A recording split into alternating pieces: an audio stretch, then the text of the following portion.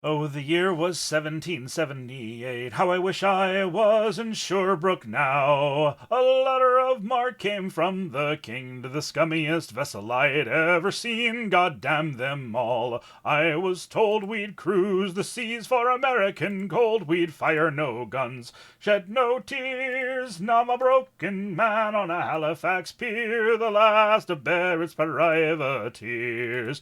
Oh, Elcid Barrett cried the town. How I wish I was in Shorebrook now. A ruddy brave man, all fishermen, who would make for him the Antelope's crew. God damn them all. I was told we'd cruise the seas for American gold. We'd fire no guns, shed no tears. Now I'm a broken man on a Halifax pier, the last of Barrett's privateers. Antelope sloop was a sickening sight. How I wish I was in Shorebrook now. There's to the port with her sails and rags, and the cook and the scuppers with the staggards and jags. God damn them all. I was told we'd cruise the seas for American gold. We'd fire no guns, shed no tears. Now I'm a broken man on a Halifax pier, the last of Barrett's privateers. On the king's birthday we put to sea. How I wish I was in Shorebrook now. 91 days to Montego Bay, pumping like madmen all the way. God damn them all. I was told we'd cruise the seas for American gold. We'd fire no guns, shed no tears. Now I'm a broken man on a Halifax pier, the last of Barrett's privateers. The king's 6th day we sailed again. How I wish I was in Shorebrook now. A 9-grave Yankee hove in sight. With our cracked 4-pounders we made to fight. God damn them all. I was told we'd cruise the seas for American gold. We'd fire no guns, shed no tears. Now I'm a broken man on a Halifax pier, the last of Barrett's privateers. The Yankee lay low down with gold. How I wish I was in Shorebrook now. She was broad and fat and loose in the stays, but to catch her took the Antelope 2 whole days. Damn them all. I was told we'd cruise the seas for American gold. We'd fire no guns, shed no tears. Now I'm a broken man on a Halifax pier, the last of Barrett's privateers. Then length we stood 2 cables away. How I wish I was in Shorebrook now. Our cracked 4-pounders made an awful din, but with one fat ball the Yanks stove us in. God damn them all. I was told we'd cruise the seas for American gold. We'd fire no guns, shed no tears. Now I'm a broken man on a Halifax pier, the last of Barrett's privateers. The Antelope shook and pitched on her side. How I wish I was in Shorebrook now. Barrett was smashed like a bowl of eggs, and the main truck carried off both me legs. God damn them all. I was told we'd cruise the seas for American gold. We'd fire no guns, shed no tears. Now I'm a broken man on a Halifax pier, the last of Barrett's privateers. So here I lay in my 23rd year. How I wish I was in Shorebrook now. It's been 6 years since we sailed away, and I just made Halifax yesterday. God damn them all. I was told we'd cruise the seas for American gold. We'd fire no guns, shed no tears. Now I'm a broken man on a Halifax pier, the last of Barrett's privateers. Do one more, and this is a request from Candy themselves. Enjoy.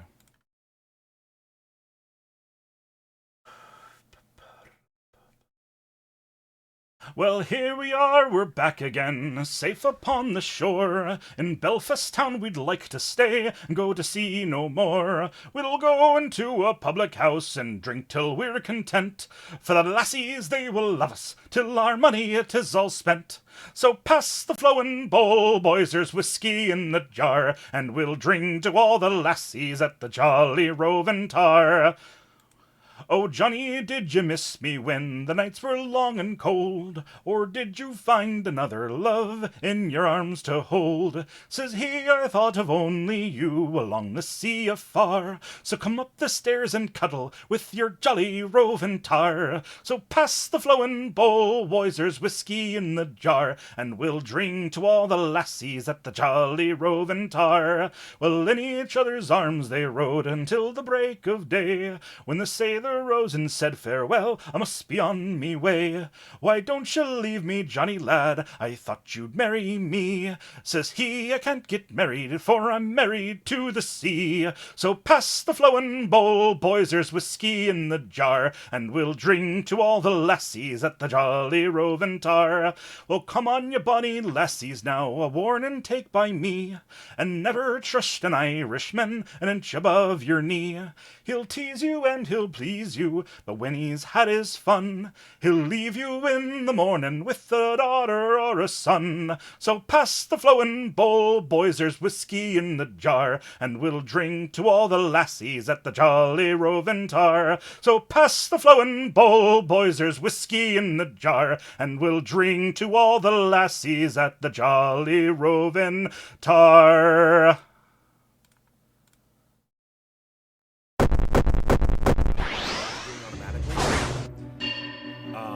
Then it's like if you were still, like, the car's still running.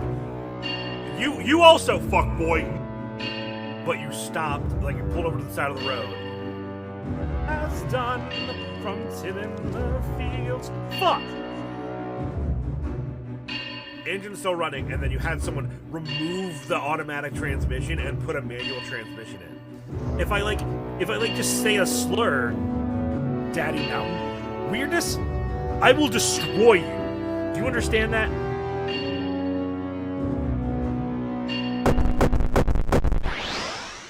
Man words. This motherfucker couldn't wait for the show to start before making fun of me for being old. Welcome in, everybody. I'm Horatius the Dwarf. This is Candy Crypt, and we're here at the Horatius Happy Hour studio for another episode of Hot and Heavy. Thank you all for coming in this lovely morning. I'm having words put in my mouth. I just giggled, and he was like, "You laughing at my old mad words?" Rude. Listen, I'm dealing with what I'm given, and you are. If I make fun of you. Oh. All right, now that they're disarmed, welcome in. Please, if we can get both the shout-outs for Candy Crypt, please make sure you guys take a look at the pinned message up top if you want to drop in your messages, or sorry, your questions midstream. We have a couple of good questions already, but please, more questions always helps the stream go longer, and I'm sure that Candy Crypt and I could wax politely and indulgently for hours. But with your help, True. It can be all the sweeter.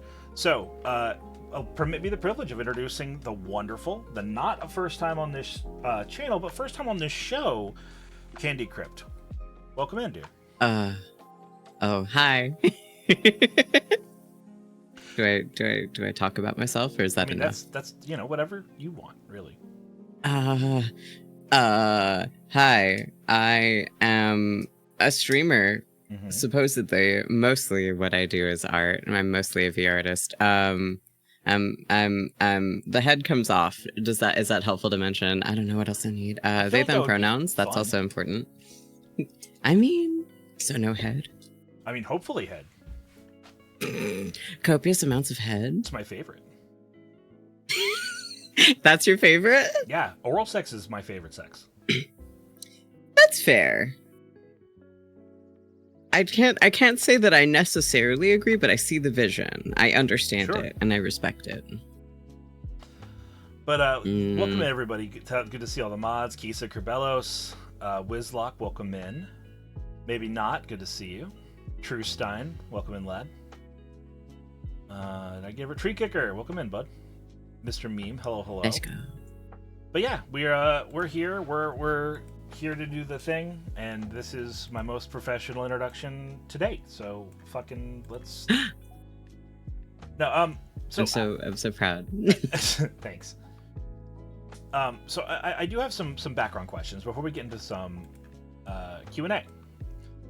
Sure. So tell us a little bit about what you do, as much as you're able to do on this platform, as to the sort of adult side of entertainment and your experience within it. Oh, sure. So a lot of what I provide, I don't necessarily do any content that involves like IRL, like pictures or anything like that. It's not something I'm interested in. So a lot of what I do is sort of like more personal experiences, I guess, in audio form content would be maybe like the best, like most formal way to describe it. Yeah, it's mostly a lot of stuff like that. I'm looking to get into ASMR audio and stuff like that because I've had people pushing me to try and do it for like ever. But until this point, it's been mostly just a lot of one of my big things to do and that I enjoy doing is ratings, and I have a lot of fun with those. So I'm curious. This is not part of the true Q&A section, but whenever I hear people talk about doing ratings content like that, it always fascinates me. What is the in your experience doing that? What is the most humorous but non-offensive rating you've ever given? Humorous but non-offensive. Yeah. As a joke, someone that I have had multiple interactions with and who has like paid me like good money, like we've had a pretty long-standing dynamic for a couple of years now, put a little tiny cowboy hat on the top of it, and I think like one of it was like 10 out of 10 for yeehaw. Fantastic. So you've heard it was here really first, delightful. Put little accessorize, really, is what I'm hearing. Yeah. I honestly think it's really fun whenever people do like little silly things like that, or like even because one of my big things is like artistry, and I love a good like photogenic angle and like a silly little outfit, or like when people wear jewelry and stuff like that. That's just a me thing, like a me personal preference. I think stuff like that is really fun. I'll throw on bonus points for those. Fantastic.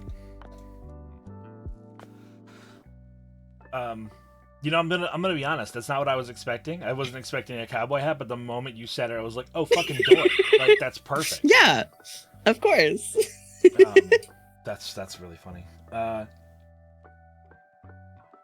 What? So, I understand you have more than just a fascination with the life after cognition. Did you work in the field of post-mortem?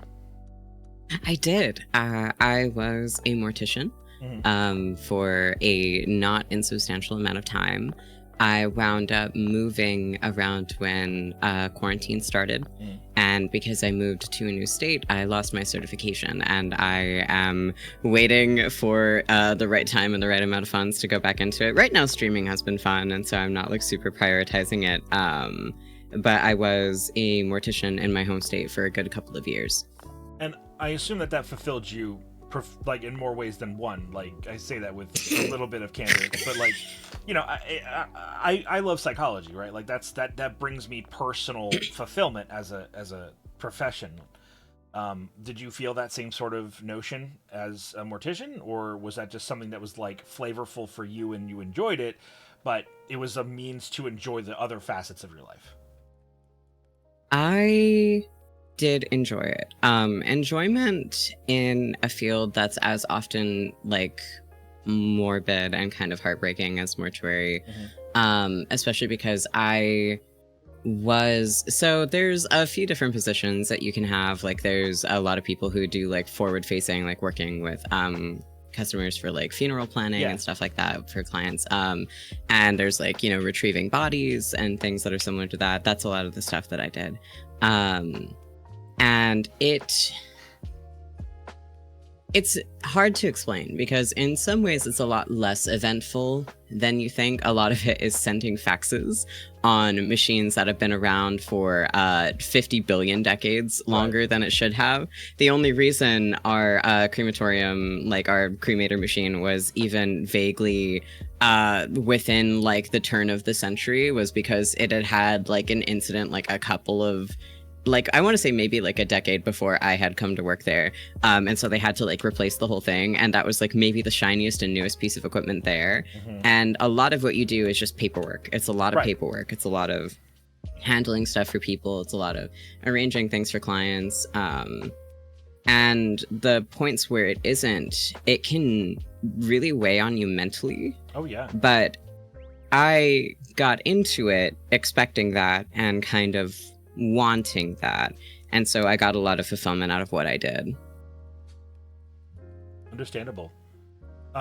So I'm sure that you got asked this question dozens of times, as I always get often asked questions similar. You know, of the games that I know you're a gamer. You love yourself some games. Yes. There are a couple of games out there, especially in the past year or two, that pretty pointedly touch on that kind of profession. You know, we've been in this era, if you will, ever since, like, I would say, like, Viscera Cleanup Detail was, like, the first, like, underground, what is the game? You just do a job?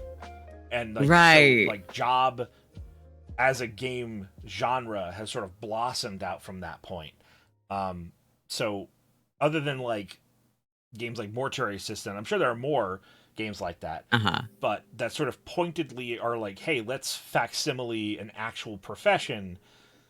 How do you, I ask, how do they do a good job of like replicating some of the processes? So we'll say, like, how accurate is it to parts of the day in, day out? Two, did you get any of the twinges of the feeling of being at a job by playing it? And then three, did you find it enjoyable in spite of or because of those first two things? I have played Mortuary Assistant before, and I really, really liked it. I will say it was one of those things where when I got into it, I was expecting nothing. Like, I was like, oh, this will be fun. Like, I have to play it because, like, I'm legally obliged to with what I do and, like, stuff like that. And I do legitimately really love my work. And so whenever I see people engaging with it, it makes me really happy. And so I feel compelled to, like, indulge in it. But when I got into it, I was surprised by the amount of loving detail that was put into it. Like, it's as realistic as you could expect from, like, a small indie developer who is presumably not a mortician themselves. Right. There were some points where it differed, the demonic possession being one of them, a big one. Never experienced that myself, can't speak for other people. But a lot of it was, like, surprisingly detailed, and, like, they included things that I was like, oh, like, wow, we're really doing this? Like, you do, okay, all right, cool. Like, they have, like, the eye caps and everything. And I was like, oh, this is really neat. So did they do a good job with the embalming process, in your opinion? I think insofar as streamlining it for, like, a game, there's a lot of, like, little things that go into it, but they include, like, a surprising amount of stuff, like the moisturizing afterwards. Very carefully kind of, like, looking over each limb to, like, take stock of any small details and things, you know, to mark it down for the files and stuff like that. All of that was, like, surprisingly accurate to my experience. I can't speak for other people, for other people's, like, you know, businesses that they worked for, but for me, it was actually pretty accurate. And I loved it. I ate that shit up. It was really well done. I really enjoyed it. It wasn't, like, 100% accurate, but it's a game. It's not supposed to be. It included little details that were, like, just enough to get me really immersed in it. And I really had fun with that. Yeah. So it's similar to, like, how Sea of Thieves, right? In Sea of Thieves, when you shovel up a treasure chest, you know, you unearth a treasure chest in 6 shovelfuls of dirt, when in reality that would take you, like, 15 minutes of work to do. So, like, you know, when you're embalming a body, it's not a 3-minute or less procedure. It's a, you know, it's a long endeavor that takes a lot of care and practice and time. So shortening the time for each action for the sake of brevity, but not necessarily inaccurate in terms of process, which I think is really cool.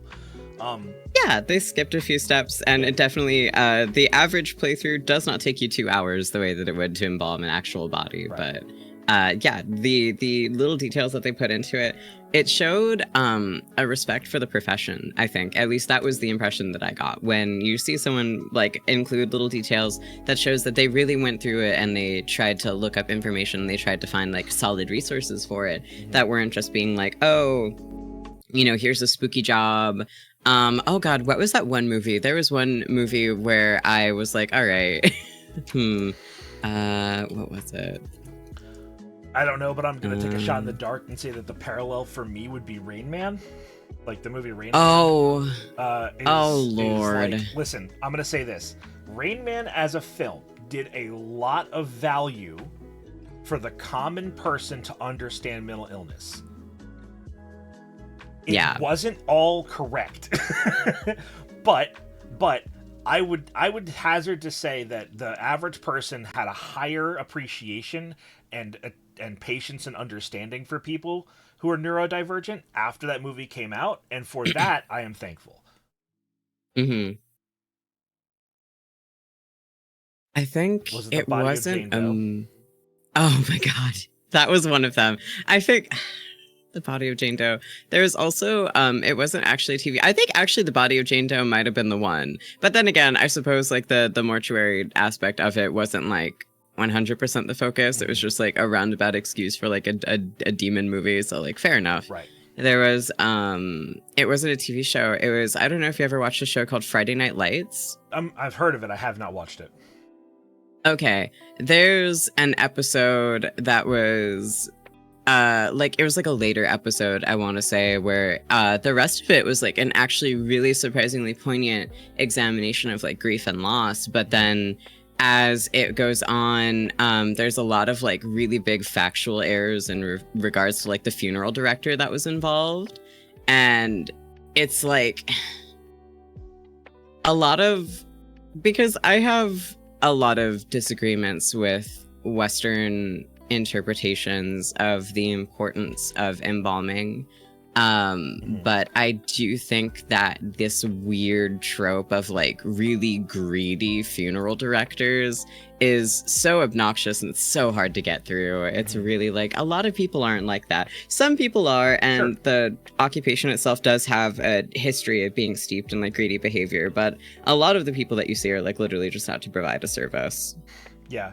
It's one of those a bad apple spoils the whole bunch type of situation, which is unfortunate. Yeah, and I think this is probably not exactly what the stream was for. I have a lot of really strong opinions about the perceived necessity for embalming, and I do think in some ways, I think if embalming is what you want for your loved one as they pass on through this new sort of milestone, that is completely okay. I totally get it. Sure. I do think something that I've noticed, and I can only speak as an American who's lived in America, I think people are very afraid of death. Oh, sure. And they are terrified of being confronted with the reality of it. Mm-hmm. And a lot of people love that sense of peace that comes with like, oh, you know, it looks like they're just sleeping. Right. And knowing that that is several gallons of chemicals that are providing that peaceful exterior, and it's only going to last so long. It's Right. purely for the sake of the family being able to say goodbye. Well, And depending on the nature of it, it could be to offer the deceased loved one that dignity of being seen as they were in life, and depending on like the circumstances behind their passing, the restoration process can be very healing and for the people who come to watch it. But I do think for the most part, it's not always necessary. I think there are plenty of people who not even for the sake of just cremation, I think that having the body being as it is can be healing too. yeah. It's framework, right? It's all perspective. You know, I mean, this is the hot and heavy. Like, it is okay for us to get a little heavy here. I think talking about death, right? And like, because all of the ceremony, it's not for the dead person. They don't need anything. They're dead. It's all for those that still live. So yeah, I do think that. I think there's a lot of factors that go into how soft someone's death should be in terms of impact. Because some people need the harsh lesson and the harsh truth that once it's over, and carry on. Like, there's no need for the embalming. Like, there's no need to beautify a corpse. They're dead. They get nothing out of it. You know, sort of bask in the raw naturality of it. But then there's other people who maybe don't have the capability at that time to handle that harshness. And while I'm not necessarily advocating for cushioning existence, because I think a lot of the world needs to bear in mind that we do cushion our existence, and the world and the way of things is quite brutal, and to deprive ourselves from that reality and to deprive ourselves from the lessons that harshness can teach is a misguided step. But I agree with you. If you want to be embalmed, or if you want to embalm your passing person, like, go for it. But it's definitely not required, and there's many more avenues for post-mortem preservation, if you will. I think it definitely, how to phrase this? I think the overarching culture that we have and that we experience sort of creates the stigma around the dead and the dying. And for me, one of the ways that I've always looked at it as is, so throughout your life, you have certain milestones. And so you have your birth, you have birthdays, you have graduations. For some people, they have, they have their graduations. For some people, they have weddings. For some people, they have the birth of their kids. And for me, the way that I've always looked at it is the last milestone that you achieve is death. And it's not the end. It's not something really to be afraid of. It's as inevitable as the next birthday. And every day that we're given in between is like a happy little coincidence that we happen to get to have that. And that final milestone is something that some people are so afraid of. And when you recontextualize it, not as the end, something scary looming overhead, it's just, it's like a final birthday. And the way that a lot of people go about, some of my favorite celebrations that I've ever had have been non-Abrahamic, or at least I don't have the certifications or the authority to handle Jewish weddings. Not Jewish weddings, Jewish funerals. Like, they have a completely different process, but non-Abrahamic aside from Jewish. So a lot of what I handled were Christian and Catholic funerals. And the most interesting and the most sort of fascinating ones to me were ones that were from cultures and religions that were outside of that, because they had a very different perspective, and you would see a very different way that people mourned. And it was so interesting to me, and it really kind of because I've always had sort of a different, I'm Latino, I'm from Mexico, and the way that I perceive death and the way that I've interacted with death and the way that I was raised to interact with death was very, very different from a lot of the way that I see, like, American funerary directors and morticians handling it. Sorry, I chuckled there because I very shittily wanted to interrupt and be like, yeah, I know, I've seen Coco. Okay, but like, it's not like, a bad. It's not bad. It's not a bad movie. No, it's Book not. of Life is better, but it's not bad. Absolutely. Book of Life is way better. And Grim Fandango is fucking preem. But sorry. Sort of pulling this back onto the rails a little bit. Yeah. How do you feel that those games, Mortuary Assistant and otherwise, have done a job? Do you think that by people experiencing your profession, even a facsimile of it, has changed, in your opinion, in your experience, people's perception of your profession? Not necessarily. I do think that it enlightens people a little bit more as to the complexity of it. But I think the fact that it is fundamentally still a horror game means that it's not making a lot of big strides, but it's not trying to make big statements about, mortuary science as a whole. And I think the fact that it was as accurate as it was, which is to say like a solid, maybe 75% accurate, exempting all the demon stuff. Right. I don't think that it made any big strides. I think that if someone did make just a straight up like mortuary science simulator, like if they were just like, you know what, I'm just going to make like where you go and you do a job where you prepare bodies and stuff like that. And that's just what you do. And it's normal. You spend like 90% of it filing off faxes. You meet with clients. Some of them are crying. Some of them are exhausted. Some of them are, you know, putting on like a brave face to deal with like funeral directors and morticians and stuff like that. Like going through the whole process, I think that it would be a lot more poignant than people think, and it's a lot closer to like one of those walking simulators. To me, at least, working on a day-to-day basis, it was a little bit closer to like a walking simulator than it was like an action horror game. But it doesn't make any big statements, but I don't think it was necessarily trying to. Though I would love for people to be more involved, it's like, meh. I do want to kind of chip away at the supernatural aspect, not just of that game, but of like, because of the mysticism of death that people have. Right. I'm sure you've worked with at least somebody who was some level of superstitious in your field. And I'm curious, not just about that experience or the things that you've heard from people in your field, but what I'm curious about is you seem to have a pretty square, good head on your shoulders about being grounded in reality, considering that line of work, because you pointed out earlier that the demon thing isn't real. But has there ever been moments where you are at your job in that setting and you feel unease due to the setting? I mean, obviously, people who have done it for a while are going to be a little more desensitized to that, but I'm wondering, even like your early days, was there ever a time where you were like kind of completely alone in most silence where things got a little weird? I think so.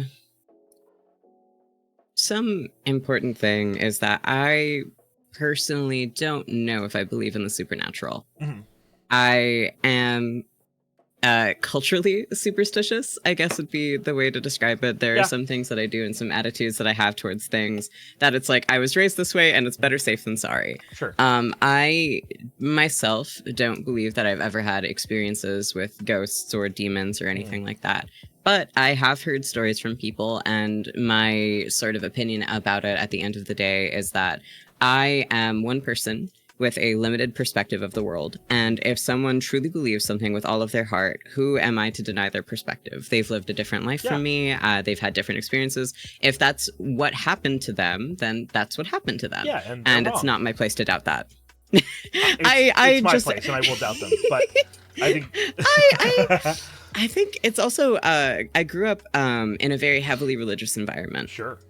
And I think that how to describe this? I'm no expert on psychology, but kind of like fundamentally, if you really believe something happened, then that is sort of inseparable from being your own reality. And in a lot of situations, it's not helpful to tell people like, oh, I don't believe you. Oh, that isn't real. If they're afraid and they're seeking reassurance, that's one thing. Sure. But when someone has had an experience that is indistinguishable from their own sense of reality, and it is grounded in their own sense of reality, in a lot of ways, it's more important to look deeper at what lies underneath that than having just that experience on the surface. Yeah, I mean, I'm going to go back to what I said earlier about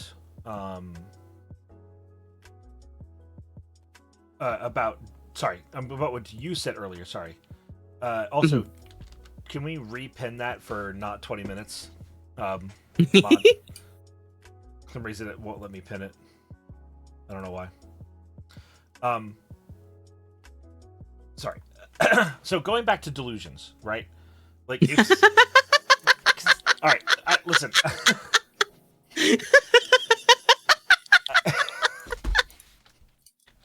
Yeah? So, listen, I'm not going to sit here and belittle life, like the life experience of others. That's not my biz, right? But when we are talking about people who are describing delusions, right? Like, you know, people who say things about, you know, supernaturality and the like. I, similarly to you, listen, if I, for some reason, moved to the Irish countryside You bet your fucking ass I would leave out a saucer of cream every night. You fucking kidding me? Yeah, absolutely. No, listen. I'm not gonna say that Faye are real or Faye are fake, but I don't fucking trust them. And if the price of making sure that my life maintains unfade with, I'm gonna leave out a bowl of fucking cream. If that's the price, I'll pay it for that. But listen, yeah, you're in my life and absolutely. I've only made it better, but I don't trust you. Fair. It's not. I'm sorry, love you, hun, but it ain't happening. Enormously fair. Enormously fair. No, you won't tell me your real name. No firstborn. Nothing like that. No. All right. No, All right, you will never all get my right, full all right. first. You never get my full name ever. Damn it. Damn it. Everyone fucks that up with the Fae once, and if they're fortunate enough to never get the chance or to never have to repeat that mistake again, that's where we're at right now. I'm not doing it. Anyway, so the steadfast paranoia of dwarves. Listen, True. you right. They're tricky. My big thing in psychology and behavioral understandings is when someone is experiencing delusions about their own experiences and the reality of the world around them, it is always best practice to embrace the person and bring them to reality in like a non-forceful manner. So resistance is not helpful, right? Yeah. Like if you're dealing with a grandparent perhaps who is demented, or experiencing the symptoms of dementia, let's say, for less shorthand and more kindness. I forget that I'm not talking to psychologists, so like calling someone demented is kind of a yikes. But my apologies. So working with someone that is experiencing that, it is best practice to instead of being like, no, there's not a giant dragon in the room, you're just being weird. Instead, be like, hey, let's go do something else. Hey, let's go do this. Let's, encourage them into something that is anchoring, that is real. Instead of being like, no, you saw a ghost while you were working at the mortuary. You're a fucking nutto. Like, no, that didn't happen. You're being stupid. Like, that's not going to help anybody. So, yeah, just sort of coax them, coerce, whatever you want to say. What? You don't just casually use the word coerce in your normal nomenclature? In day-to-day life? Yeah, in my normal nomenclature. You said percolate earlier, and it also made me giggle. This is why my old man words were on trial before the stream started. Well, the thing, okay, it's old man words, and also it's like I've only ever heard words like that. Like, I've heard those words before, and it comes from, like, my theology major father. And so having them reappear in my day-to-day life, I'm like, oh boy. Where in your house is the bookshelf that's just, like, wall to wall, like, top to bottom, full of random books that you've accumulated through your life? Because I've seen those words before. I love my wife.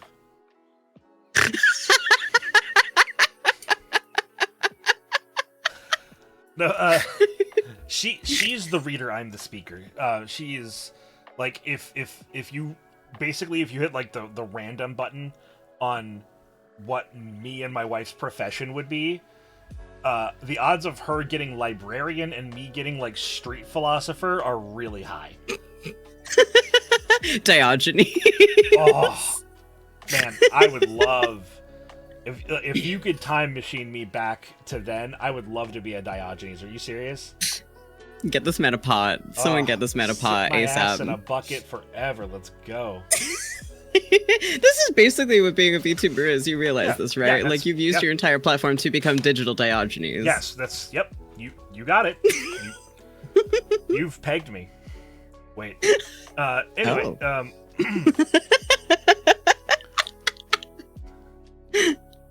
Inundate the whippersnappers with your vernacular horror. Thank you there, Grizzlin. Oh. I also love big words. Grizz. I love big words. Love understanding them. Yeah. Alright, so we've got a couple of questions. Make sure you guys keep flooding us with your questions until it overflows. You ready to get into some Q&A? Sure. This is really the first one on here. Best cock you've ever seen. Best cock I've ever seen? That is word for word the question. Is there like a am I meant to describe it, or I'm gonna say, in the interest of privacy for the people potentially involved. hello, here's the name, the PayPal address, the 3 little numbers on the back of their credit card. I guess let's say what made it that. What was the best genitalia you've ever seen, and why was it the best genitalia you've ever seen? Okay. How descriptive am I permitted to be? Twitch TOS. Anything else? Go for it. Okay. I am a big fan of piercings. Mm-hmm. They're not for everybody. I do think that they are really good looking. I'm a big fan of a Jacob's Ladder. I think that they're fun, more than anything. Sure. For I think both the recipient and the person who is giving, I think that it could be a lot of fun. Mm-hmm. There was and don't this is not for everybody. But there was an individual who did send to me, and I'm a fan of girth over length. I just think that there comes to a point where it's just uncomfortable Sure. in terms of like and like for the casual experience, like I've absolutely gone all out with like length and the size everything, but for the casual experience, I have not used plugs over the duration of a week to prepare for this, so you better be prepared for how long this is about to take, kind of thing. For the casual experience, very pretty, fit in the hand, sent a picture, and I asked him very politely, I was like, you have probably the prettiest dick that I've ever seen in my life. Can I show a friend? Because it was another friend who was within the same industry, and he was so flattered. Hell yeah. And it's one of those things where it's like, it's not best practice for everybody, and obviously you always have to ask for consent before you do so. And it was just like a showing, like with my phone, like not like sending it to anyone in the digital space. And after that, of course, like it was deleted and stuff like that, because I don't believe in holding on to it, even for people you love. I don't think that you should hold on to them. I think that it's really irresponsible for your safety and theirs, especially theirs. But to show it off, and it's just, I'm a big fan of piercings. Love thick, love piercings. I like body hair. That is my big thing. I'm a big fan of body hair. Not a huge fan of unshaven, mostly because it's not very good for you to do it. I do agree. Yeah. With the body hair in particular. I have a story about piercings. Go on. I used to LARP. Before the quarantine, I LARPed, and a buddy of mine in the same LARP, and I met him many years ago now, and unshaven is unhealthy. Yeah, it has to do with like how, or not unshaven. Shaven is unhealthy. Shaven is not unhealthy. unshaven. Yeah. Yeah. Shaving your hair down there can lead to a lot of ingrown hairs and stuff like that, because there's a lot of parts of yourself touching yourself. So infections, stuff like that. It's not good for you to shave. Very like trimming is fine, and trimming is a good idea. Yes. But don't shaving is, broadly speaking, not good for you. You could do it for aesthetic reasons, but you have to take really good care of yourself. Yeah. If you are someone who keeps themselves shaved, then recognize that you're undertaking a higher level of maintenance. All right. Yeah. So this guy, I heard about him once, and they were like, "Oh yeah, he jingles when he walks, even when he's not wearing his chainmail." And I was like, "What?" And so I was walking around, and I heard clanking, and I turned around, and he's a big guy. He's like a big fellow, like not like just a fat guy, not just a tall. He is just a large person. Kind of like if we took like a person as like a concept, and if you took a picture, like a digital picture of a person, and just like grab one. Just zoom, enhance. Just like 130% of normal person. That's so funny. So big dude, and he's jing, and I was like, "Hey, I heard that you jingle without wearing your chainmail." He's like, "Yep," and he lifted his fucking sarong up, and there, whole hog, just a ladder, an Albert. A couple in the sack as well. Like there was a couple of rings in the sack, and he was just so good. jangling all the way along. And I was like, "Damn, all right." Whole hogging it too. That's impressive. I should call him. And that's the kind of stuff I'm really into. I guess what people would consider like semi-extreme, too extreme, but like semi-extreme is my only like hands-on experience. Jesus Christ. Yeah. Semi-extreme body modification to me is very attractive. I'm a body purist. Bit of a humanist in that regard. Which is hilarious because like I feel that way about some things, but also going back to fear of death, I want to be immortal so bad that if like 10 years from now, if they were like, we can put your brain in a jar and you'll live for 500 years, I'd be like, hook me the fuck up today. Really? Absolutely. I love life and I love being alive so much that I want it to go on forever. I want to experience people and their stories, and I want to learn from perspectives and engage with people from all walks of life. I find people the most fascinating and entertaining things, period. Totally fair. Peachy, that sucks. I've heard of stories like that, and it's bad. Oh, ripped on. Well, okay, yeah. Water slides in general are fucking death traps. I don't like them. Yep. I don't trust them. The only water slide I'd ever get on was like a short, like shoot, you know, like a straight. Like to shoot. Go into a public swimming pool. Yeah, I do that. I do that. But like anything with turns, nah. No, that's.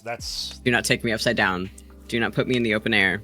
Do not spin me. Do not twirl me. Nothing. I'm straight up to down. It's a slip and slide. It's a vertical slip and slide. That's the most that you could get out of me before I will want to just run away screaming. Hi, YouTube.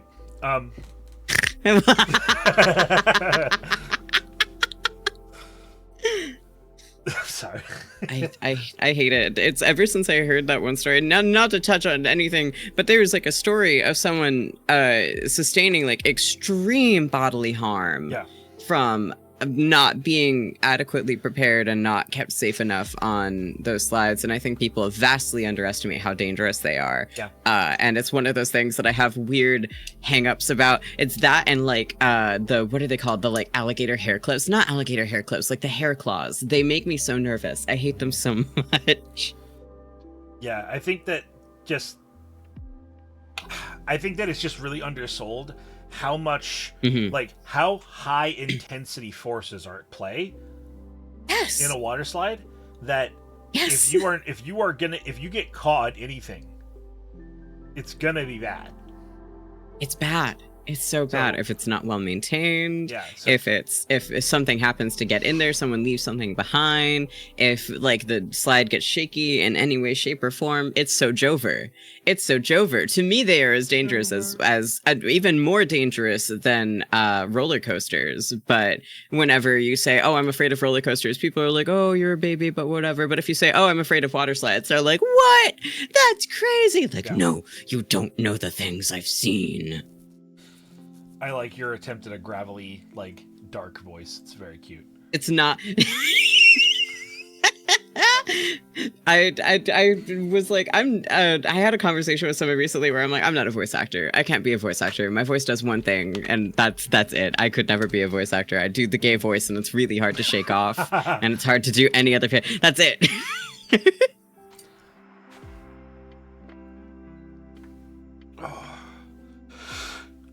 Stretchy time. Time to lift the kettlebell. Man, I've the chat's bought me a kettlebell a couple weeks back.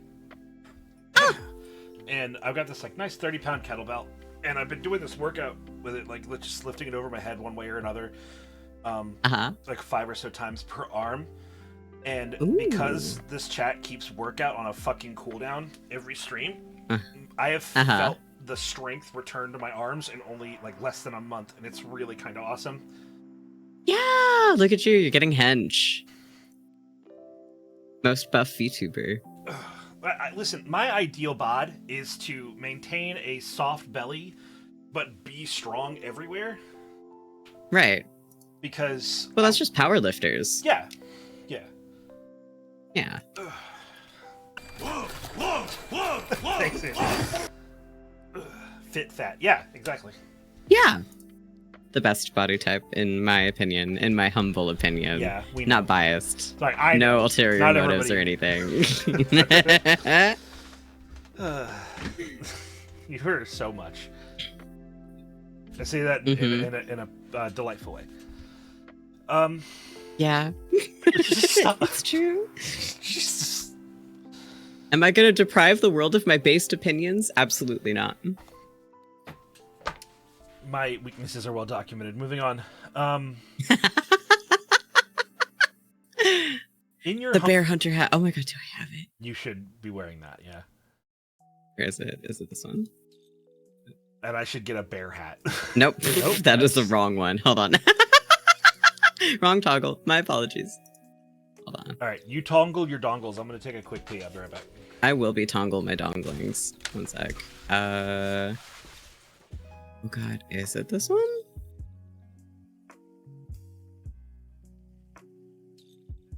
You guys, I've forgotten what every single one of my toggles are. That's crazy.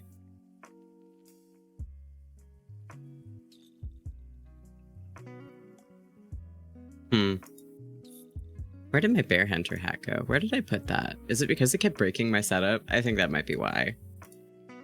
Sounds like a Faye moment. All right. All right. The scuff has to follow me everywhere I go. How are you doing, Kitty? I'm good, Kisa. How are you guys? How are you guys this morning? I'm up much earlier than I usually am. Being awake before noon is a foreign concept to me.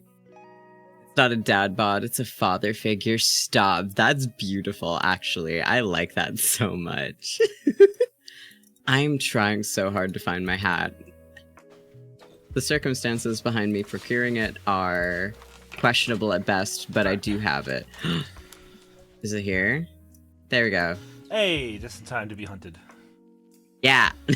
Welcome back. Howdy. Howdy, howdy, howdy. I feel delightfully objectified. As you should. In your humble opinion, how is the best way to take a compliment? And the example is, Andy, you are a wonderful person. What kind of horseshit ass way of getting around the compliment cost? Hey, that's a redeem. You should be spending points for that. Hang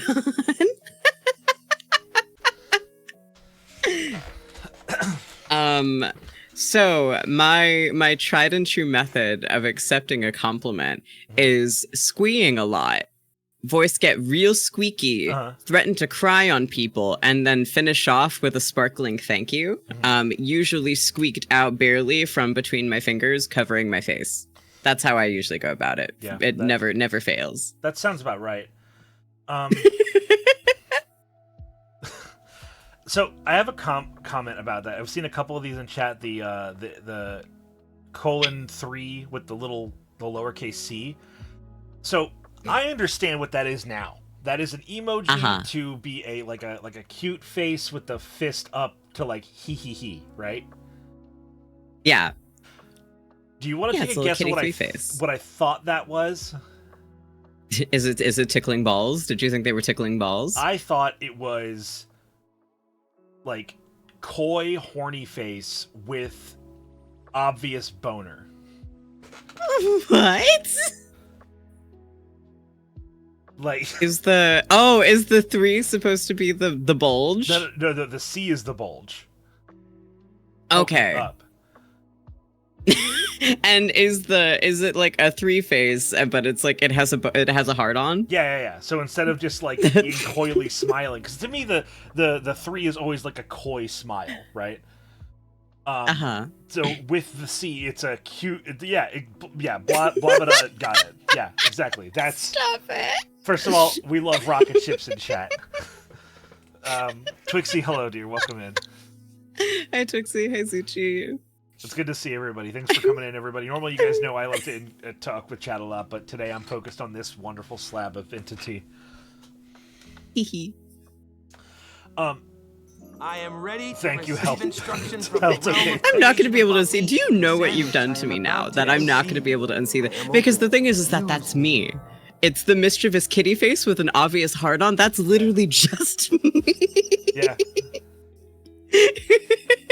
Damn it, Mr. Meme. With the highlighted rocket ship. Elongate it. Make it even longer. Well, this is not enough. It has to you be even You longer. have to be careful, because too big of a rocket ship makes Twitch chat mad. They don't... Does it? So according to a single biased source, they said that if you post big rocket ships, that pisses off chat. That pisses off Twitch chat. Really? Small rocket ships make them feel more secure because they have small penises. I understand. I can see the logic to it now. I don't, but I do think it's funny. Hello, everybody. Welcome in. Welcome. I love the bread redeem. It's so funny. So it's so. Are you watching Dungeon Meshi? Yes. Have you read it? I just caught up. I have not read it. I want to, but I wanted to watch the anime bit first. Fair enough. Yeah. Fair enough. So I'm actually going to be doing a Dungeon Meshi book club soon. Where we're gonna watch. We're like every 2 weeks. The assignment is to go and read 10 volumes, or 10 chapters of it. It's only 100 panels. 10 volumes. Okay. It's only Okay, 100 got it. Chapters. So it's like a 10-week course. But there's a. I wanted to put on the bread sequence where Senji's like bread. It's funny as hell. Oh, that's so perfect. And so the Redeem has a randomizer to it, where it pulls the voice actor for one of the 6 VAs for the show. So we have like we have English, we have Japanese, we have Indian, we've got Arabic, and then Thai, and I forget the 6th one. But yeah, it's all just the voice actor saying bread, German, thank you. So like we have That's roti, hilarious. roti, and then of course the Japanese was pan. It's so good. That's amazing. Oh yeah, we're bread posting on main now. Yeah, it's happening. Full bread posts. So cute. Your community is so endearing. Look at them with their bread. They're great. And Aunt Durandi, we call him Andy around here, is a baker. And so that's oddly poignant for this stream. Kerbelis, thank you for something. Get that bread. But I would say the best way to take a compliment is to receive it and fire it back. So that's why I'm such an advocator of we don't do no you anymore. We don't do no you. We do you also. You've done that to me before, yes. And I had to respect the rules of being in your space on your stream, where I am forced to adhere to your rules out of respect for you. Thank you. And it did blindside me a little bit because I've never had anybody do that to me before. Mm-hmm. And I suggest that to everyone who's visiting from Candy's community to try that as well. Instead of no you. Stop it. What? Don't encourage them. I'm going to. To you also. Everyone try you also instead of no you. That's my recommendation. That's pretty good. Yeah, I just think it's respectful to the speaker. It's respectful to yourself. And I like that. I fuck with that. Roti. Where do you get your inspiration for the dresses you draw? Oh God. That's a good question. So I have ADHD. Mm-hmm. Did you see my lecture on that? I don't think I did. All right, I'm gonna have to send that VOD to you or something. Please do. And for me, what ADHD means is that I have a lot of small-term, short-burning passions that I spend a lot of money on because I want to get really good at it really quick, and I don't have the patience to hone slowly over time. So it's like go in, all in, and you don't do anything half-assed. You do 50 things whole-assed and wonder where all your ass went afterwards. But there are a few interests that linger, sort of like persist throughout the course of my life, and one of those has been fashion design. And when I was younger, Harati for Richa. Thank you, Kilda. Hi, Gilda. One of those was fashion design. And when I was in high school, I had very lofty dreams of going into fashion design. And then I started to take courses and stuff on it. And I realized that fashion design as an industry is actually incredibly fucking bleak. And a lot of the stuff that I would have wanted to do with it, I didn't wind up doing. Like it would not be an option. Like inclusive fashion, not something that a lot of people have a lot of investment in. Shockingly enough, which is why it doesn't happen. And so through it, I started to really get a sense for how to pick up silhouettes and stuff like that. And I read a lot of magazines, watched a lot of couture shows. I wound up like following a lot of like really, really cool designers, people that I was going to classes with and stuff who were doing some really interesting stuff.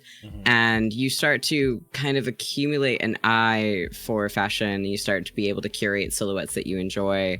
Pinterest is a good source of inspiration, but mostly just like having the capacity to curate that space, know what things to look up when you're looking at specific keywords and stuff like that. Designing dresses is mostly just like a series of like, oh, I kind of want to do this thing. Okay, what about this clothing line that I watched like forever ago, like from, you know, like 2023, like the fall release and stuff like that, and just take some inspiration from the silhouettes. Because once you understand how clothing construction works, then it makes it a lot easier to be like, okay, well, what's a variation I could put on that would adjust it, and then I could make something interesting with it, and then I could put the sauce on sort of each individual part of the outfit.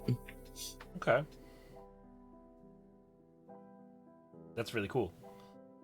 Yee! Inclusive fashion, not a broad priority. Yeah, and right. all of the people who have the money to make it happen would rather spend their money on fast fashion and ready-to-wear lines that fit nobody and please nobody and look like shit.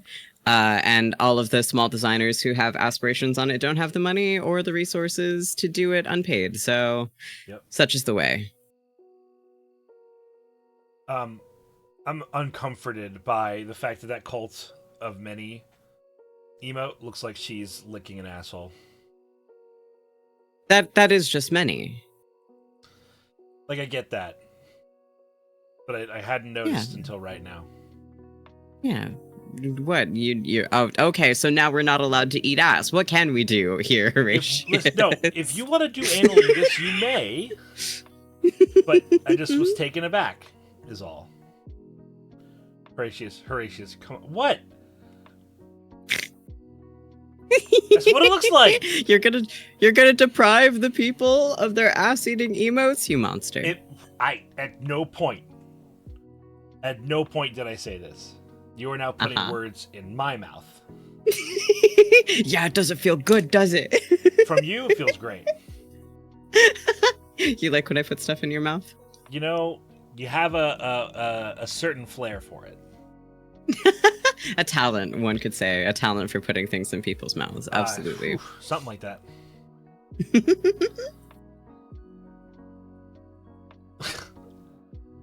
Genuinely stunned. Actually, it's wild how you stun me. I feel like you're friends with people who are so much saucier than I am, or at least like more overtly. It's like this. I'll say this, right? I think for me, when it comes to, I think everyone has their own set of defenses for becoming flustered, right? And my thing is 98% of stuff, I am a resilient, unshaking wall. You know? But I've got just a little crack. And it's for Southern belles, big ladies, and very soft, just like anything very like just soft people. And you are just very soft and very sweet, and there's a candor to not just your word choices but how you deliver them that just really just gets in there, and it malfunctions me regularly. That's so sweet. You have very cute reactions whenever you get flustered, so I'm not complaining about that. It's very funny for you to describe yourself as unshakable because for the duration of time that I've known you, you have only ever been like this around me. Well, and so my impression of you is that you're actually a very soft person. Well, with you, yes. It's like imagine Conan the Barbarian on a throne draped in ladies, right? And he's just like bored, sad, and then you walk by, and then it's like full on turns into a wolf man howling at the moon shenanigans. Like it's weird. It's I think what I like about it the most is that it's fascinating because I don't understand it all entirely. Rock and stone. Thank you. As Karate well. for shed. Thank you for the Shetty note. Let's go. Brings up the survivorship bias plan. Here, Candy. Just. Oh my god. People always want what they don't have. I have Candy's right here. I have them. Bread. You can't see it when I do my model doesn't have the capacity to do the thing that I do whenever I tilt my head like that. I want you to imagine what I actually do, which is I put my hands under my chin and I do the cheeky little head tilt, but my model doesn't do that, so you can't see it. That's adorable.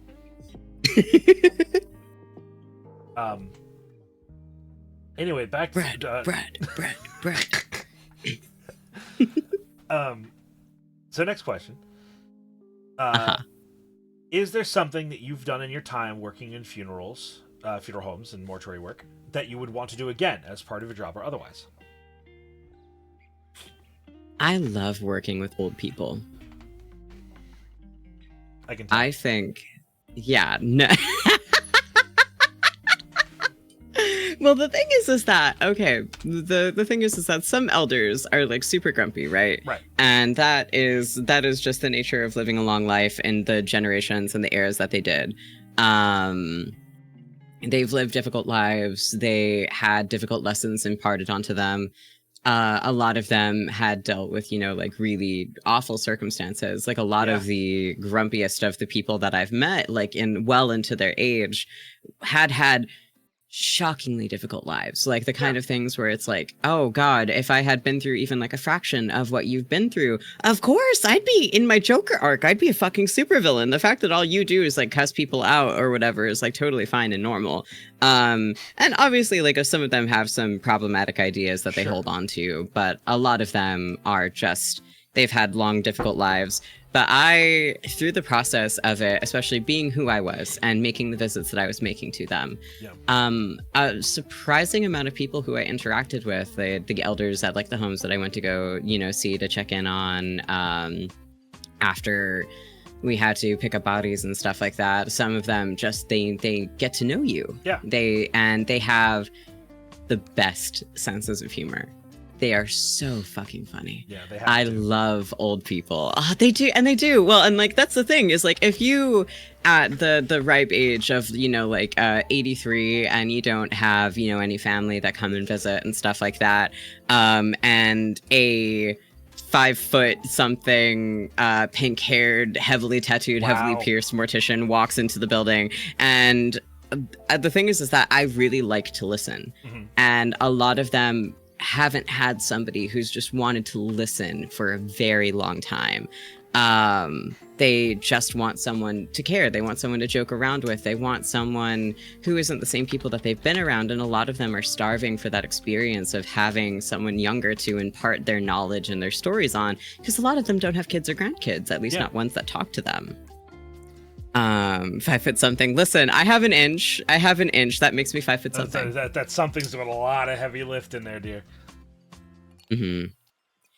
There was an older lady who I was very close friends with, and I remember one of my favorite sort of interactions that we'd had was she did have a grandson that she was actually very close to, and he had told her a joke, I think, at some point. And so at one point she comes to me and she's like, Candy, do you know why I'm so nice to you? And I was like, why? And she holds up like a little Bible. She's like, my grandson told me that I'm studying for finals. And I was losing my fucking mind.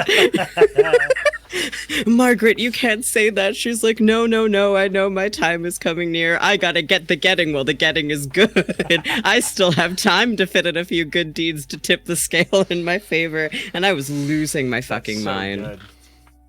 It was very cute. I love old people so much. Yeah. I think that's something that I would do. I don't know if I'm necessarily cut out for elder care, considering my prior background and the kinds of candid conversations that I would have with them. Right. But I just enjoy any job that lets me just talk to people, which I guess VTubing is good for anyway. Yeah. It's why I got into psychology. That Talking feels like a complicated field. It is, and I love it. Yeah. I'm into the like what I like to refer to as frontline psychology.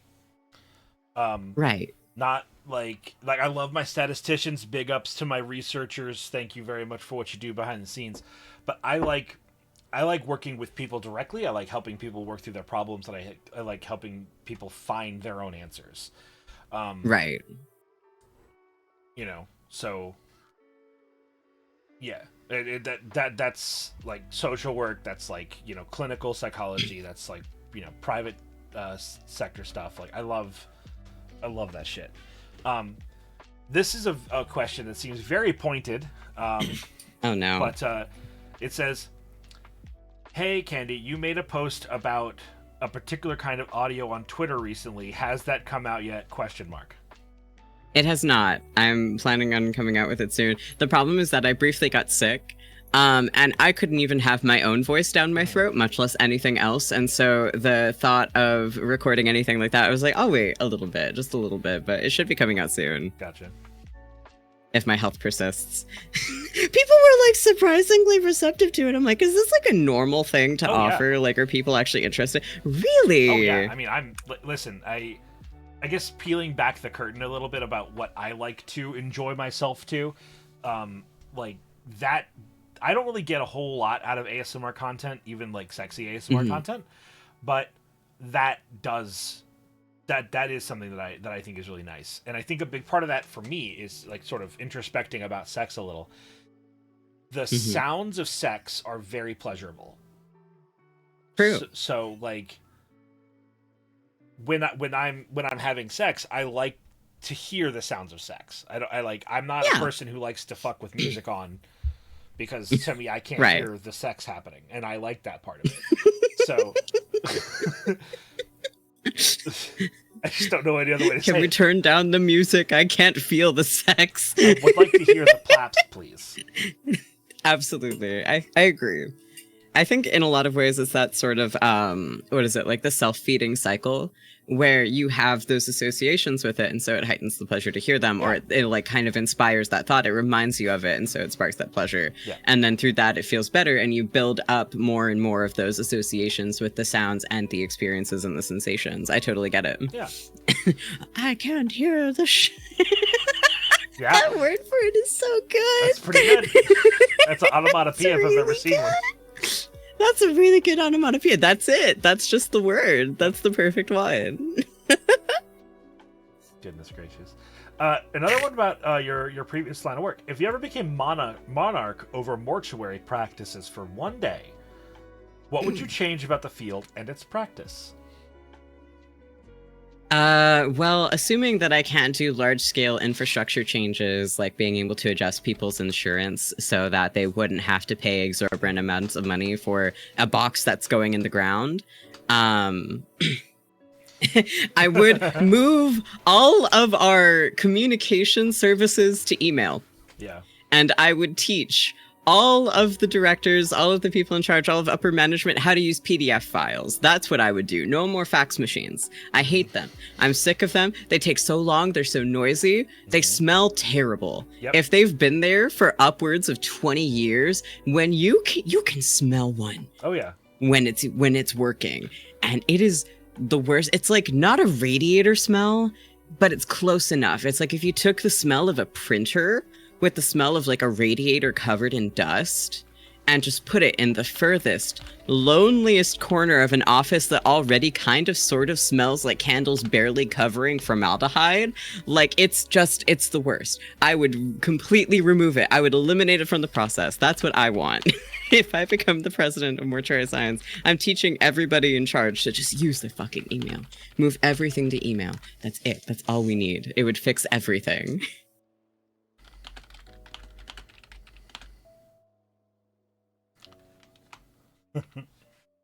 Uh-huh. I just think that's like We're getting a what? uh-huh.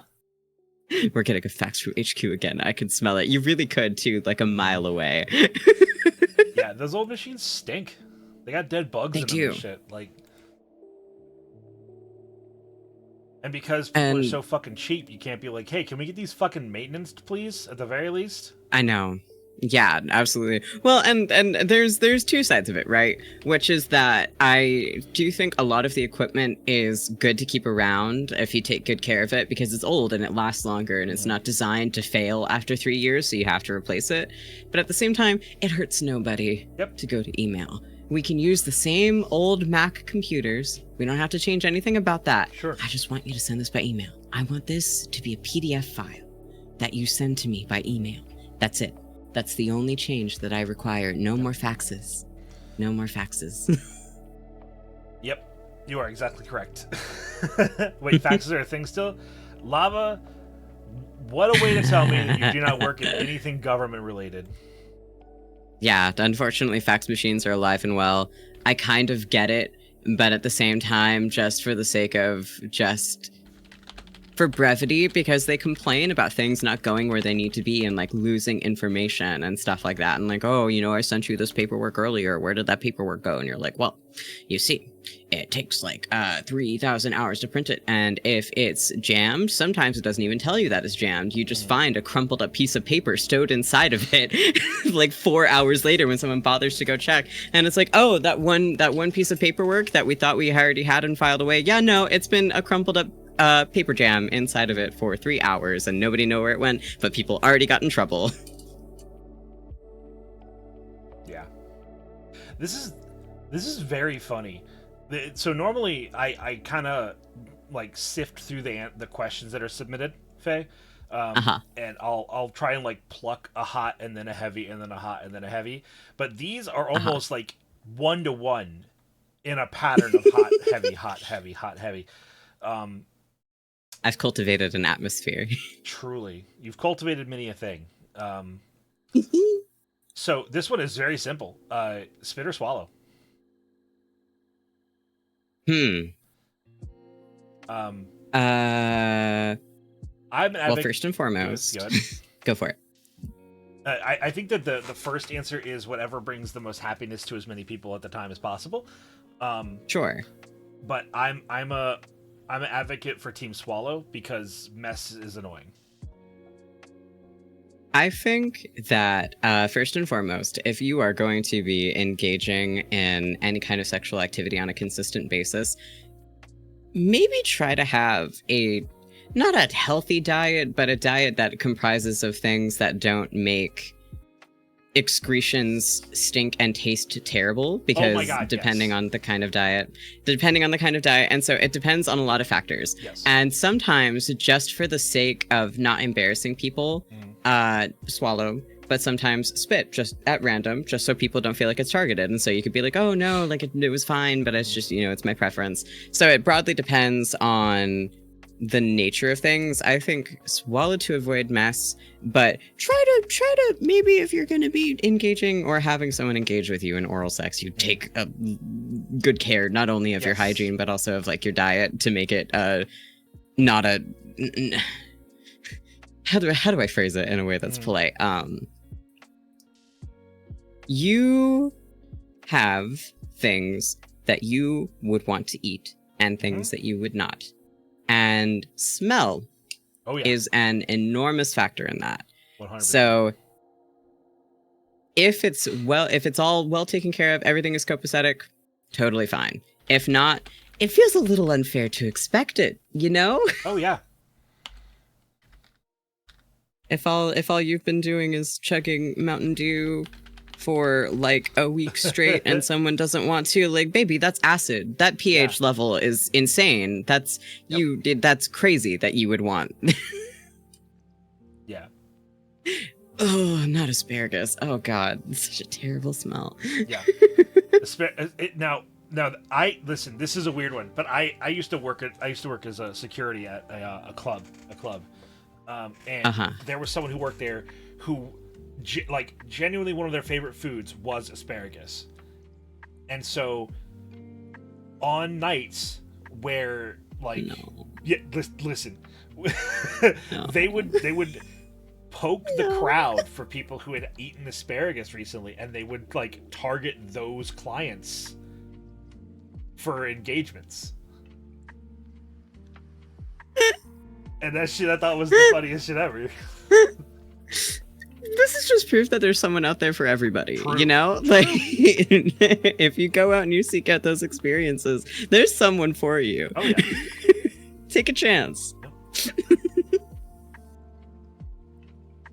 That's so fucking funny. So I don't know if my answer is a cop-out answer, but No. I think that fundamentally the question in and of itself requires some introspection of, have you produced any that's worth swallowing? Let's talk about that. Absolutely. I completely agree. And in interest of that, no matter what your genitalia, if you're producing, understand that it's, don't take offense if you squirt or jizz or whatever onto somebody and they pull away so they don't get cloaked, or they spit or whatever. Don't take that as, listen. It was the perfect adjective. I'm so delighted by you. Continue. Understand that that's not an insight on you. That's not an indictment, rather, on yourself. Just right. wear war paint. Jesus fuck. Well, the thing is that they wanted to. Just because they didn't want to, the after effects, but the fundamental intimate part was what they wanted to do with you. And to me, that's the most important. And that's the part that you take to heart. If someone was willing to do it and they followed through to the end, and then, for some reason it wasn't for them. And it could be a smell, taste thing. It could be a texture thing. It could be, I don't know if this is just me. I'm hella neurodivergent and I can handle it for short periods of time. I can handle being covered for short periods of time, but eventually I will need to shower. Right. And when I need to shower, it is you cannot stop me. I am making a beeline. Yeah. It's get clean time and goodbye. Yes. Yeah, goodbye. For short periods of time, it's great. It's super erotic. But once that shit starts to cool... Oh, yeah. Nah. Depending on where it is, especially, oh, God, I'm so sensitive to it being in my hair. I hate that feeling so much. Absolutely. That's so I've bedded pretty much any walk of life. And I've always been a quite beardy fellow. And that has always been a big thing for me. I cannot handle it in my beard. I can't. No, thank you. No, I couldn't imagine. I don't have substantial enough facial hair to warrant that kind of thing. And if it did, I think I'd die a little bit because beards are so hard to maintain. It's a cultural thing as a dwarf. You get used to it. Shut up. What? Yes, as a dwarf, we like to ritualistically bathe our beards in only the finest of cum. That's not what I meant at all, you little deviant. I'm sorry, but that's how it sounded. Don't clip that. What the fuck? There's something so powerful and so poignant. It's like a punchline in and of itself that you have a command for clipping. Yeah, it really is. It's so good. Yeah. I'm an enormous fan. I thought you were quite petite. I said I thought you were quite petite. Oh my God. Let's see here. You got any more? You gonna take me to Disneyland in the minivan with those dad jokes, or are we in it for the long haul? Candy, I take you anywhere you ask. I want to go to New World. No, I don't. We don't support the infrastructure. Take me to Waffle House I will take you to Waffle in the House. minivan. Well, yeah. Excellent. And there's enough space in there afterwards to lay down because holy shit, that's a lot of food. Yeah, sure. We're going to be so stuffed full of waffles. Absolutely. Just At the Waffle waffles. House. Das Waffles. Welcome, India, man. Get your piss in your shed. Bread, What was that? bread, What's bread, in your bread, shed? bread. My shed? Yep.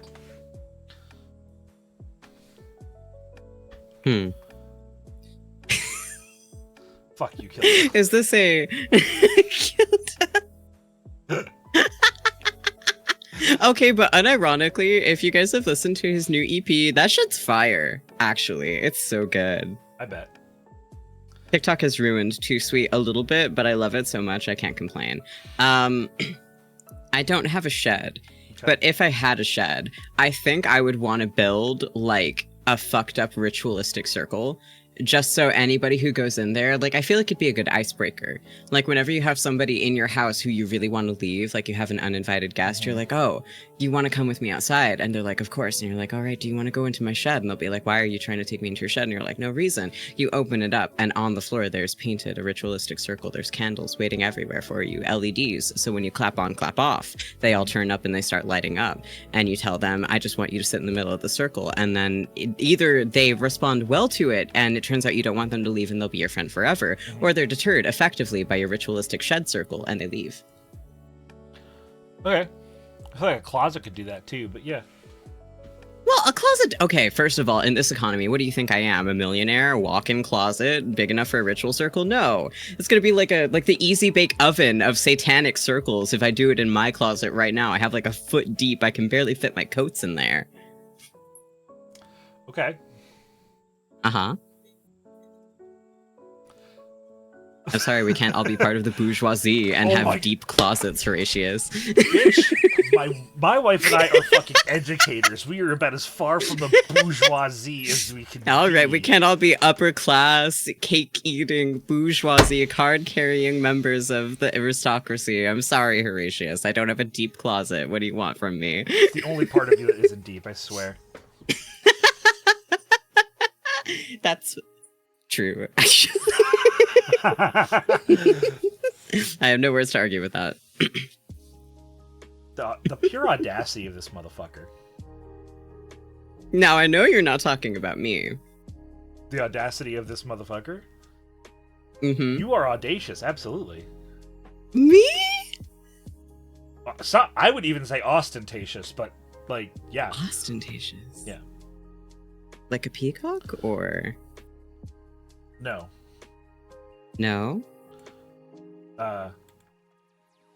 Nope. Nope. One of those vintage candy dishes?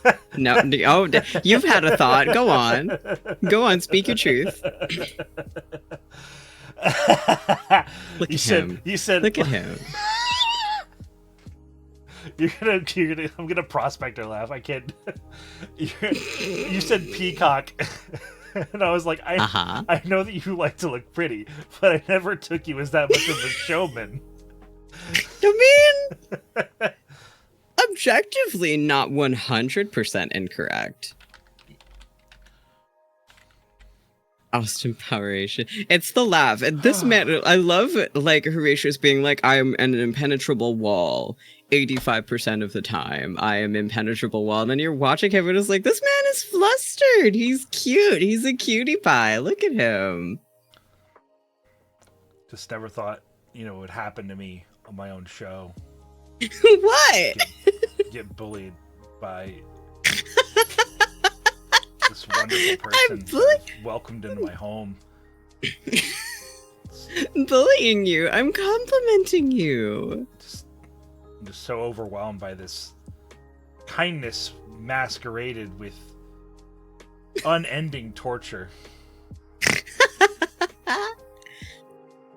Unfortunately, the pact is sealed. You may not have given me your name, but I have enough substantial dirt on you that this is like a contract now. You're stuck with me. You know what the trub with that is like the with the social aspect of it and like our personal relationship is I and this is not to sound like a weird, stupid boast, although I understand on the surface it may come off this way.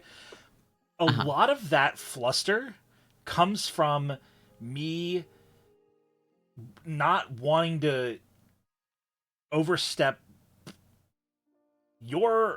my perception of what your boundaries are and my actual boundaries, because I'm inviting myself to, like, clearly you are on the other side of this fence and you're like, come on, let's play, let's get weird, and I'm like, I really kind of wanna, but I don't know if I would go too far or if it would not be fun afterwards. It's kind of like, it's like a dog chasing a car.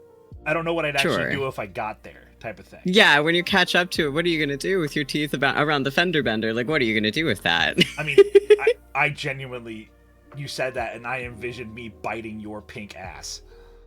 Well, you would be in good company. That's actually how I met Scotty, was him biting down on my pink ass. So you would be in good company.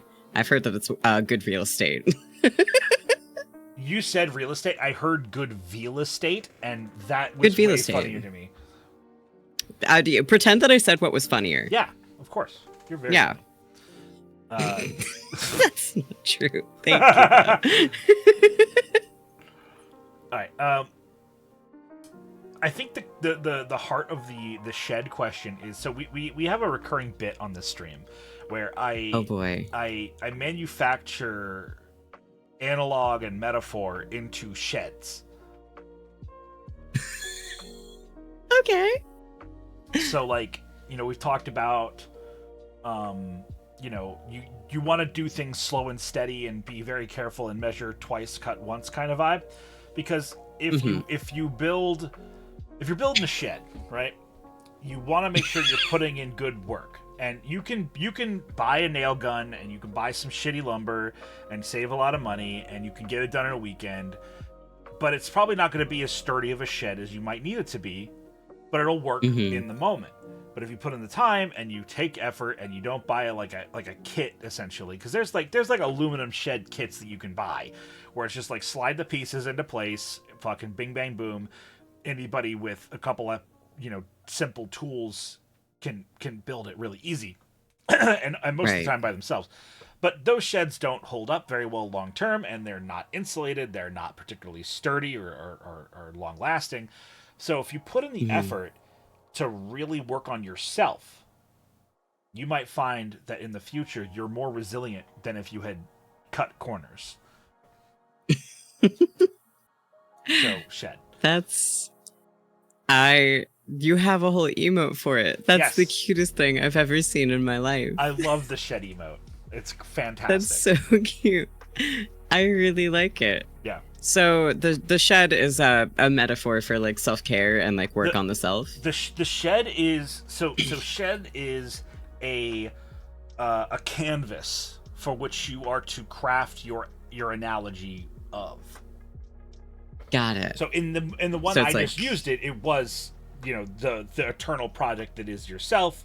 It is self-worth, but I was using that as a framework to describe the merits of more labor-intensive, thoughtful procedure. So it's like the carcinization, like the everything comes back to sheds. Yeah, exactly. Okay, that's interesting. I think that's really.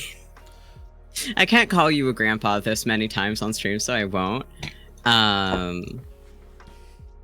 The foundational formative knowledge here being that my grandfather was a carpenter up until he died, and he built the house that my grandma lived in. And following the sort of metaphor, absolutely, the being able to build something with your own two hands substantially, even if it's a lot of hard work, even if it takes a lot of time, even if it's something that you have to maintain over years and years and years, it's a lot more gratifying than having something flimsy that's relying on the manufacturing of other people who may not necessarily have your best interests or longevity at heart. Yeah. And you want to have that something that you know how to build and maintain yourself, so you don't have to rely on getting it from someone else for cheap when the quality of it will only get lower and lower over time. And we can pull this back to when you were discussing your thoughts about the fashion industry. A bespoke shed is going to fit your needs better than a mass-produced shed. Yeah, love those bespoke sheds. Yeah. Okay, first of all, you're making a joke about the word bespoke here, which is fair because it was done for comedic effect. But let me tell you this right now. If you have never built a structure that is literally 2 inches taller than your frame, if you've never walked through a threshold that is exactly tall enough to fit you in a hat, you've not lived. It's the best. It's the best feeling in the world to walk into a place and be like, this space is me-sized. It's not 6'3", 6'4", perfect for most people. It's not so short that I have to lean in to walk in. It is exactly my size. This shed was built for me. The problem is that my acquaintance with most dwarven infrastructure is that it tends to be 7 times bigger than it really is. What you're doing right now is Hobbit posting. No.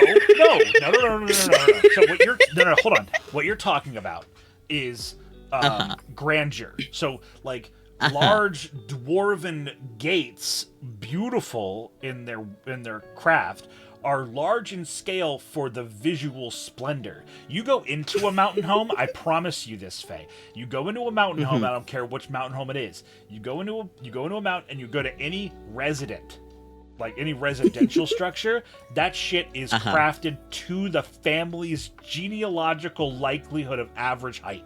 I guarantee you.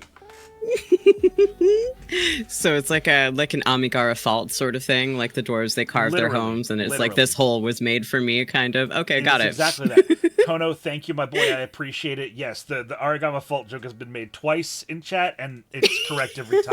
No, the Silverstone family home is the threshold from ground to top is exactly 5 foot, because the statistical average height in my clan is 4'10", which I am. Therefore, 2 inches of extra space above for happenstance clearance is all you need. It's perfect. I would have to scrunch up inside your home. This is so exciting for me. You have to scrunch through the threshold. Does it get taller after that? Any good dwarven home is at least 1.5 feet taller past, like, the roof. Sorry, the ceiling is a good 1.5 feet above every threshold. Mm-hmm.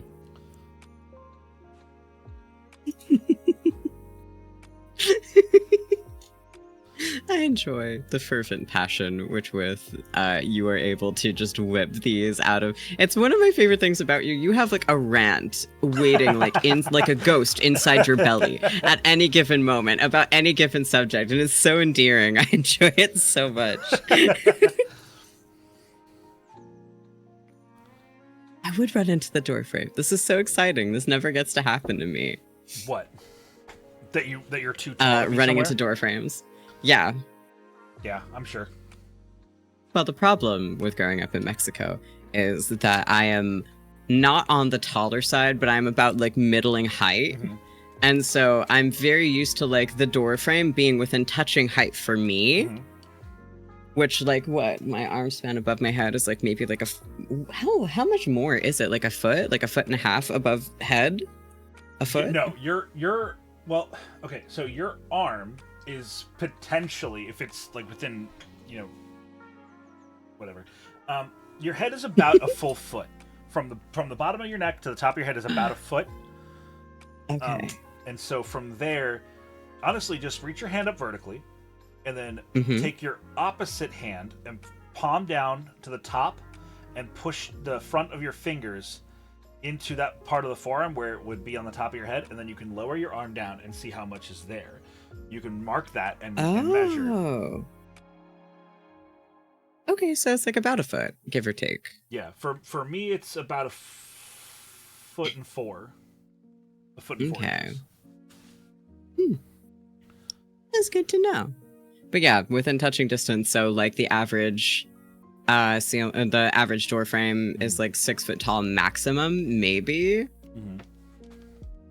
I can't imagine being in a space where I have to hunch over through every door frame. It's very exciting for me. This is my fantasy, is being too tall for another person's house. I'm glad that I can fulfill your fantasies, Faye. Thank you. You always do.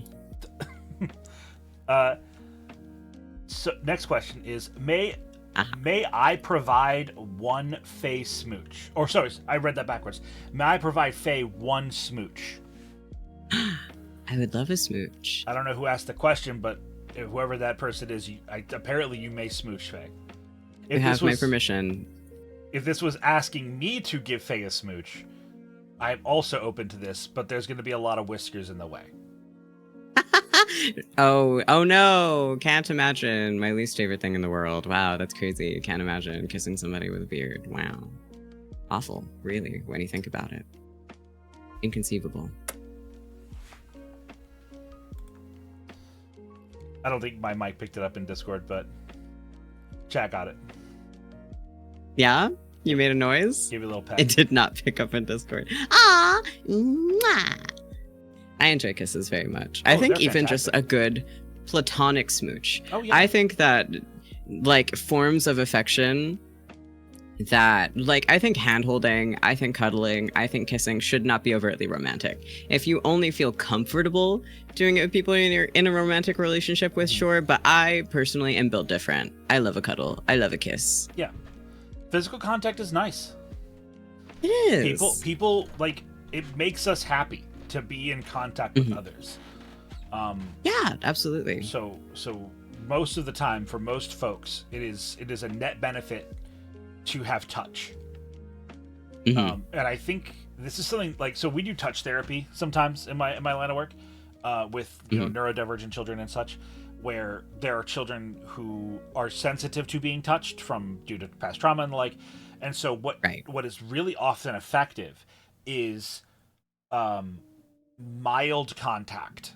So like, take a part of your body that is not particularly sensitive, and then have that make contact. Yeah.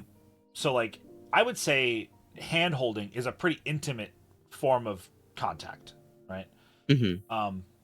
But like, if you're both sitting on the couch and your hips are touching each other, like that's pretty low committal contact by comparison.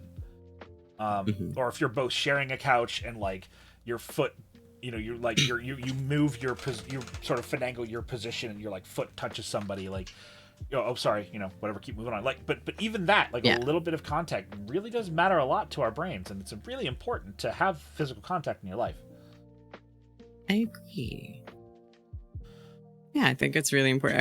I think also a lot of people don't fundamentally understand what touch starvation is and what it does to you on like a fundamental level. And a lot of people, this is something I've noticed, especially being a person who is attracted primarily to men, and a solid chunk of those have been cis guys, and an enormous amount of them are so severely touch starved, and they have no idea because they just go through their day-to-day life. Nobody hugs them.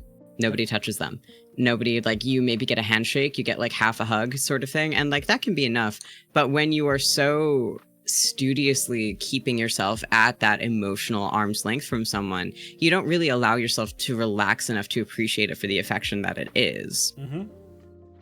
And that was one of those things. It's like when you receive a consistent amount of hugs, of hand holding, of like, people like touching you and interacting with you in a way that you don't have to overthink, it really does like alleviate a lot of like that. And this isn't to say like, like some people just don't like being touched or whatever. But if you're a person who you kind of crave that contact with people, but you find it very hard whenever you do because it's kind of overwhelming, that's touch starvation, baby. You're touch starved. And the only solution for that is to just get some more hugs in your day-to-day life. It's I've explained this to country boys this way, where like, you go to the river, you're gonna go for a swim, and you get halfway to your knee, and you're like, oh yeah, that moment's coming, and you get past your knee, and you're like, the dunk is about to occur, and then you get the first brush of cold on the underside of your testicles, and you're like, all right, just do it, and then you just gotta plunge. And similarly with touch starvation, you just gotta plunge.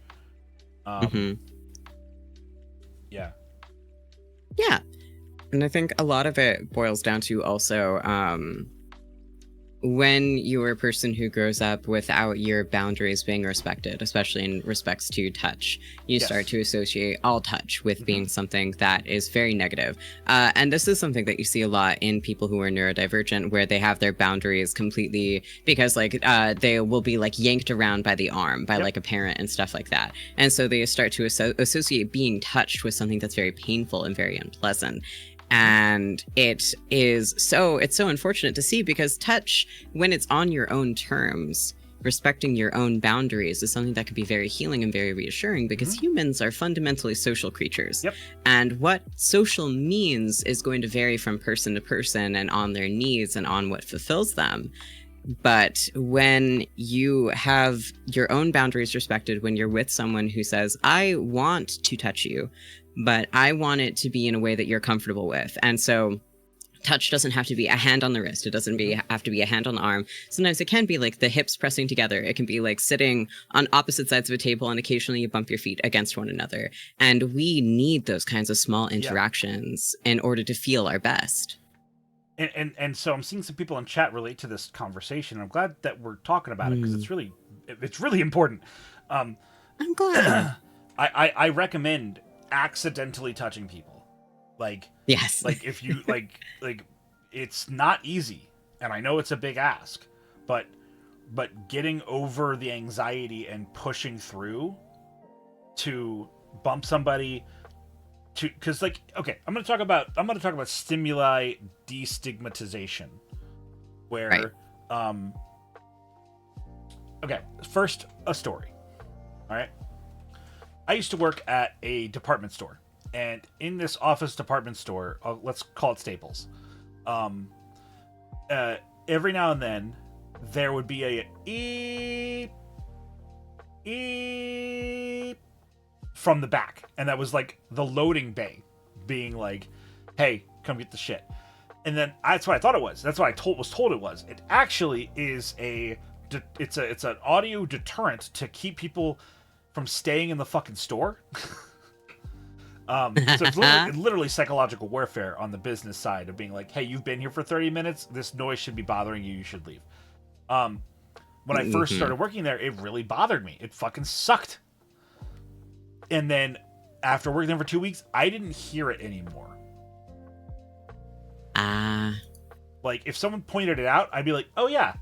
But like I definitely heard it, but it didn't affect me anymore. I didn't notice it.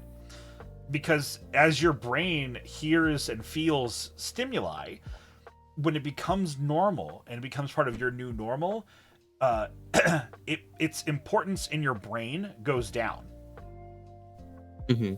So my recommendation in this is to breach that vulnerability of touch, because touch is important, as we've discussed. And so if you have touch, even accidental, even bumps of people in public, I'm sorry, you know, I was staying in line and I turned too much or whatever, however you can find it, whether from someone you know would be best or whatever, small bouts of non-sensitive touch are really good for breaking through that, and then progressively increasing the intensity of that touch to the point where you're comfortable openly being touched or touching people you know and you're comfortable with. Because the life is messy. You're gonna touch people. People are gonna touch you. That is a stimuli that to help you with your functioning. Practicing and training to be able to tolerate is important. I think also it's important to bear in mind that how do I phrase this?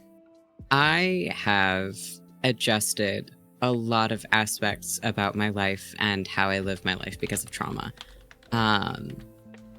And you deserve to be loved on your terms, whatever that means.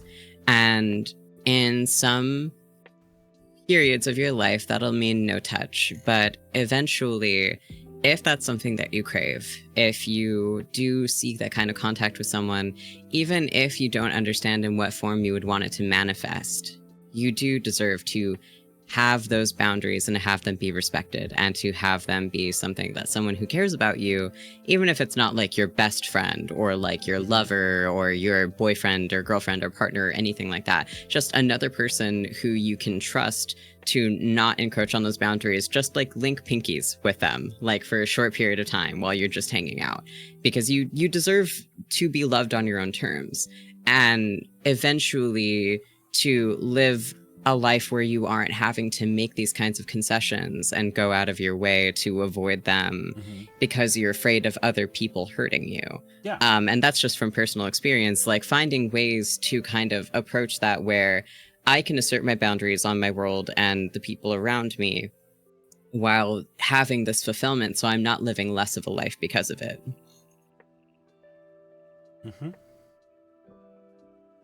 It's an important thing to work on, and it's a skill. It takes a lot of time, and sometimes it'll be years, decades before you're ready for it. And sometimes, like, all you can do is retreat into that shell, and that's the healthiest thing for you at that time. Yeah. But eventually, being able to emerge from that and being able to live life on your own terms is, like, the biggest aspect of healing. I think one of the most important ones.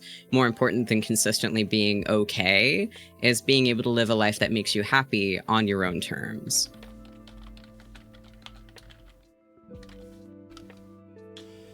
I agree.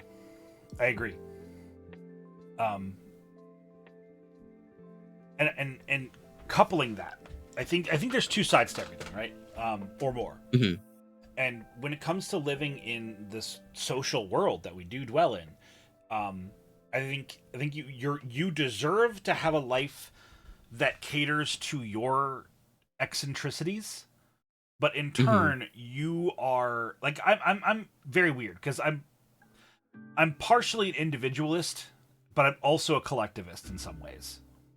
Oh yeah, absolutely. Because like, I agree. I think, like I said, I think your life should have as much cater to your particular way of living as possible, but also recognize that you are a part of a species, you are a part of a community, you're part of a social situation, and as such, it's valuable to your growth mentally as well as behaviorally to engage in the eccentricities of others and learn how other people tick, because you learn a lot about yourself from yourself. Sure, I do all the time, we all do, but you can learn way more, or at least as much, about yourself through observing other people. Especially because, like, think of it like this: if you put one scientist in a room and say, here's a problem, solve it, it'll take them a certain amount of time.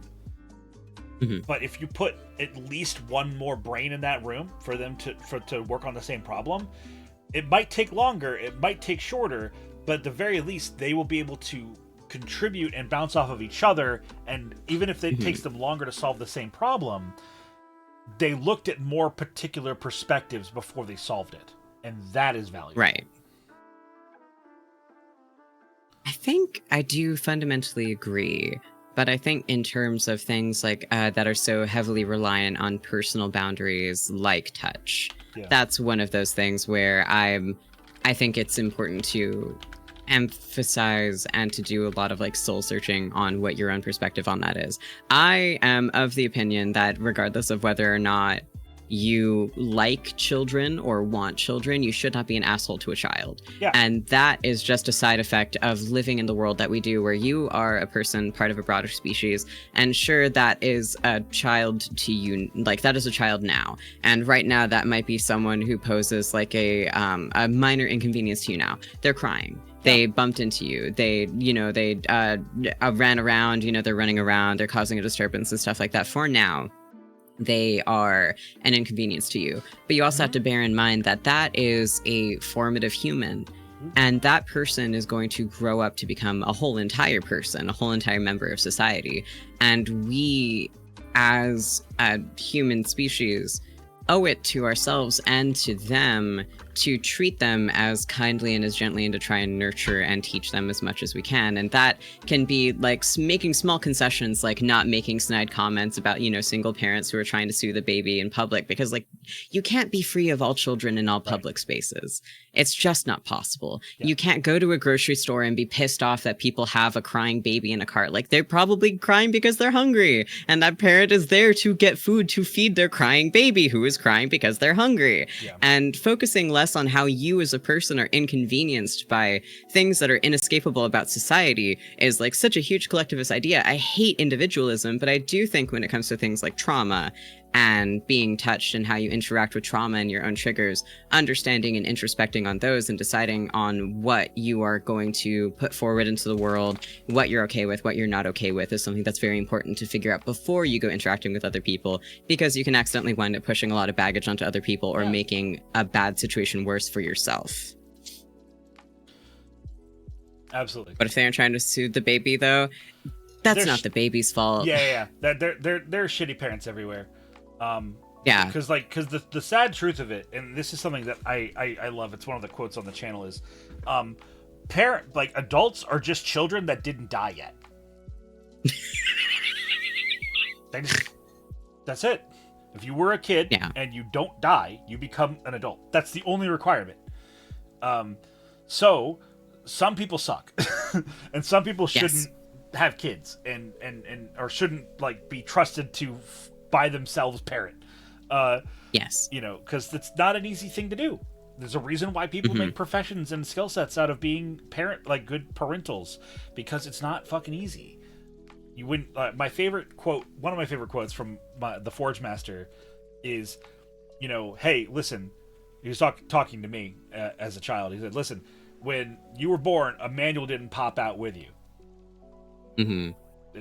That doesn't happen. Nobody fucking knows. It's rough. So yeah, I guess just have compassion. Yeah, it's not easy, but have compassion. When you're a kid, everything is so big and so scary, and a lot of the things that you're experiencing for the very first time. And I have those days where when I am so tired, I'm so hungry, I'm so exhausted, so done with dealing with everything I had to push myself to deal with the social situation, I want to break down and cry. I want to start screaming. And the only reason why I don't is because I'm an adult and I've learned that level of restraint where that I can save for when I'm at home. I can scream and cry and throw a fit when I'm at home at the bottom of my shower, wasting hot water for 45 minutes. That's what I can do. But kids haven't learned that yet. They don't have that restraint. And that's what adults in a society are meant to kind of guide them to do, is to give them the tools. You're going to have to do things that suck. You're going to have to deal with tough situations. But you can learn things that'll mitigate it so you're not making things worse for yourself in the short term, so that in the long term your life is better. And so treating kids poorly because they don't have the coping mechanisms of an adult is so unproductive, because you're not teaching them better by yelling at them or, God forbid, hitting them. You're not teaching them a lesson, you're teaching them to be afraid. And those kinds of behaviors, long-term fearful behaviors, don't help kids actually do better. You're not scaring them into behaving well, you're scaring them into hiding that behavior. And then they're going to display even more toxic behavior in private over the course of their entire life. Fear stunts curiosity. And when you are young and your brain is growing, curiosity is your greatest tool. Wanting to learn and wanting to explore the world around you, your existence around you, is what makes you a stronger thinker. We don't really consider that curiosity is what helps you find knowledge. But if there is no if you read a book and you don't give a shit about the book, you'll see the words, you'll read them out loud, you'll put them in your brain, and then they may drift from your short-term memory into your long-term memory, but probably fucking not. If you are curious about what's within a book, you will read it and you will keep that knowledge and you will care about it. And that's not that is one of, I would argue, one of the few universals. You can pound knowledge and train it into someone, sure, but if you have a person that wants to learn, you don't even have to teach them. It helps, you should, but you barely have to teach them at all. Exactly. Yeah. Hilda. That's very sweet. Nobody will believe you is probably the best fucking thing to say in that kind of situation. That's so good. It's pretty fantastic. I agree. I do. I'm a big, I think, I don't actually know what the description of a humanist is, but I am a person who fundamentally believes in the goodness of people. And I believe in The old adage, you can't give a horse water if they don't want to drink. That's true. Exactly. Yeah, totally. And more, I guess, than like inherent goodness is I believe in the human capacity to perform good, regardless of what your motivations are, regardless of anything else. I believe that every human person has the capacity to do as much good as they have the capacity to do bad. And so, I don't know. I'm human forward, I guess, would be the way to do it. I love people. That is being a humanist. Humanist is just like the philosophical concept of saying that there is nothing more important than humans, rather than the divine or supernatural. So like, you know, live not for those who have passed, live for those who still live. Live not for God, right. Live for those who are around you. Like, that would be a humanist boiled down. It gets pulled in a lot of different ways, but that's the core of it. Well, I think a lot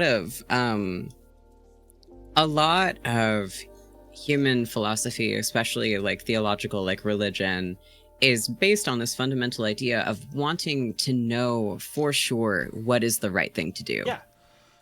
And I think what people sorry, I don't mean to step in, but no, go for it. I mean to step in, but forgive me for so. I think the reason why people hide behind that shield of faith is because it denies the complexity of the question. Because it's fearful to delve into that, because it's a deep question with a lot of answer to it, and most of the time it's just, well, there fucking isn't one. Like, sorry, but the being like, oh well, because God, it brushes away the potential for more thought on the matter, because it gives you your simple, okay, cool, that works for me, move on. I think, yeah, there is a lot of, because being a human person is very confusing, and it's, a lot of people just want to have the framework to do the right thing, and they want the instruction manual laid out in front of them, because there are a lot of complex and scary questions in this world. Like, the idea of what happens after you die is something some people are genuinely very concerned about, because the idea of there being nothing is more frightening to some people than any other alternative. And so even the thought of eternal punishment to them is something productive to fill their lives with, because, oh, well, that's something to avoid. And so I can live my entire life being driven by this need to avoid that. And it solves a very complex and very scary question for me all in one fell swoop. Yeah. I agree. I think I am not religious myself. I think there are still some aspects in which I'm a person of faith. And it was one of those things, I think, that allowed me to make those kinds of connections with other people. Because to me, faith and religion are different things. I don't think that every person who is religious is a person of faith. Oh, absolutely. And I think that some people are people of faith, even if they are profoundly not religious. Yeah. And a lot of that is this idea, because so many different cultures have different things about like their concept of a higher power, and a lot of them have things in common. And the higher power at its most fundamental, definition, when you are a person of faith and not just a religious person, is a force in your life that drives you to be the best version of yourself, both to yourself and to other people. Yeah. And the tenets of that can change. And so this idea that could be anything. For some people, that's God. For some people, that's Buddha. For some people, that's saints. For some people, that's angels. For some people, that's family. For some people, that's money. That's their job. If it's a force in your life that drives you to be the best version of yourself to yourself and other people, that is, the sort of higher power that all humans are influenced by and all humans are chasing. And to me, people of faith are the people who are like, I just want to be the best version of myself. I want to be good to people, and I want to be good to myself. And the name for that is the thing that is interchangeable, but the sentiment behind it isn't. Yeah. My alarm.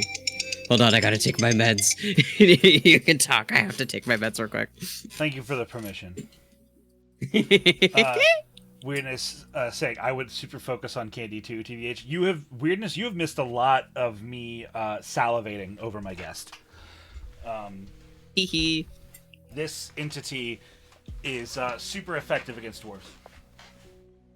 Or at least this one. I don't know.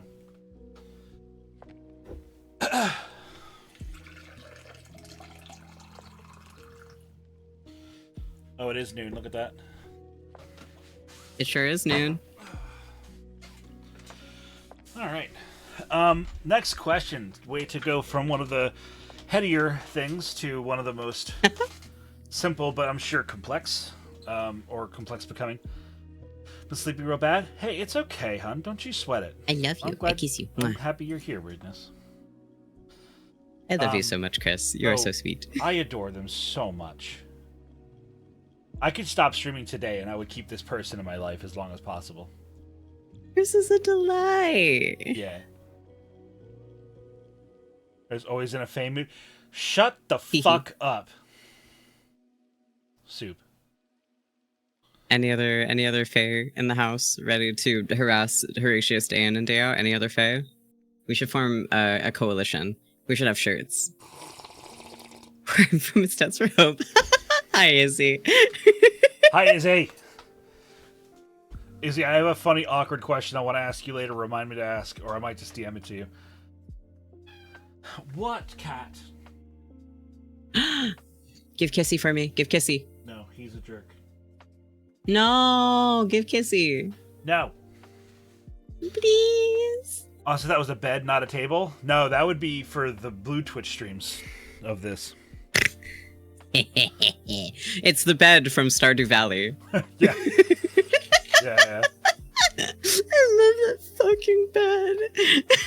So he's creepy. lying. He's on the slab. He's on the Rocky Horror Picture Show slab. It's so fun. I'll tuck us in.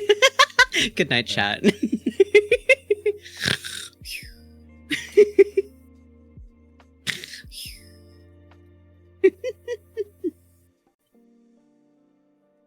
Is it rotating, or is it just like a longer PNG? Are you just stretching it? I'm just stretching it. You're stretching it? Yeah. It looks really good. It looks like a box. Like the box is unhinging to like put us both inside. Mm-hmm.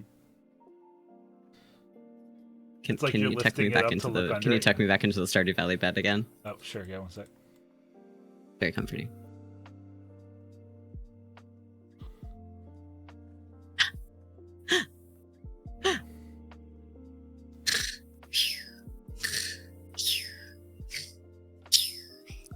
They're so peaceful.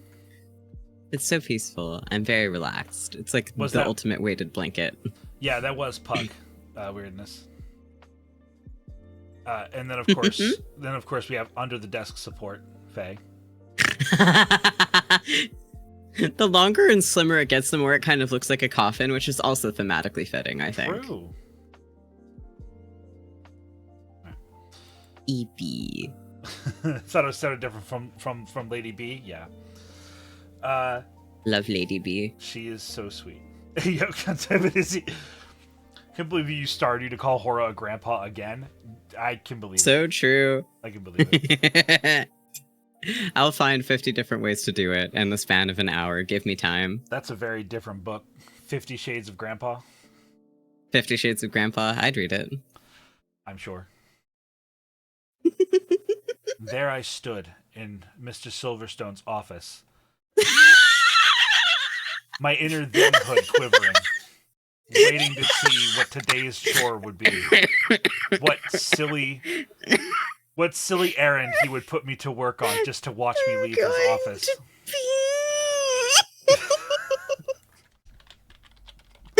Not my inner themhood. Oh my god. I wheezed so hard I got the vapors. Oh. Jesus fucking Christ. Ooh, put that down. Someone write that one down. I gave Candy Crypt vapors. That means I win. The vapors. Where's my fainting couch? Holy shit. I wheezed so hard I got a little lightheaded. Fantastic. Oh my god.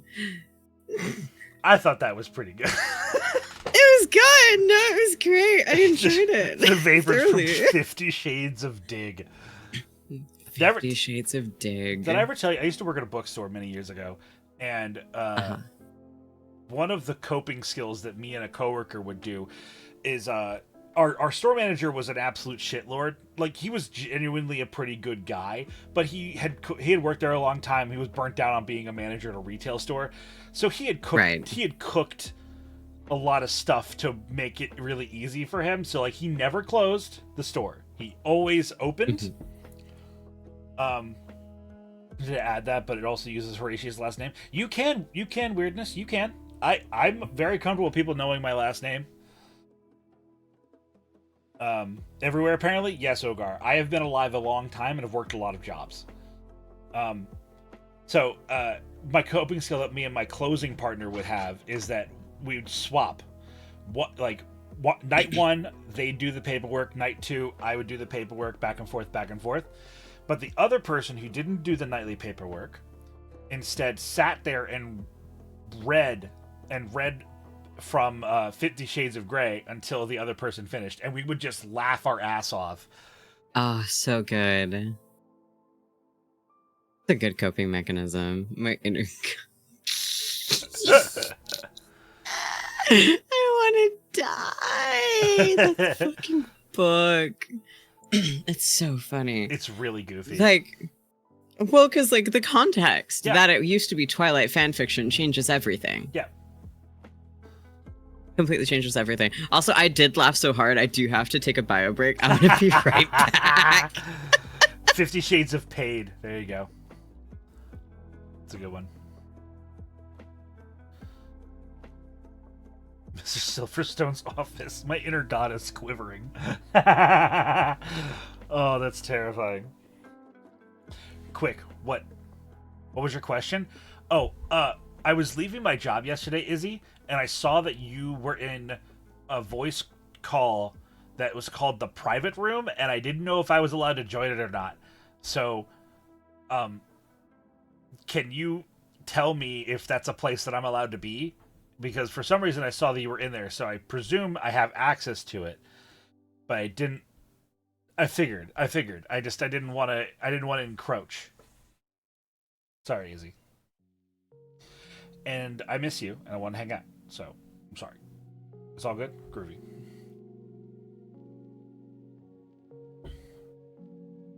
Crescent. Croissant. Croissant. Gotcha. Yeah, of course I did it. I know what you fucks want. He did it, Jimmy. He did the voice in my head. It came alive. He said croissant. Pound, pound, pound, pound, pound. Cheap croissants suck. Yeah, but smash. Still. Grab the horns like handlebars. Like horndlebars. Thanks for summoning Harby. Every time Harby gets summoned, half of chat gets really frothy at the mouth for her, which is, I think, perfect.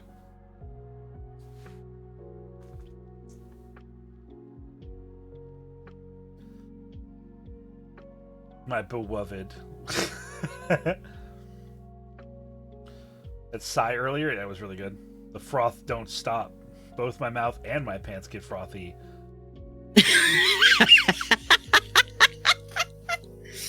Amazing. Absolutely amazing. Steph. Tell me more about your frothy pants, Horatius. It's not my pants, it's Izzy's pants. Oh, Izzy. I'm actually at quite the I'm quite disarmed right now, in a sexual sense.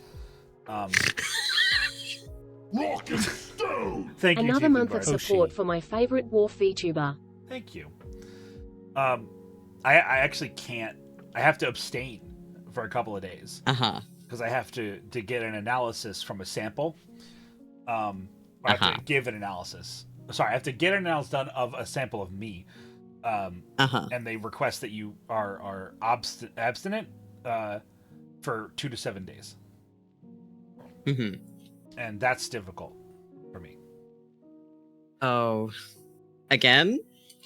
I distinctly recall the last time that I was in your chat for like a long period of time, you were also in a period of imposed abstinence. So likes to pound. Listen, I have a sexual appetite, Izzy, and that's not a secret. Yeah, that was because I had just gotten a vasectomy, Faye. Congratulations. Thanks. And this is to see if I'm actually shooting blanks or not. Ah, gotcha. So you have to sort of build up a chamber of munition, as it were, before you can get it checked. You have to let your lumber season before you build a shed, as if you will.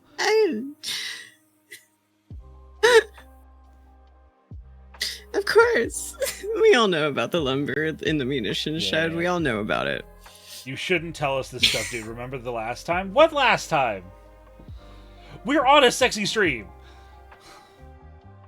If there's any time to talk about Horatius's balls, it is now.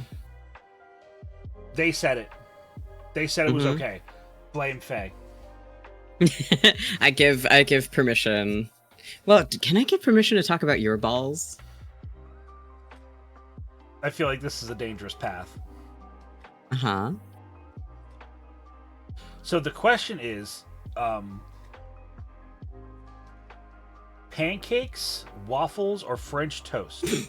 You're just dancing right past it, huh? I'm crab walking around it, yeah. Squirming, if you will. Squirming away from it. Whatever you like the most. I do like the crab walk. Pancakes, waffles, or... French toast. French toast. 1000%.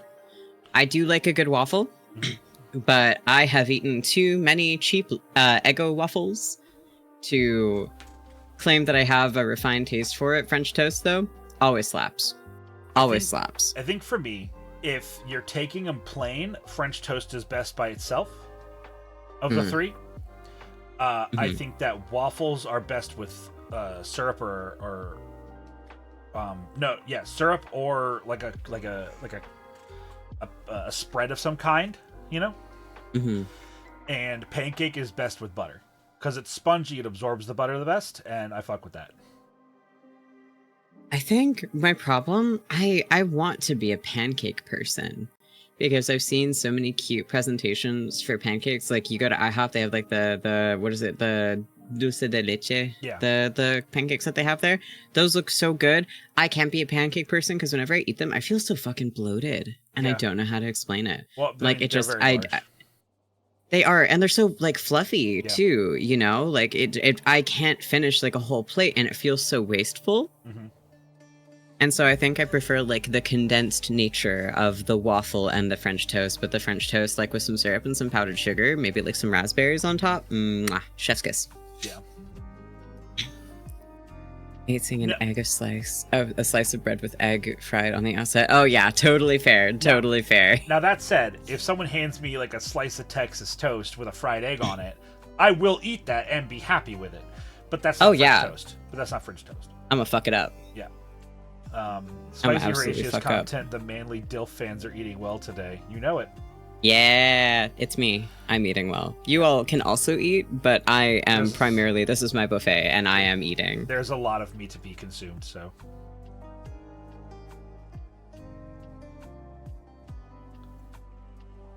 It's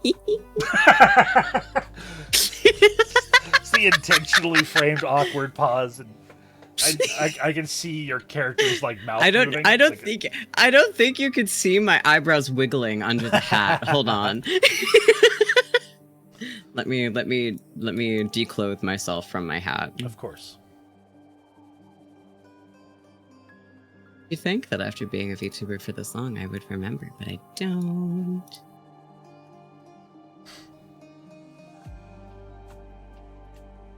Ah, there we go.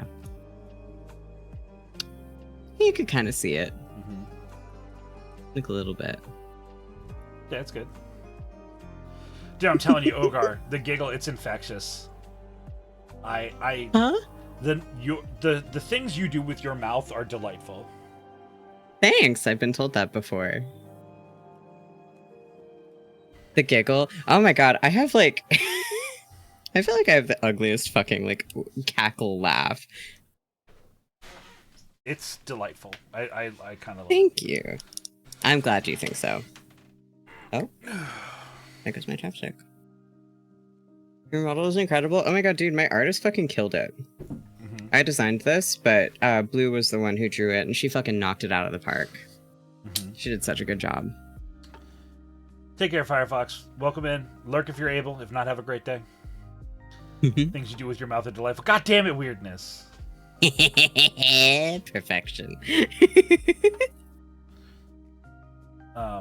Okay, so someone did ask the question of what, and this is, I love how they worded it, is what foods affect the flavor of goo positively slash negatively?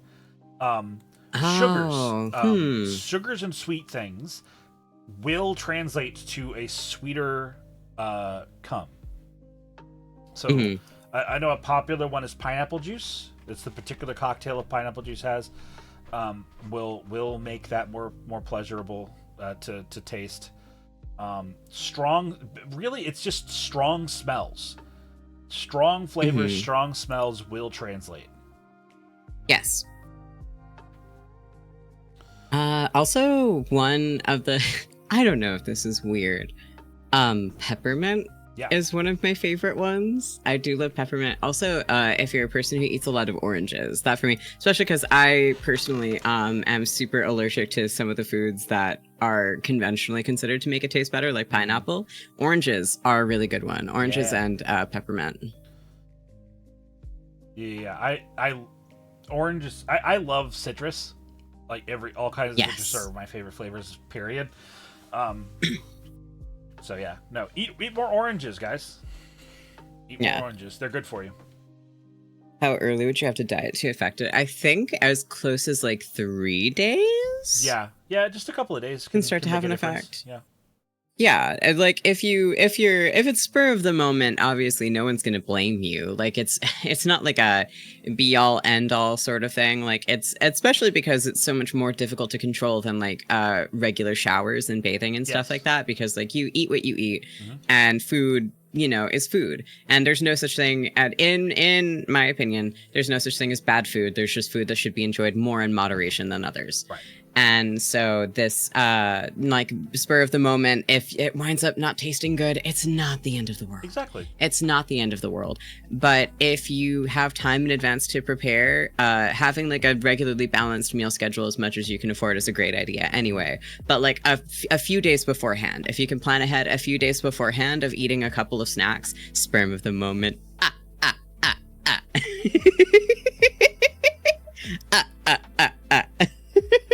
I thought it was more of like a gluck, gluck, gluck, gluck noise, but... Womp. Dun-dun-dun. All right, welcome in, Raiders. I gotta do the song. The greatest adventure is what lies ahead. Today and tomorrow are yet to be said. The chances, the changes are all yours to make. The mold of your life is in your hands to break. Welcome in, PG Animation. Thank you for sharing your community on with us today. We're doing the hot and heavy Q&A show for the modern era. This is Candy Crypt. I'm Horatius the Dwarf, and we're talking about things both hot and heavy. It's true. We vacillated wildly between the two. Also, hi, PG. It's so good to see you. Hello.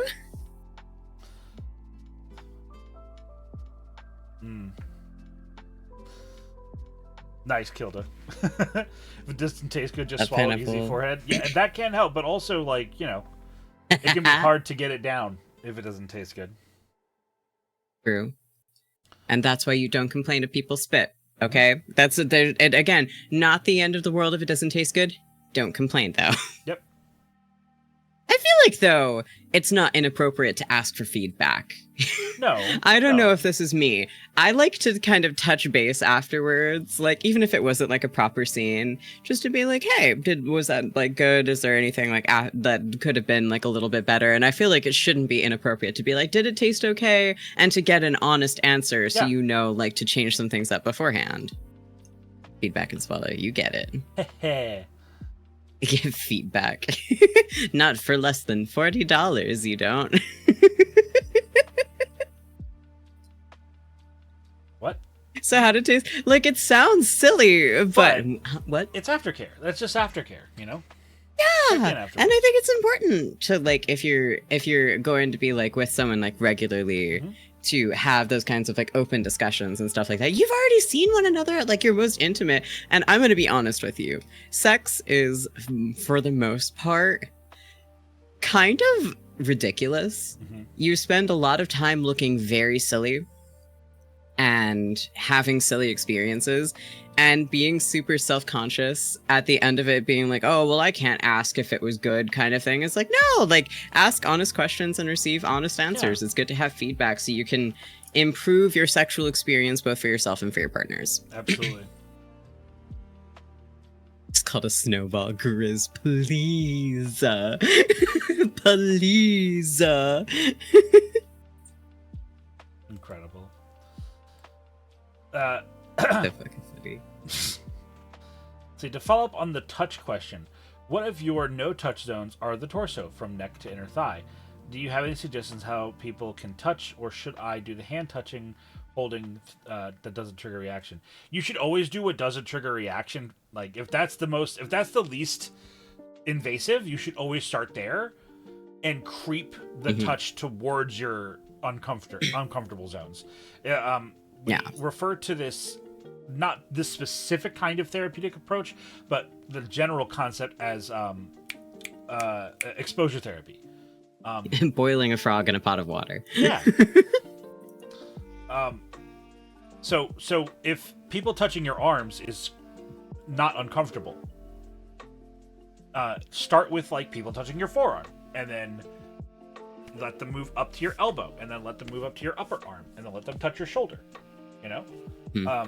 And then let them, you know, touch like your knee, and then your the outside of your thigh, then maybe your like the sides of your torso, you know? Wherever it is comfortable, let them move in that direction, and then let them find the line and stop there. And then just continue to engage in that until that line moves, because it will.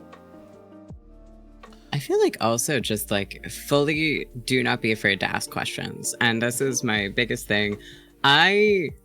Some people say like, oh, it's not sexy if someone asks if they can kill you. And to that I say like, bullshit. There is nothing to me more erotic than somebody asking, can I touch you here? Can I kiss you?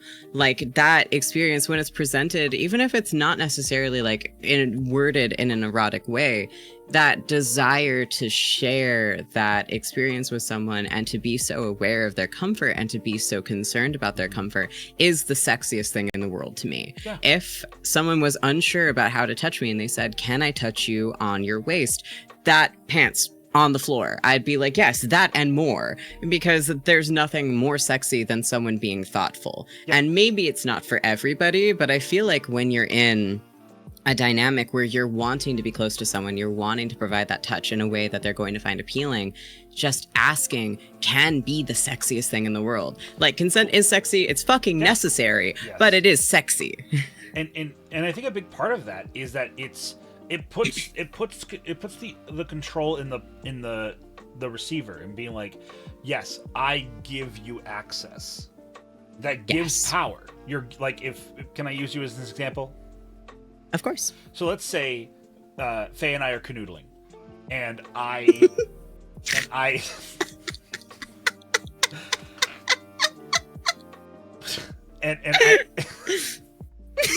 you're killing me. Canoodle me harder. Absolutely, as you wish. So And in that, no, fuck it. Like I was gonna do a whole thing, but that sort of did it anyway. So like by Faye inviting that to me, like that's them giving me like the power. They're giving that away to me, and that's their choice to do so. So yes, like with all things, it's about power, right? So like by having that exchange of like, hey, can I? Yes, you may.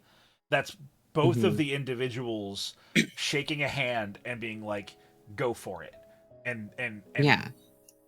As someone like me, I used to be in a relationship where I found out afterwards that a lot of the sexual encounters were not as consensual as I thought, as like I was led to believe they were. And so I have a huge apprehension of like, I need explicit permission from people to do stuff, because I do not ever want to hear like, oh yeah, I said okay to not raise a fuss. I'm like, I don't want fake consent. I want actual consent, because I can't tell the difference. And so that's a big thing for me. And so I strongly advocate, be clear, have boundaries, but be very clear when things are or are not okay.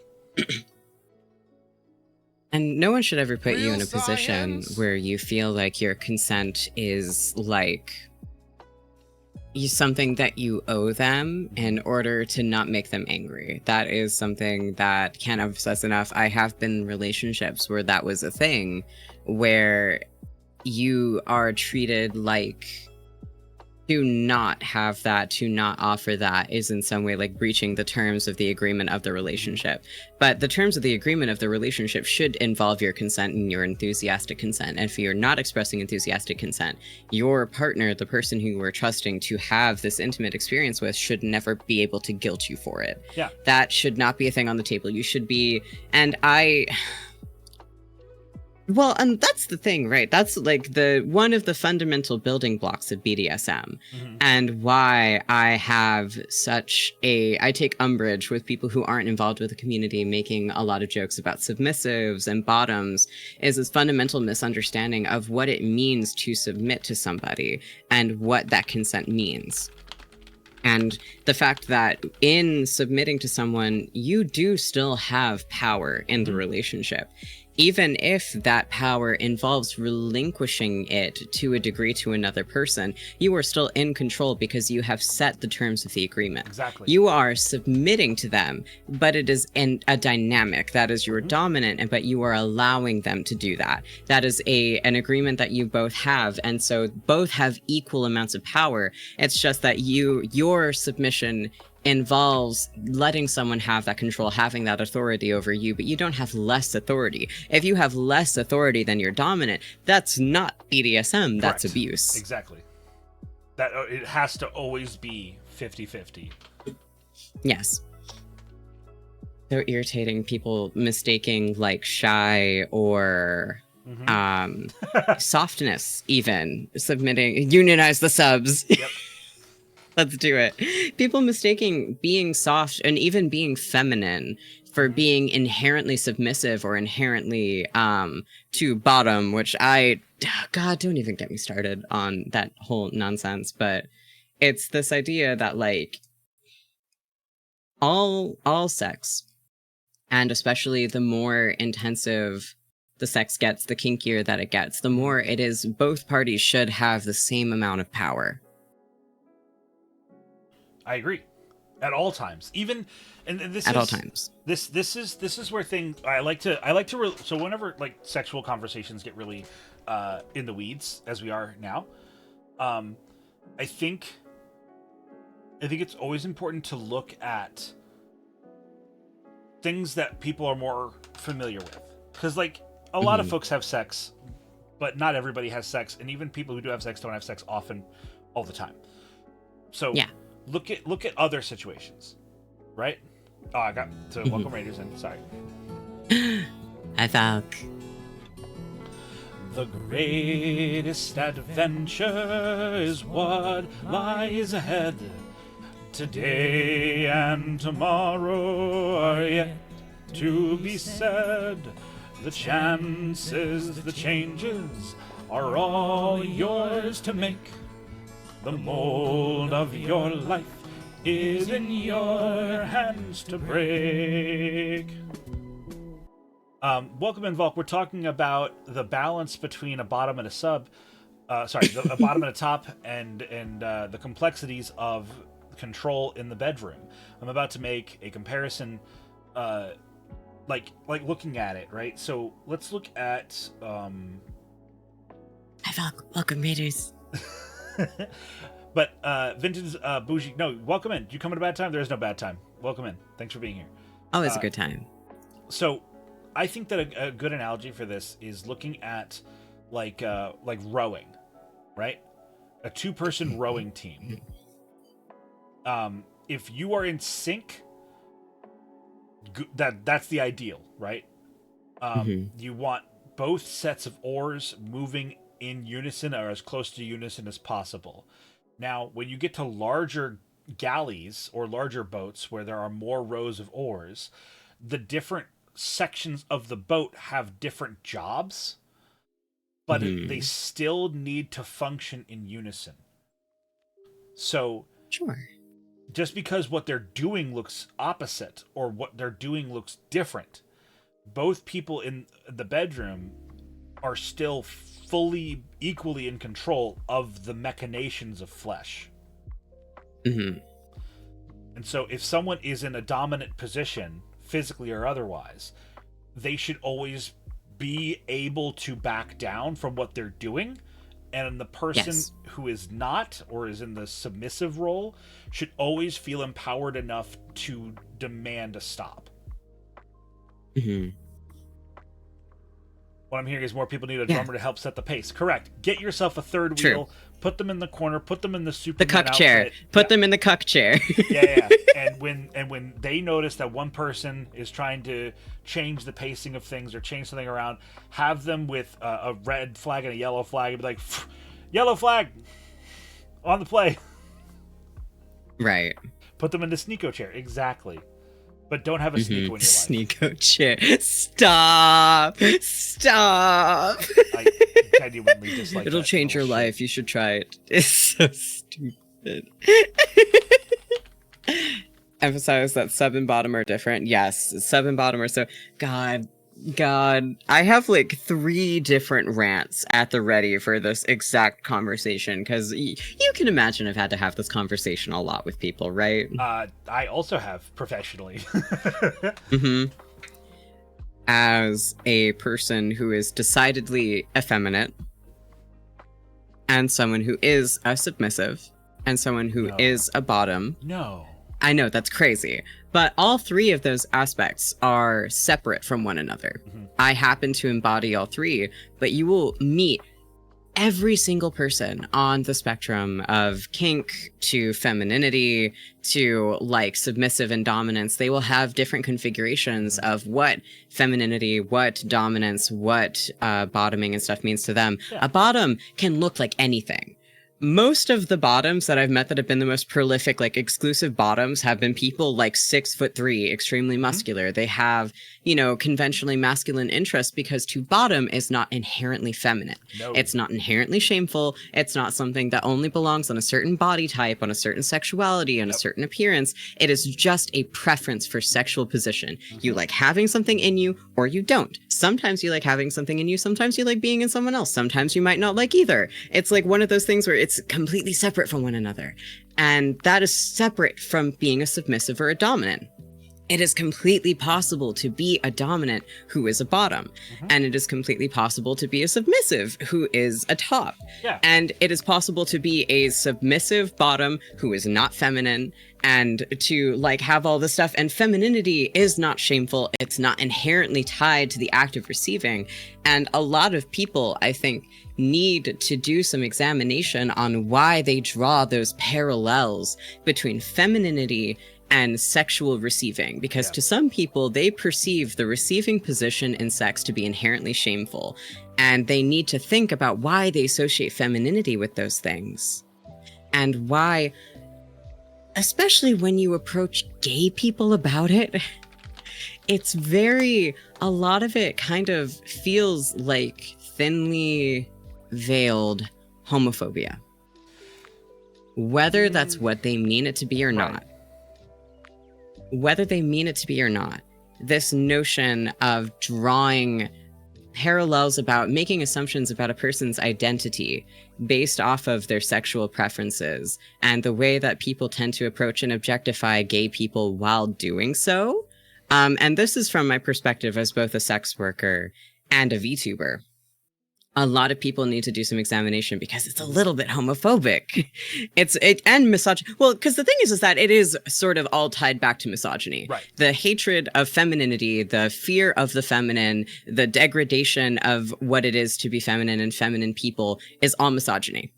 And homophobia is adjacent to that. It's wrapped up in it. It's a separate thing, but there's intersectionality involved where feminine people of any configuration of gender, sexuality, genitals, anything like that, they experience like there's no way to be free while being effeminate without people being weird about it. Yep. And a lot of that weirdness manifests in this strange sexual frustration and like fixation that people have with you and what your preferences might be, what you might be into, who you are as a person. They make so many assumptions and all of it is super gross because like if I were the same person that I am, but I was a dominant, but I was a top, like what is it to you? What business of it is of yours unless you are going to fuck me? What business of it is of yours as a stranger, as a chatter in like the little box on twitch.tv? Like why do you need to know? Why do you need to make those jokes? Ooh. Why do you feel compelled to do it? I know this one.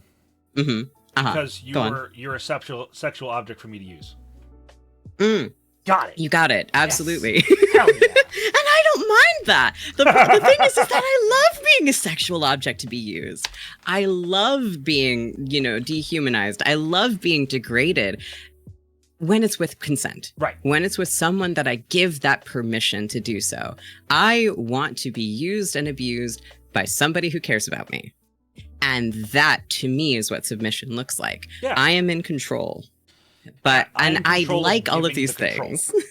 It's I like all of those things. That's what's important. Yes, and a stranger doing it with no idea of my boundaries is when it gets uncomfortable.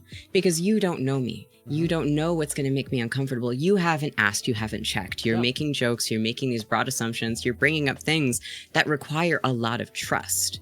And to take that is a form of removing my autonomy because I am not to you a bottom. I am a bottom individually, but I am not your bottom. Yeah. And I have not given you that trust. And to take that presumption, to make presumptions about me and the way that I conduct myself is like a way of removing my autonomy. And it really fucking sucks. And I'm so like, I love bottom jokes from people who are friends with me, from complete and total strangers. Yeah. You're a weirdo. and I want to step in because I want to sort of zoom out a little bit because I want to talk about that last thing you mentioned. And that's the presumed familiarity in strangers. Because you and I are public figures to an extent, semi-public, I'd say. Niche internet micro celebrities, yeah. Yeah, you're more micro than I am. I'm a little bit more macro. Extremely micro. Yeah, I'm extremely micro. I'm working on my way, okay? But like, yeah, of course, the only male VTuber. Yeah. So going with that is the human brain likes to make shortcuts. It likes to presume assumption, and it likes to do as little work as possible. It's like water. It will go the path of least resistance wherever able and capable of doing so. And so, excuse me, when they see people like myself or yourself be treated in a particular fashion in public, they assume that is the standard, that is the norm of engagement, which is fallible because sometimes it's accurate. Sometimes it's okay for people to come into my chat and make a short joke about dwarves. That's fine. I think you're boring, but it's fine. Like, if someone comes in here and goes, haha, diggy diggy hole, look, it's Santa. What's up, Gandalf? Like, yeah, snort, you're boring, but you know what? Fair play. But in turn, for your situation, if someone comes into your chat and goes, ooh, wow, you look like a delicious little bottom, and it's like, yeah, my bottom is delicious, but fuck you, you don't know that yet. Like, you don't know that about me. How dare you assume about my delicious bottom, which was factually correct. Right. So like it's people making the leap because they don't want to do the work to ingratiate themselves. Right. And I get that. I really do. It's exhausting to ingratiate yourself to people.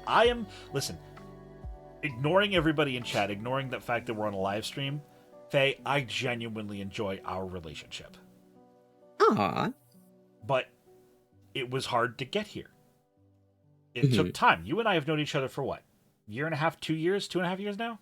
Something like that? Something like that. It's over a year and a half, I know for sure. But I wouldn't be surprised if someone pulled up the fucking records and was like, yeah, you guys have known each other for 2 years and 3 months. But, like, my point is, it took a long time to get to this level with you, and for you with me.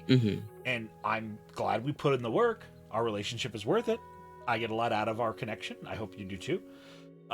Yes. But, like, I didn't meet you the first time and was like, damn, you sexy. Like... What is your digits? I would like to call you for sex. Like, that's not how our first talk went. Because that is presuming a lot. What is your digits?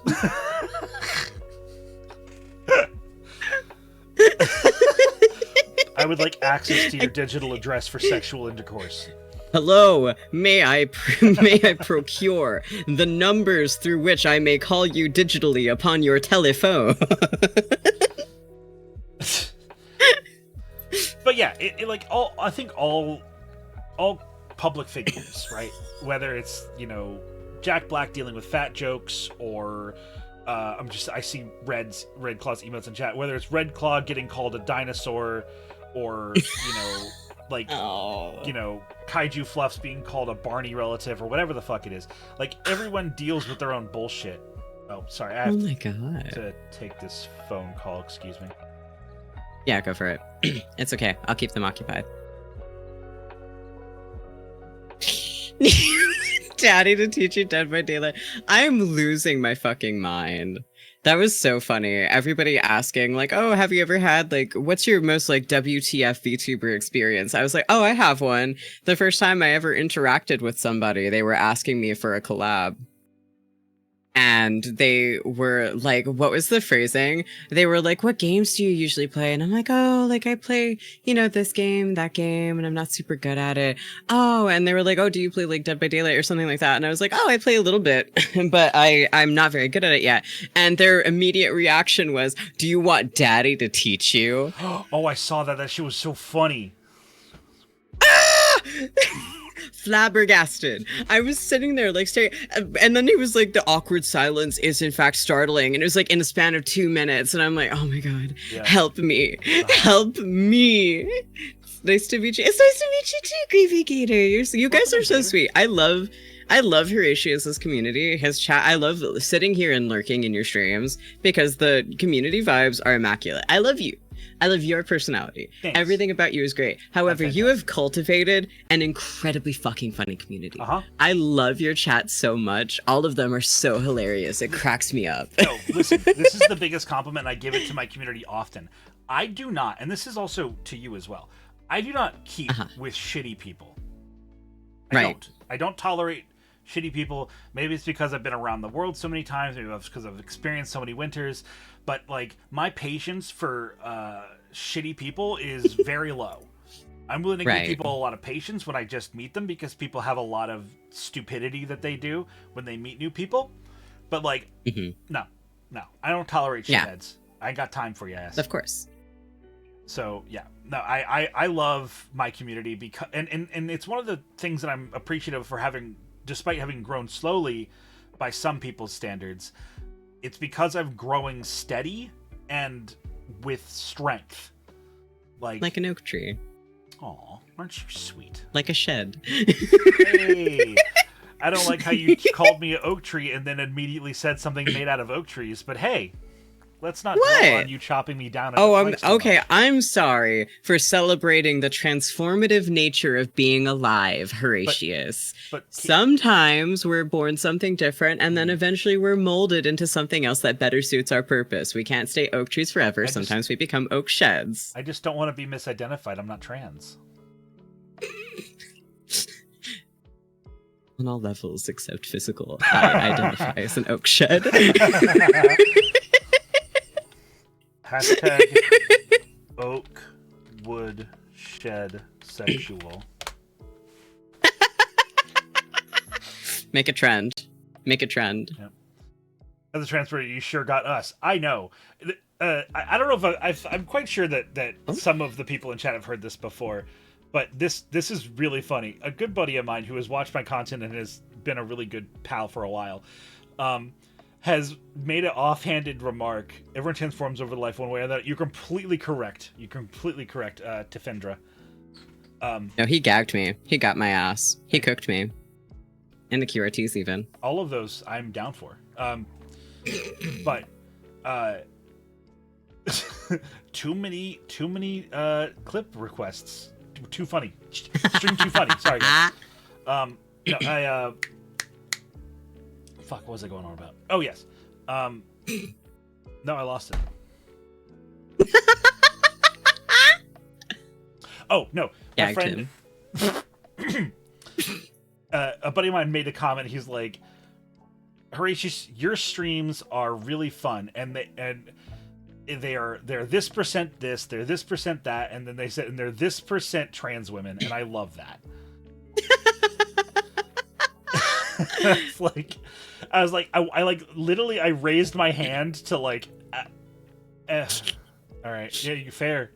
Like, I keep a very trans space, and like, touche. Mm-hmm. And I wouldn't have it any other way. That's so funny. I love your community so fucking much. Same. It makes me so happy. A trans woman appeared. A trans woman appeared. Hi, Mara.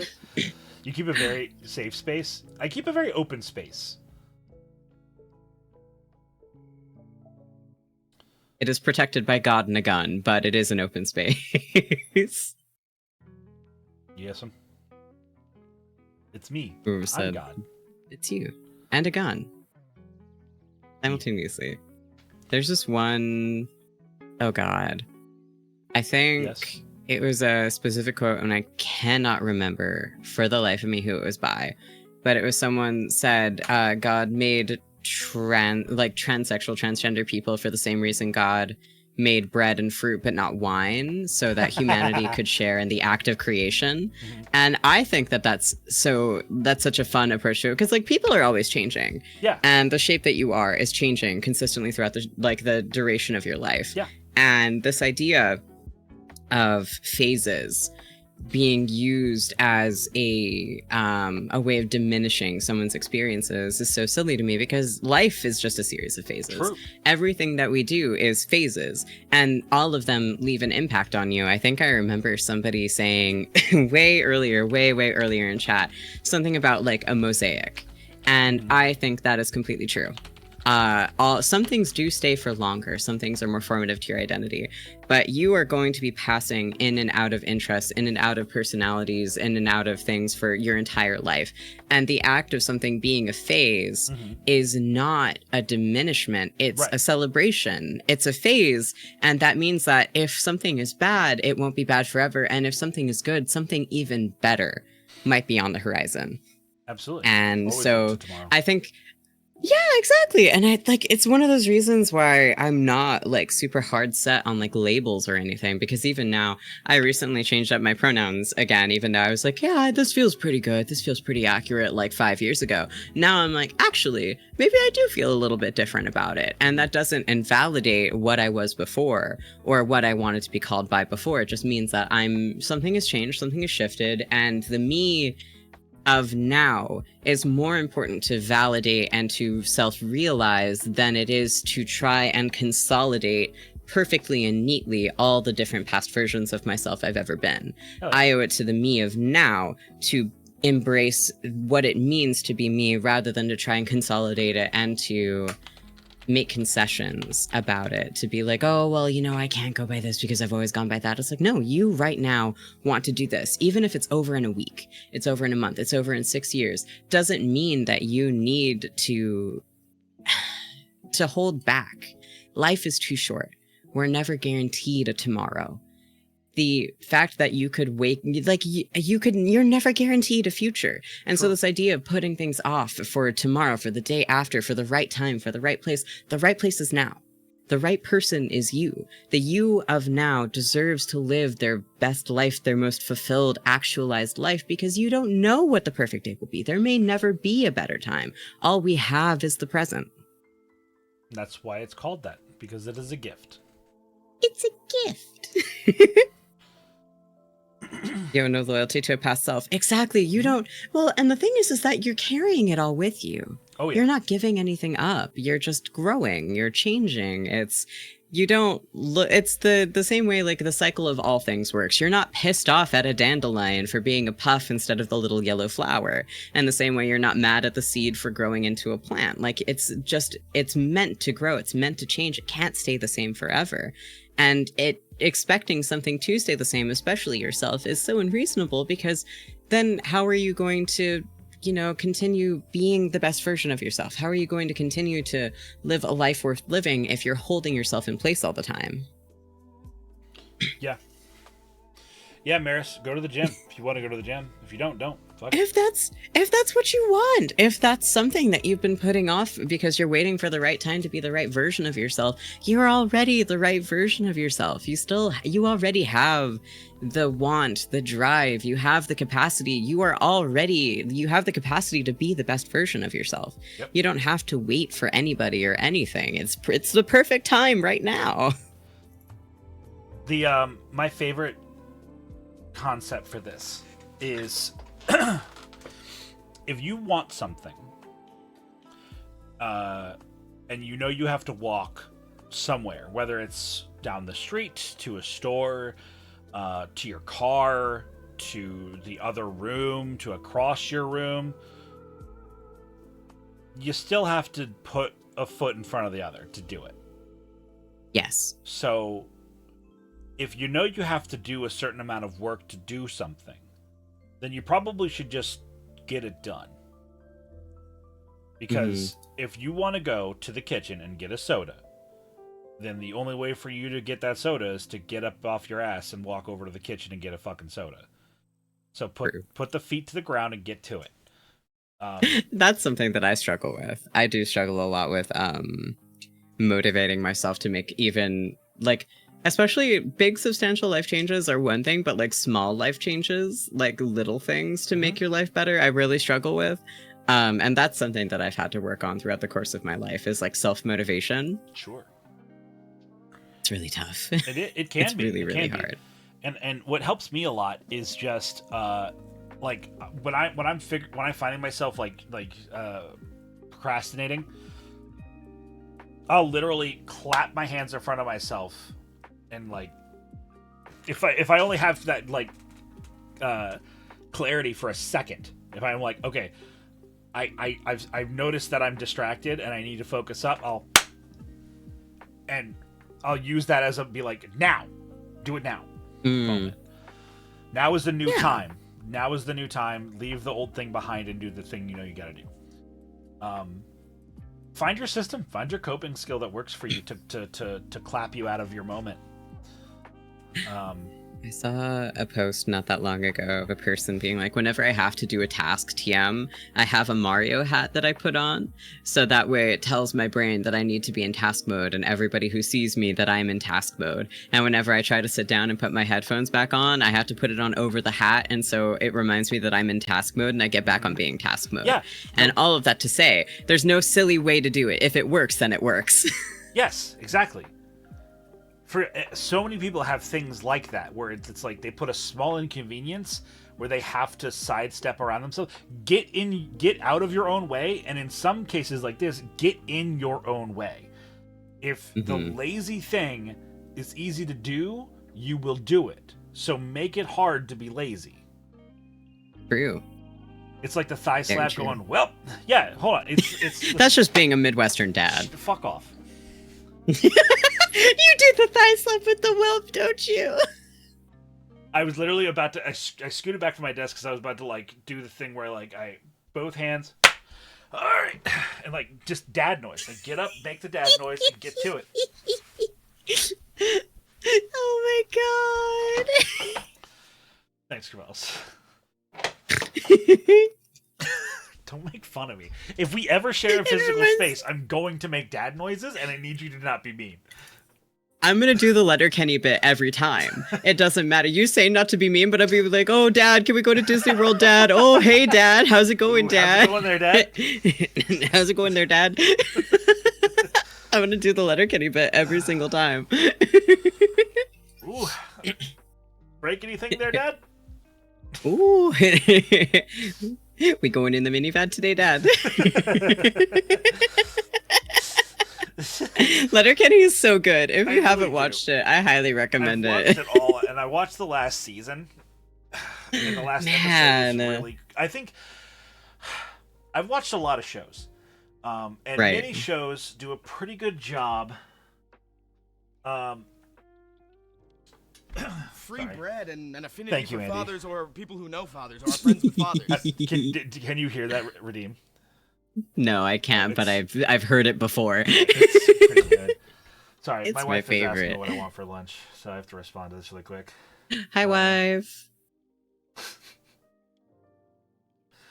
Let's see. What do I want from a halal joint? Ooh.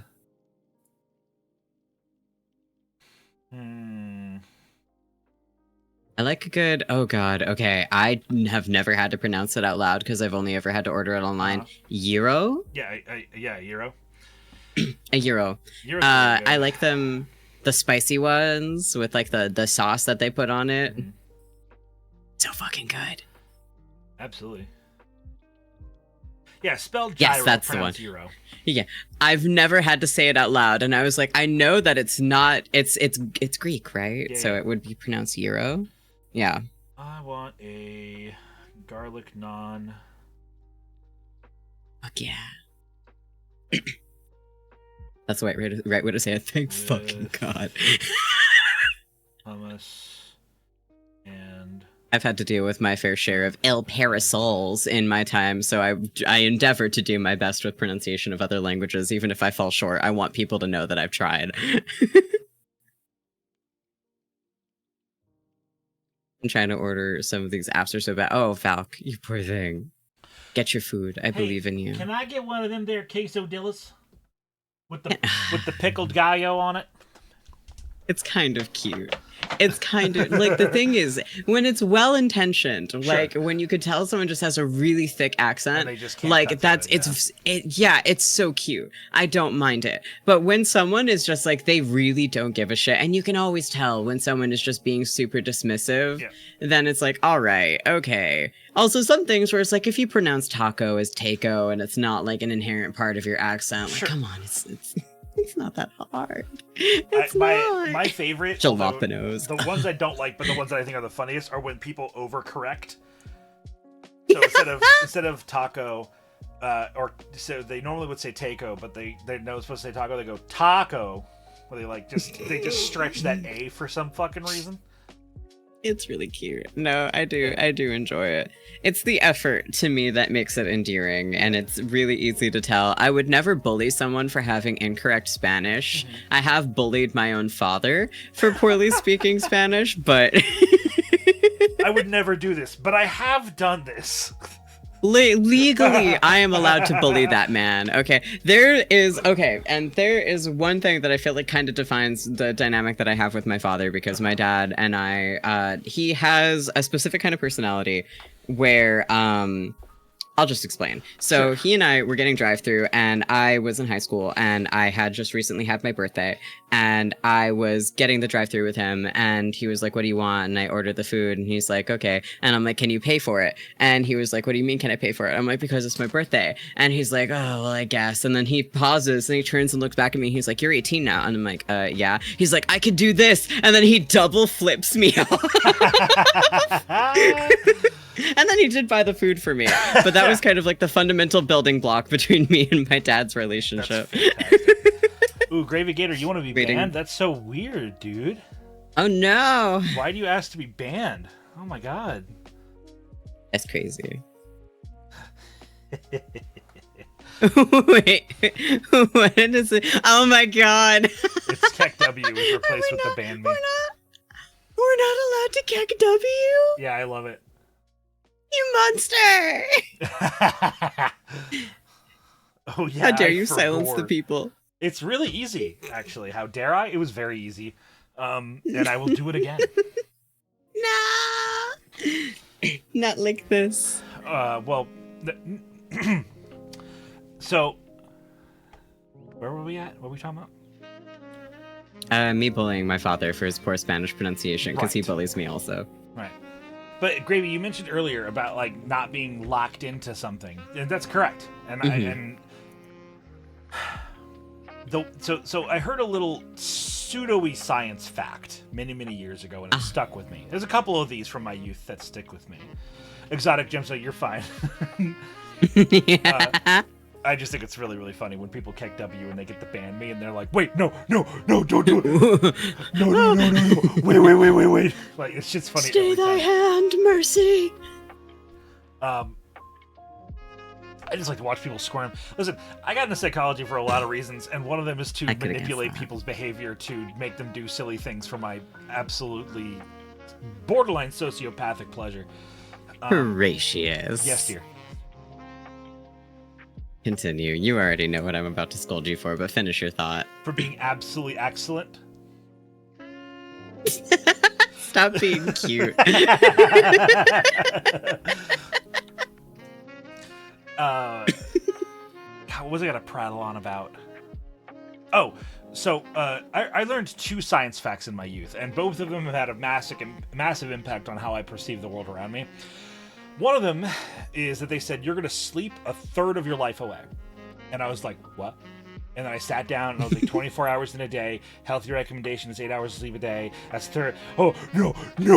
And so ever since then, I've never slept 8 hours a day, unless I had to, or unless I was exhausted. So like, for my entire life, I have normally slept as little as 4 hours a night to as much as 6 to 6.5 a night. I very rarely sleep for 7 or more hours a night. Buddy. But I function well at 6.5 hours actually. Okay. Because everyone, and I've studied sleep, so the whole big thing that I don't want to spend too much time on because it's an absolute derailment is everyone's REM cycle is of a different length, and as long as you are sleeping and waking up after a REM cycle resets, that 30-minute period of shallow sleep is the right time to wake up. So whether that's one cycle and your cycles are 2.5 hours, or if you sleep for 3 cycles and it's 3 hours per cycle and you sleep for 9 hours, whatever that ends up being for you, more REM cycles is better than less. But is the important thing is that when you wake up during a cycle, that it's during the shallow part of your sleep. Have you ever woken up and you're like super groggy? That's because you're waking up. Oh, in deeper interrupted sleep. REM cycle. Yeah, you've interrupted your REM, you've interrupted deep sleep, and you have to it's like jumping off of a tall diving into a diving pool, right? If you wake up on the surface, you don't have to go very far to wake up to be fully cognitive. But if you wake up 10 feet underwater, you have to swim up to the surface before you're out of the water. So that's kind of what it's like. Maris That the makes Witch, sense. not a fucking joke. Go get a sleep study. Not a bit. Get a sleep study done. I swear to fuck, it will change your life. Sleep studies are one of the most valuable procedures an adult can get. Then do it. And every time I talk to you, Maris, I'm going to ask you how that progress is going. This is you. Listen, I care about you. You know I care about you. You've invited this. It's going to happen. Should everyone try and get a sleep study done? Yes. In my opinion. I have not had one. I should probably get one. I've discovered over the course of my life, I don't actually function well on 8 hours of sleep. I function well on 4 hours, waking up, being awake for like 6 hours, taking another 4-hour nap, like 4 to 6 hour nap, and then being awake for the rest of that. I don't do well with like long interrupted periods of sleep. My prime productivity is when I've had like little bursts of sleep throughout the day. Yeah. That's it. You got to find what sleep is best for you, and it's hard to know what that is when it's the individual without a lot of trial and error, and you can do yourself a lot of disservice. Luna, welcome in. Yeah. Hello. Another dwarf VTuber, by the way. Luna Noir Hana. We're gonna get them to the Gathering of Beards soon. Let's go. Thank you, what was it? Oh my god, what a cute avatar. Oh my god, you're so pretty. Didn't they just? You're so pretty. My you don't experience the funny? What funny? Now I'm concerned. The other one is that we, over the course of a 7-year period, replace most of the cells in our body. So that's how I'm relating this to what we were talking about, and that we are sort of constantly in this transitional period where every 7 years we're a new person. And so I've identified that philosophically to be like, oh, like, you know, whatever is going on, just, you know, keep moving forward. And you keep, but like, if I hear that someone has done a bad thing and I'm like, how long ago was it? Right? And it's like, okay, they did this bad thing 10 years ago. I'm like, that motherfucker is not likely the same person anymore. You know, fingers crossed they've changed. Maybe they haven't. Some people don't. You know, some people are shitters their entire lives. But I think most folks have it within them to change for the better. And we have to believe it. Oh, yeah. Absolutely. Well, and that's the whole point. First of all, the second mention of the ship of Theseus is fucking cracking me up. Yeah. I can't look at it because it's making me giggle whenever I think about the first time we talked about it. But it's definitely well, and that's the whole thing, right? The is this a hot button topic? I don't believe. I think that sometimes punishment for punishment's sake is warranted when something is bad enough. But the goal when someone makes a mistake is always for them to learn where they fucked up, to do better, and to never repeat that mistake. And I think a lot of people are so hard set on the idea of never doing anything immoral, never having anything to do with someone who has done anything immoral, never, you know, being close to someone who has made a mistake, that they refuse to see the merit and the necessity of the concept of rehabilitation. It is more important to change and to do good than it is to have never made a mistake. And I think that if you are a person who's fucked up real bad, nobody has to forgive you. But getting to a point where you've done enough actionable change in your life to have made amends with yourself, to never repeat that, to do things to combat the very thing that you did, no one should be able to hold that against you. And this idea of if you are a person who has changed, who has shown, even if you never apologized, if you never repeated that action, if you've spent the last, like, you know, few years of your life being a very different person, tangibly different, I don't think people should get to hold that past self against you, because you have taken responsibility, you have changed, you have adjusted the way that you behave. And to take the opportunity to rehabilitate, to change and transform into a new, better version of themselves does you and that other person a disservice. Nobody's going to make zero mistakes. And the more harshly you come down upon people for small or large mistakes, the worse we as a society get, because then it's this idea that you can never fuck up. You can never make a mistake, or people will hold it against you forever. Yeah, purity politics and it's so is pure awful. Chicanery, really. It's so silly. It's because especially I think a lot of people have begun to define themselves by their lack of, like, how to say it. This idea that the only way to be a good person is to be the best person possible.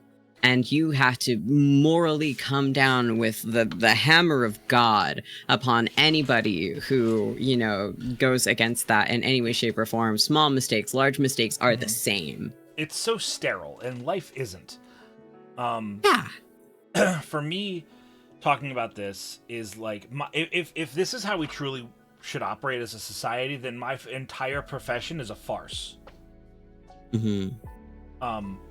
Like, I have met people who have done some absolutely repugnant things, and they continue on to be, like I said before, they have a period where they recede their behavior. Also, Shiver, I saw your ass. Welcome in, dear. Where they like sort of recede their behavior, and then it creeps back up, and turns out we're still a piece of shit. Fair enough, but Totally fair. every time that's happened, I can think of at least 3 occasions or more where someone has done something horrible, has changed, and has become a new and better person for it. Yeah. Everyone has trauma, and in my opinion, while I would never sit here and say as a mental health professional that trauma is a good thing, I will say that trauma can be insight to a better you. You can wield how trauma hurts you and learn from that to be a stronger tomorrow. What? Milk shots moo. We're not going there, but I see you. It's real. Yeah, exactly. It's. I can also, like, speaking personally for myself, I grew up in, like, a very, very conservative religious environment. If I hadn't been given the opportunity to change and grow and learn, I may never have become the person that I am today. I may never have realized that I was gay in a healthy way. Yeah. Because sometimes you realize later on, but only after you've made a series of mistakes born from a lot of ingrained hatred of the self. And like this idea that people have to like pop out. I can't use that phrasing because with the context that I stole this from Game Grumps and I use it every day of my life. You don't pop out the pussy knowing everything. True. Right? You don't come out and you know everything about everything, how to be the best, kindest version of yourself to everybody, what the right words to use are, what the right lingo, the right terminology. You don't come out knowing that. It's something that you learn. And sometimes you learn those things by overstepping. Yep. And not everybody's going to have the time or the patience to correct you gently, because some people have dealt with people making bad faith mistakes every single day for their entire life. But sometimes you have to kind of take that time to look at someone and be like, hey, that's not the right term to use. This is the term that we use instead. Here's some resources.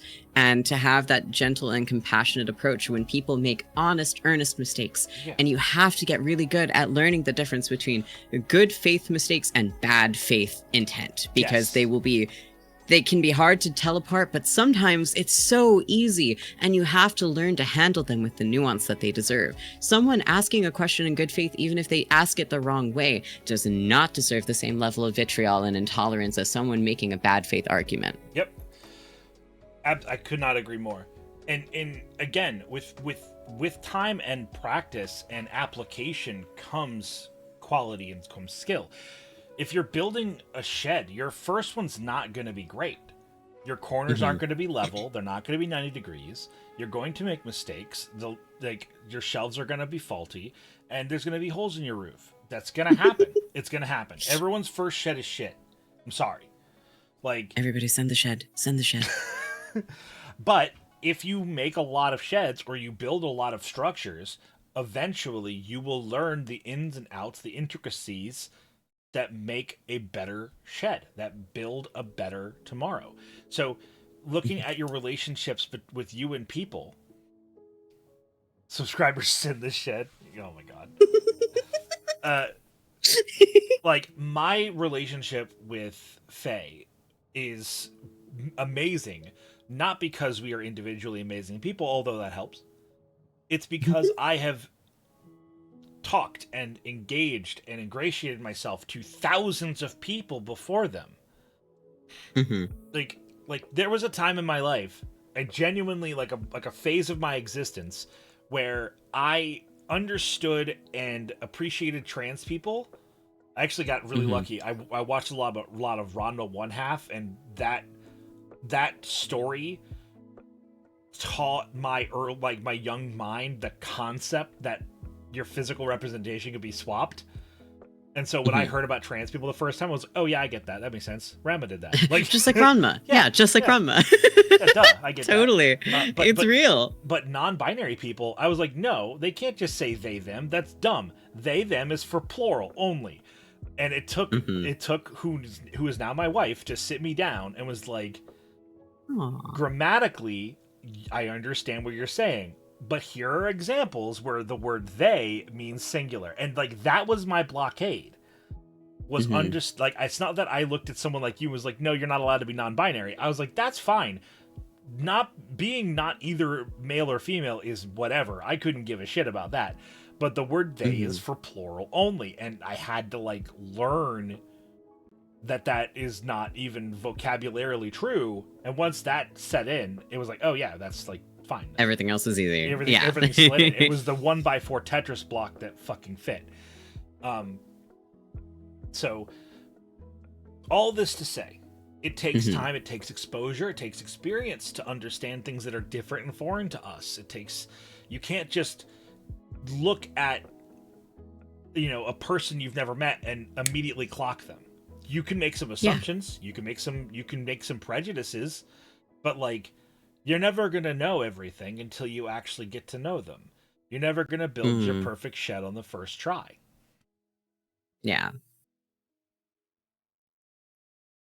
Yeah, it's something I fear speaking about my parents as they are Christian. I have been there. And sometimes, unfortunately, no matter how hard you try to have conversations with people, they will not get it. And that's not on you. That is on them for being incurious and intolerant and unimaginative. I can't imagine living in a world where I didn't want to know everything about it. Like, if someone produced a concept that I didn't understand, for me to look at it and be like, oh, well, it's different, so I hate it. For it's in my nature to be like, oh, I want to know more about that. Like, can you tell me a little bit more? And there's something about curious people. It doesn't matter how intelligent you are. It doesn't matter how good you are at comprehending concepts. It doesn't matter how much you come into this world knowing. Being curious ties back to something that you said earlier. It's your greatest asset. Just being curious about other people, because the idea of, I think so many people just want someone to ask and to be honest about it. If you don't understand, no one expects you to understand. But you just to ask and to be like, honestly, I want to know where you're coming from with this. I want to understand the way that you look at the world better. So many people respond better to that than you making assumptions or you not asking at all and just walking around not knowing something. Curiosity is so important. Well, and man, let me tell you, a little secret of psychology, a little secret about empathy. If you are struggling with your empathy and you're like, man, how do I get more empathic? Shut your mouth and open your ears. Right. If every single motherfucker on this planet, I don't care how antisocial you pretend that you are, I don't care whatever, I don't care how complex, I don't care if your name on every fucking platform is XXX Dark Shadow Kage Sensei XXX, even that motherfucker wants to talk about themselves. Everybody likes to talk about them, their stories, their history, their insights. Everybody, every person I have ever spoken to wants to talk more about themselves.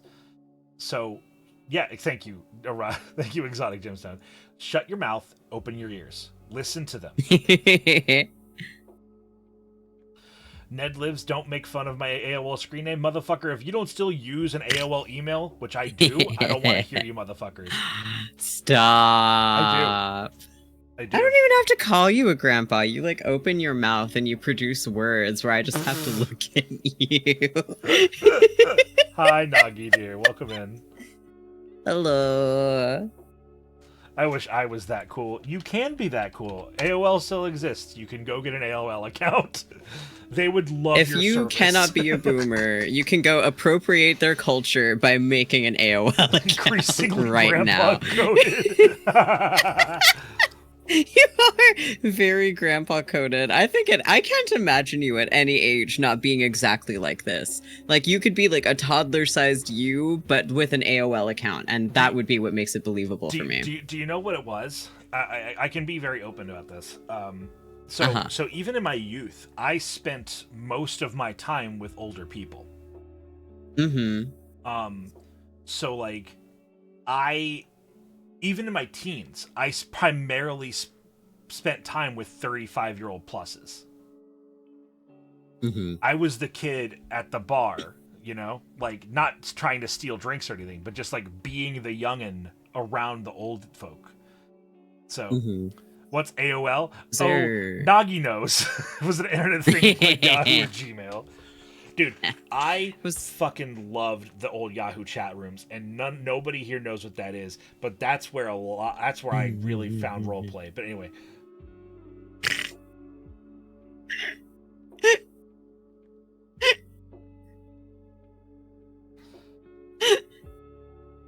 Yeah.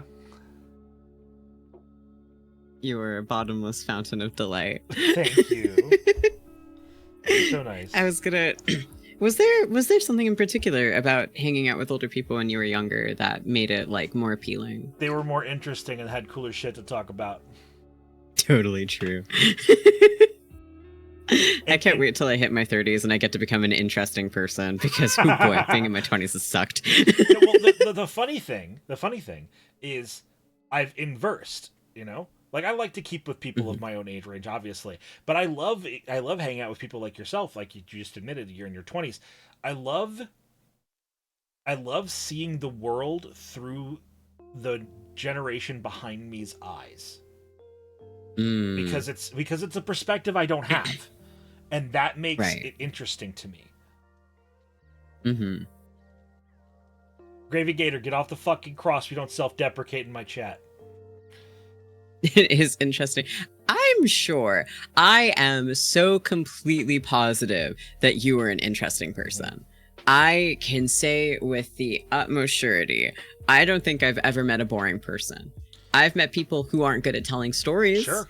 And I've met people who may not have a lot of life experience, but that doesn't make them inherently boring. You don't have to have like a wealth of life experiences to be interesting. I fucking suck at telling stories. I am a terrible storyteller, but it just means that I'm really interested and I really enjoy listening to people who are good at it, paint like pictures with their words. I like that they said this within the context of this past 3.5 hours of this motherfucker flapping lips just as much as I have. So I'm good at talking, not Boy, storytelling, though. I don't know about that. Thank you. It's a lot of the reason why I wound up hanging out with people who were substantially older than me until I was about like middle to high school age is because people my age couldn't stand me. I talked way too much. Way too much. And now I know that it was the undiagnosed ADHD. Me not being able to tell when people weren't interested in what I was saying and being able to shut the fuck up, which is a valuable life skill. Knowing when to shut the hell up is a valuable life skill for me.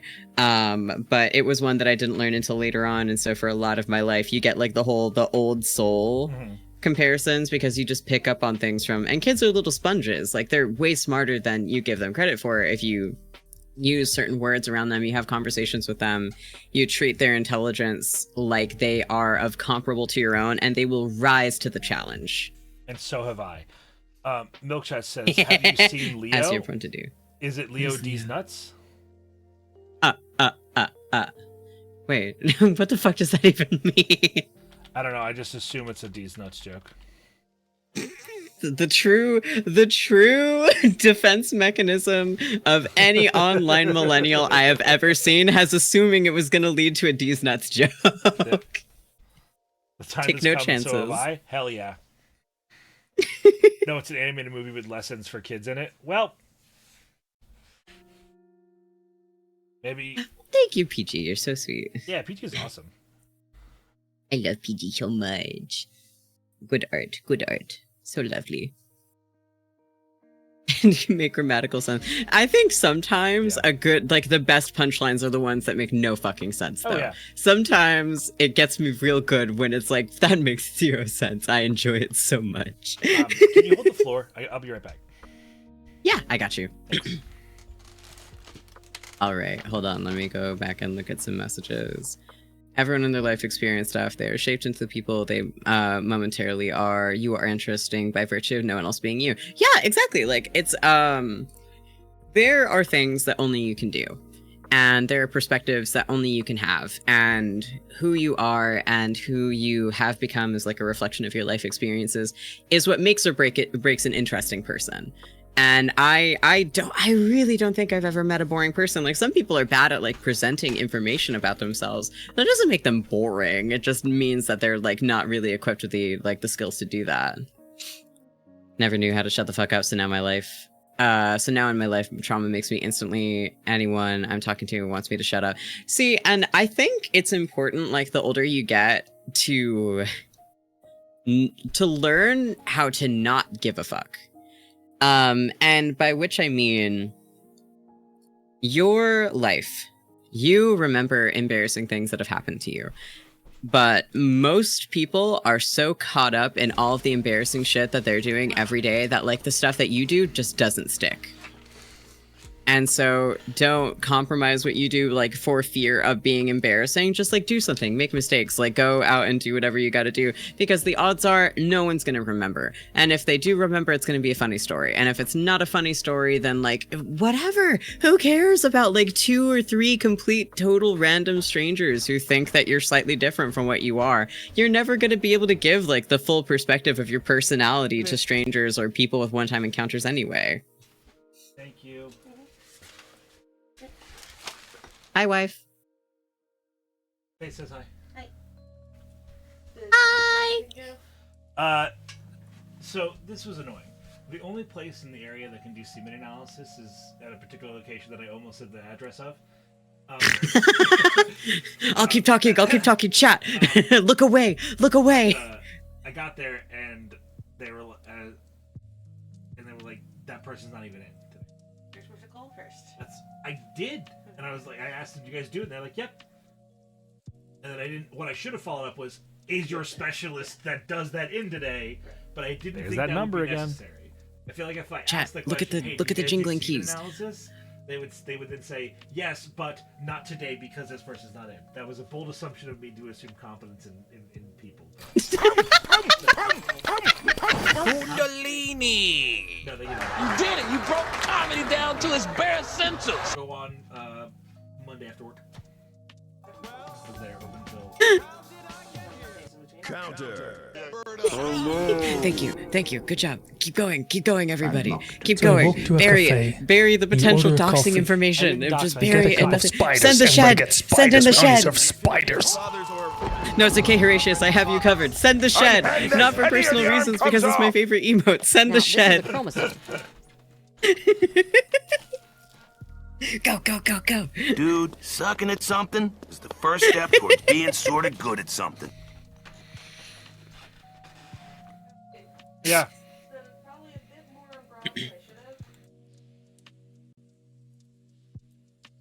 Destroy. My wife bought new bras. Yes. Oh, let's go. Yeah. Mission failed. We'll get There's nothing in this world more satisfying than new undies. True. Doesn't matter what kind. Doesn't even have to be sexy undies, to be honest. Bird up. It's my favorite redeem. Why is my hand so big? Full of secrets.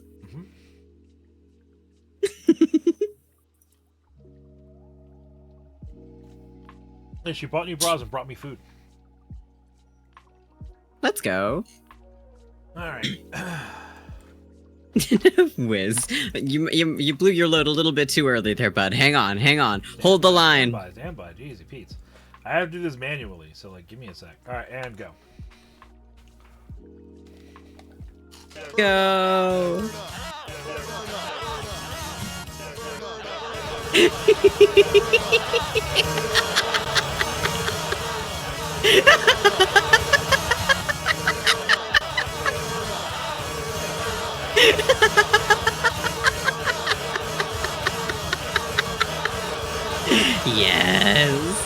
Yes.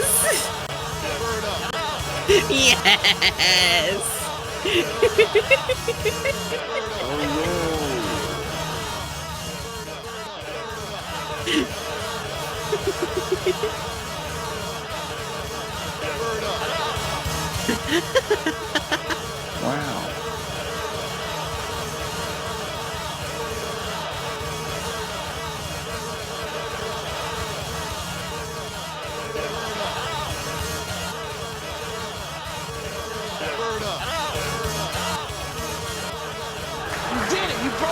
down to his bare essentials. What's happening? Someone paid 20,000 channel points to make one of the redeems only cost 1 channel point.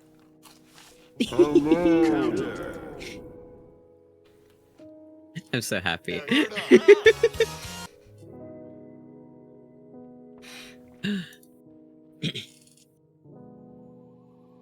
I spend every stream waiting for the bird up so I could just sit there clicking the button over and over again because it does spark dopamine. Yeah. Real dopamine in my brain.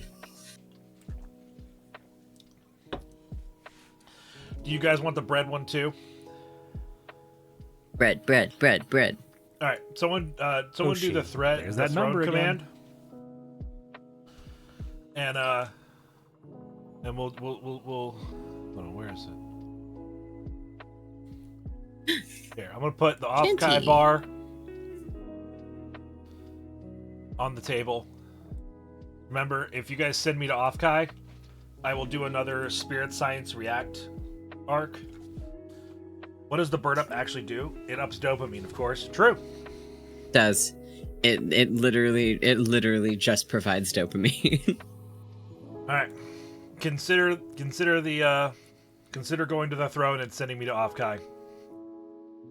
Let's I'll go. do the shanty after this. Enjoy your bread. I'm gonna get real quick to go grab another snack. Have that. They said, when not realizing they were the mouthful the whole time. What's up, dog? It's about 350 or 120, 130 rather. All right, go ahead.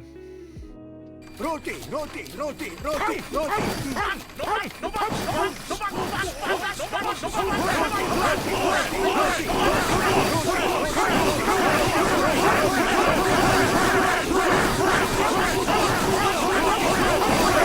Anyway, so I'm allowed to chill as long as this goes on. So consider going over to my room and putting the next one.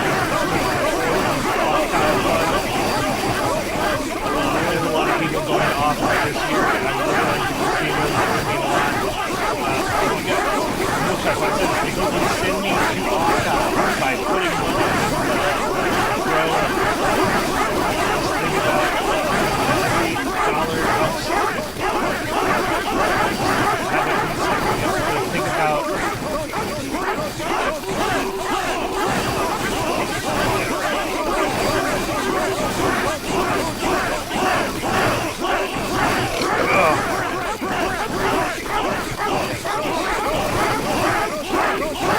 every dollar helps.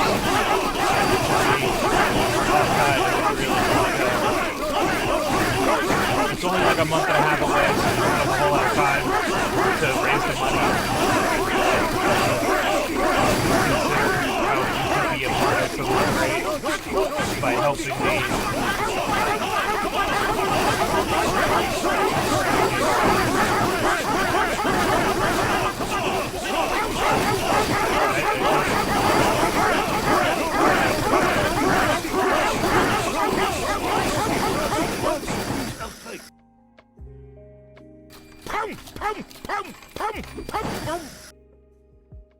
Alright. Get breaded.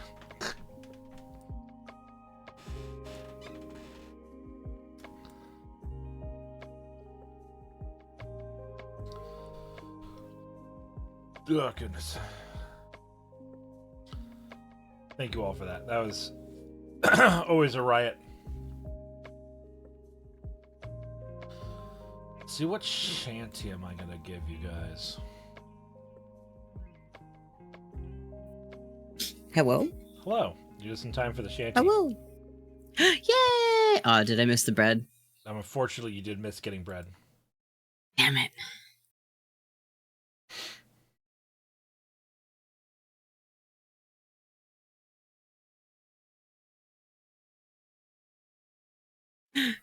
Andy, thank you. That's so kind. I appreciate that. I designed it myself, yes. But my artist drew it, and it looks very nice.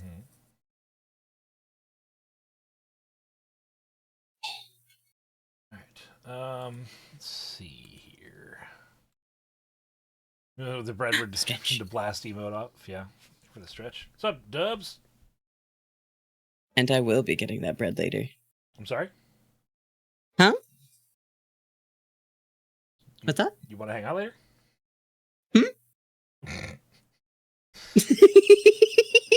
Such a little monster. I don't know what you're talking about. I know what I'm going to do. I know what song I'm going to sing. Oh boy. I bet you.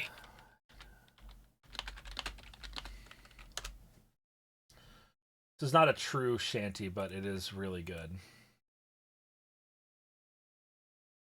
going to grab the lyrics for this, and I'm going to give it a run. See how well I can do it. It's been a while since I've sung this one. You got this. Okay.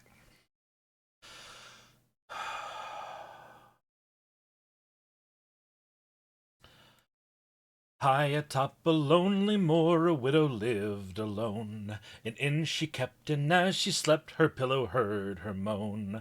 Oh, many's the lonely traveler who spent a night with me, but there's no man in all creation who gives content to me.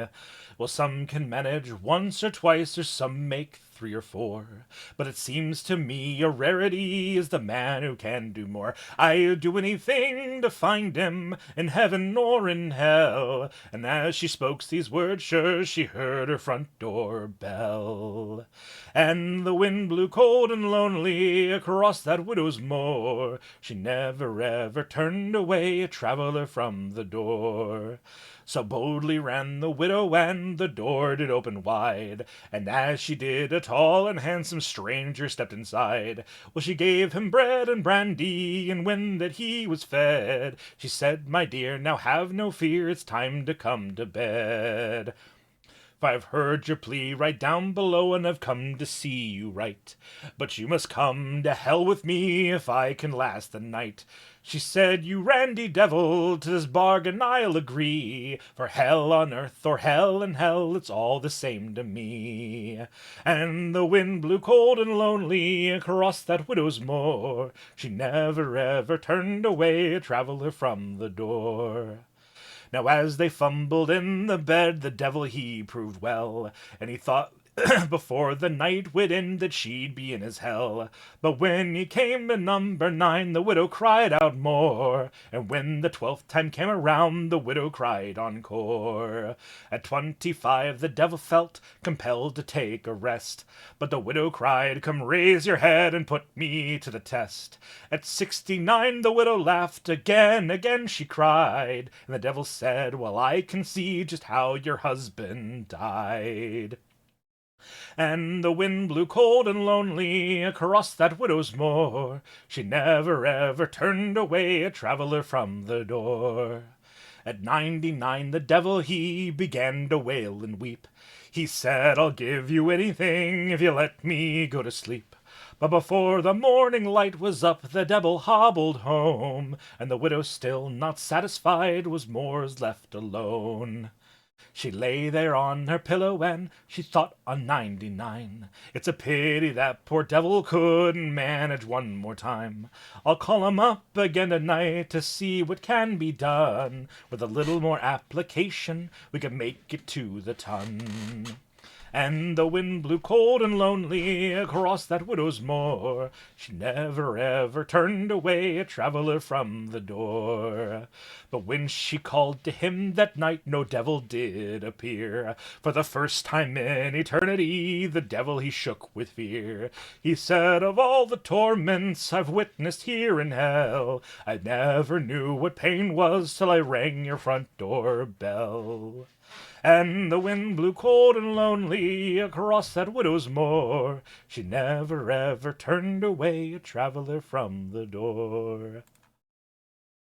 There you go. That was beautiful. I love that so much. Yeah, it's a fun one. Also, hi, Aoife. Hello, hello. That is so fucking funny. Jesus fucking Christ. The devil gone down. No Georgia. Yeah. No Georgia. So no Georgia. No Georgia? Smash a skateboard.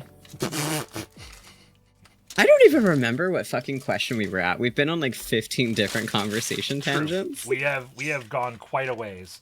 Let's see here.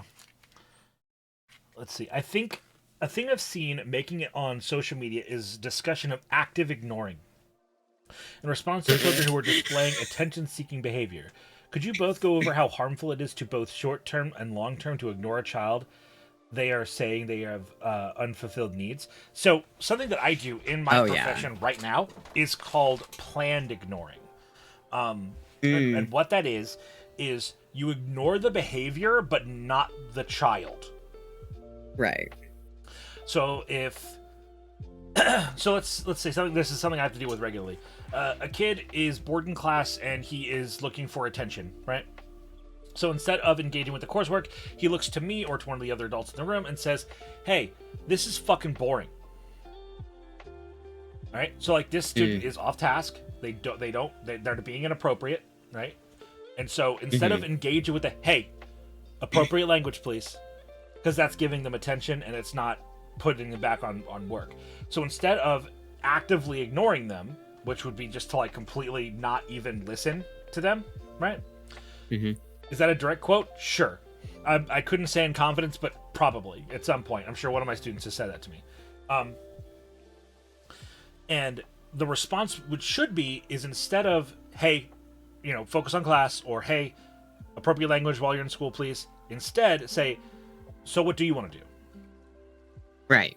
Like, just like, "Hey, we can do something after class, but I need you to pay attention to class to do that." Like give them a direction and guide them, but also engage with them. Like, don't give the reaction to the foul language, because this fucking 13-year-old kid doesn't give a shit about the word fuck. He says fuck to get your attention because a child saying curse words is inherently attention grabbing. Like, right. So actively ignoring a child is like purposefully stunting their social development, and you should not do that. I think also handling it with some empathy, because bro, yeah, being in school is fucking boring. It is boring, even if it's important, even if it's necessary for your education. When you are a kid and you have spent 8 hours of your day, like 5 days a week for the last, like, however long you've been in the school system, yeah, it's really boring. And so having that empathy where it's like, okay, yeah, if I were in that situation, I would absolutely also be bored. But this is a thing that's important. And sometimes what is important comes before what is fun. And so having that being like, I get it. Like, I know this probably isn't super exciting for you. And having the understanding that, like, it's really boring, but we have to do this. So if we do this now, we'll get to do something else later. And that'll be when we get to let loose and have fun. I won't drag this out for longer than it needs to do. This is just something that needs to happen. Right. And it's tough to build up that endurance, because that is something that kids and teenagers do need to learn, is that endurance to deal with something that is boring because it's important. And that's an important life skill that they're going to take with them for the rest of their life. And so giving that to them isn't just forcing them to do something. It's, unfortunately, adult life is a lot of doing things that are boring because you have to. And that is a life skill that needs to be taught, but also looking at the intent behind it and understanding this is a human person. If when I'm at work on an 8-hour shift, by like the 5th hour, I'm fucking bored to tears. Right. And so of course they are. They're sitting in one spot for that long. Of course they're bored. And handling things from the understanding, like treating kids like they are people, handling them and their problems like they are of equal import to your own, is the key to dealing with them.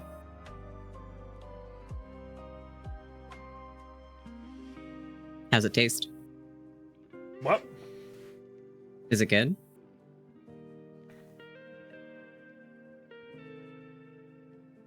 I like garlic naan. Leave me alone.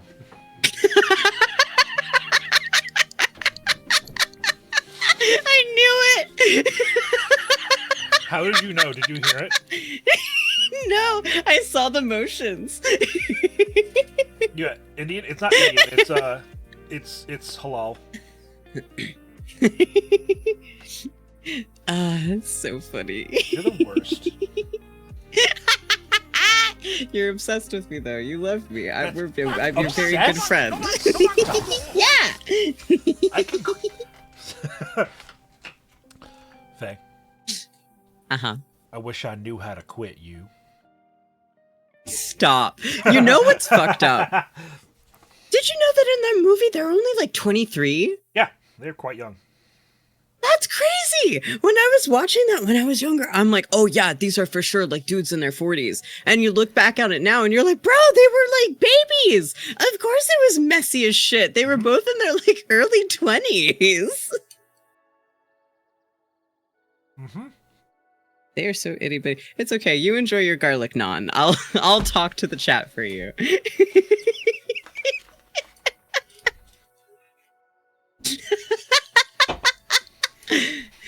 One of my single greatest joys in this life is making fun of Horatius. I don't know if that much is clear, but every time I get to tease him, it enriches me. It enriches my enclosure. I'm like a tiger with those little balls with the treat inside.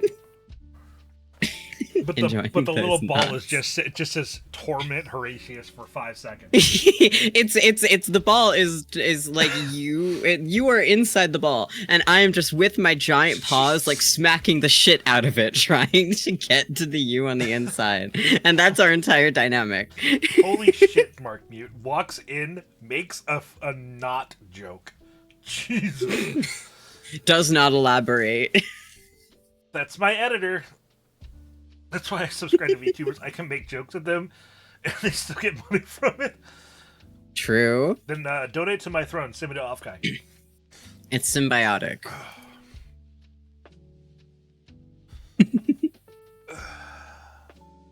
He does not elaborate. You fucks. Horrors in your balls? Jesus. He could be. Yeah? With some careful maneuvering of the E621 tag, he could be. Shout out to all the people who understand that particular reference. Holy I'm sorry shit. for the things that you have seen on the internet. Yeah, that's a deep one. I'm sorry for the things that you may have seen on the internet. That's about as deep as I would be, I guess. Balls deep. Hopefully. I should call him. You should call me. Oh no. I'm right here. It is also a it's a punchline, and it's also a threat, seeing the little like exclamation mark clip. It's terrifying. It's great every time. It fills me with the fear of God. It does. Yeah. This is going to be a great highlight reel. Oh Lord. I'll send it to you. Don't worry. When I'm going to sit there just head in hands. Like, I can't believe I said that. I can't believe this came out of my mouth. Please. Too bad. I hate it here. Yeah, you love it. I do. Streamer brain is real. I don't think I could say these things to people like with a straight face if it weren't for streamer brain.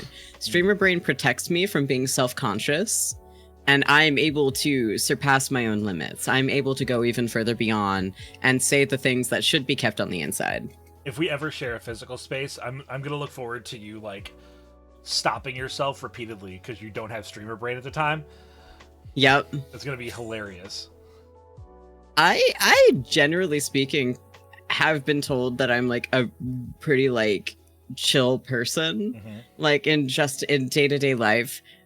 I don't know where the cackles come from while streaming. They come from a place deep within my soul of like deep-seated, untapped chaos that has nowhere else to go in my day-to-day life. Perfect. This is just the VOD. Just the whole VOD, yeah. It's the whole VOD. True. When Mark Mute clips, it's even more. Because, like, when Mark Mute clips something, he saves that shit himself, and he's like, that might go on the highlight reel, but I'm gonna fuck with that one myself. Like... the power. Mark is very powerful. Goodness.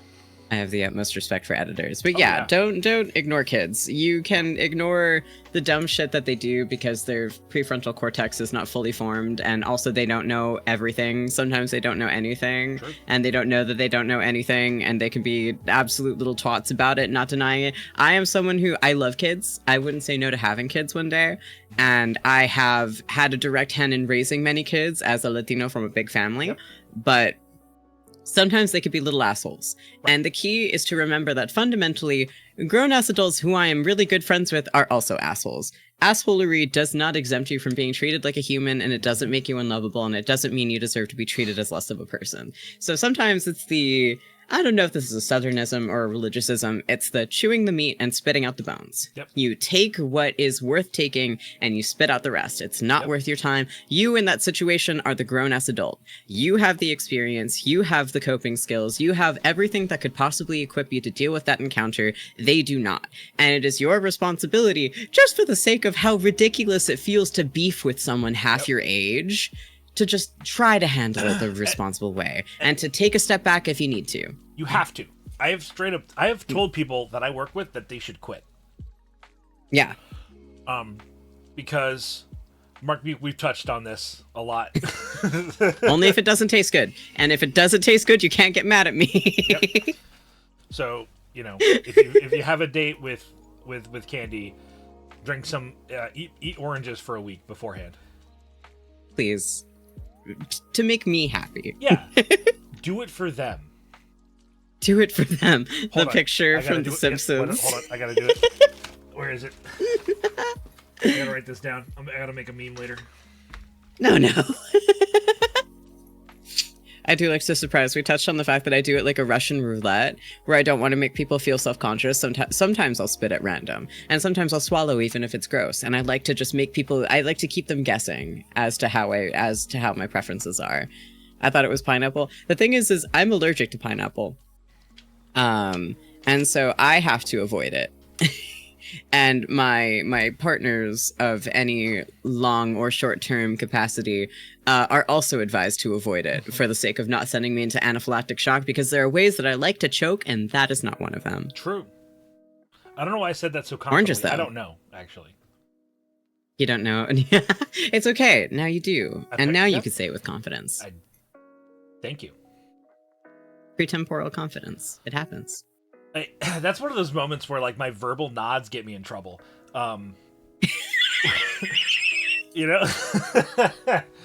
where like trying to be an active listener, I verbally nod a lot. So I'll say like, just affirmations. And then here in this moment, you said that, and I was like, yeah. And it was like, wait, I'm not surprised, but it's not like Faye and I have talked about choking and being choked before. So whatever. Well, I feel like not every piece of new information warrants reacting with surprise. If it slots neatly into place with everything else that you know about me, then that's just par for the course. Yeah.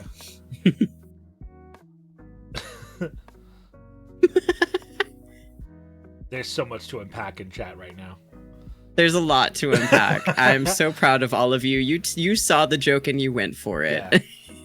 And I appreciate every single one of you. Jesus. They're another human, just smaller. Oh yeah. Well, if you treat kids like possessions or objects or like pets, you shouldn't be around them. Like, I think a lot of people... I made it, it's mine, it has to do what I say and take care of me when I'm old and change my diapers. Mow the lawn, damn it. I genuinely think some people do have kids for all the wrong reasons. Oh, yeah. And it's unfortunately like the general societal expectation. Like, a lot of the reasons why people tell you should have kids are the wrong reasons. Yes. But yeah, don't ignore children. Ignore their behavior, but don't ignore children.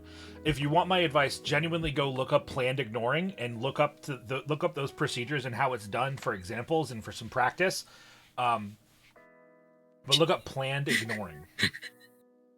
Yeah. Shave kids. Well, that's how it works. It's like what is it? Gremlins? Where if you get a drop of water on them, they multiply. So like when you shave your kid, if you keep shaving your kid and throwing all their hair into a pile, once there's 5 pounds of hair, it turns into a baby. Like an amoeba. Yeah. It's compiling nutrients to assume a physical form. Yeah. So that part of Faye's bedroom where they spit, eventually a person will form from the smaller me. That's terrifying. Just like the pastor told me. Exactly.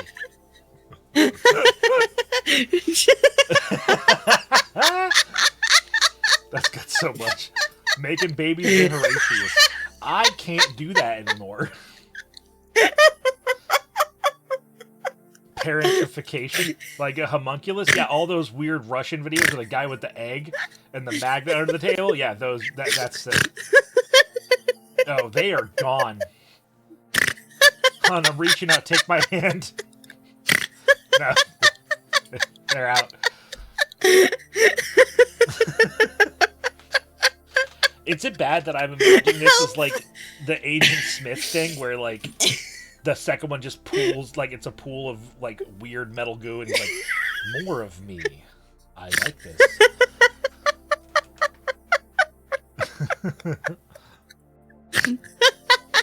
Population of the Giggle Zone. One silly little fella.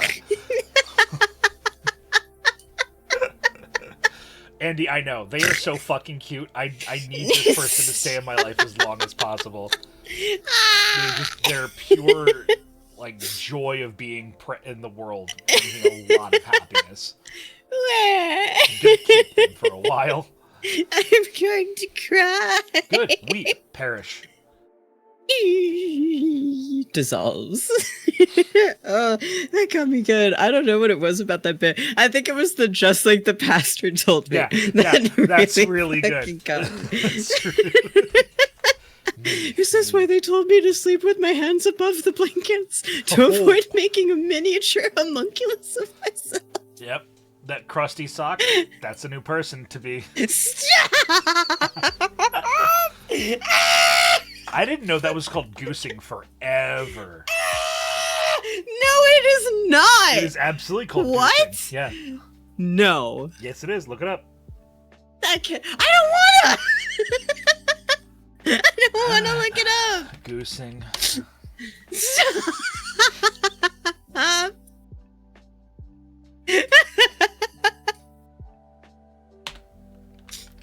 Oh no. You are not about to send me like a fucking screenshot or something of this. What? No, that... What?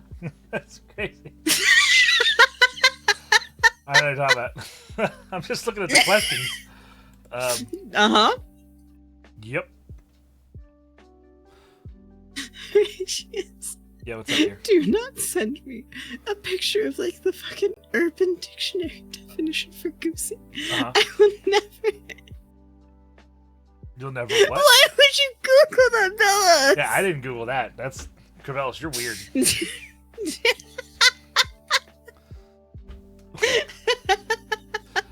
Why would you do that? That's so weird. That's crazy that you would do that. I can't believe that you would do crazy. Wow, dab dog.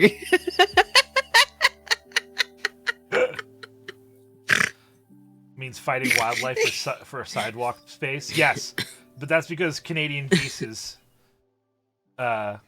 Pieces. Listen, if you got a problem with Canadian geese, you got a problem with me, and I suggest you let that one marinate. Special place in heaven for animal lovers. Is there a special place in heaven for specifically Canada goose lovers? Hopefully. Are they reserving your throne for you? If the gods are kind. Free bread and an affinity for fathers or people who know fathers or are friends with fathers. So opposite of going, hey, or could you explain that? It's really easy. If you are masturbating and you don't know where to come, and you don't like have a sink or, a throat nearby, then yeah, you slip a sock on your dongle and nut into that. And if you put it on in a certain way, it could look like a gooseneck in the head. What, doggy? What? Free me! Free me! Help! I refuse This is to be the weird entrapment. person here. This is entrapment. You brought me here. You made me marinate for 4 hours just to drop fucking goosing on me. No, I never plan 4 hours ahead. I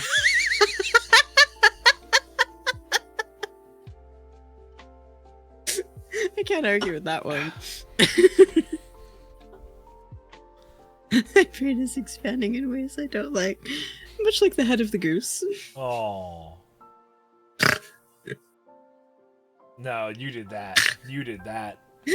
Everyone turn I'll on see Faye. myself out. Everyone turn on Candy. This is where the stream switches. I'll see myself out. No, it's okay. It's okay. I understand. I will see myself out now. Goodbye. So you're shooting splooge everywhere every time you come sounds so inconvenient. It's almost worth the period cramps. You know what? I get it. Yeah? No, like I hear what Nagi's saying. Like, you know. Uh-huh. If I had vaginal parts and like having an orgasm did not make a mess every time, that'd be pretty rad. Grizzlin, I'm gonna ban you.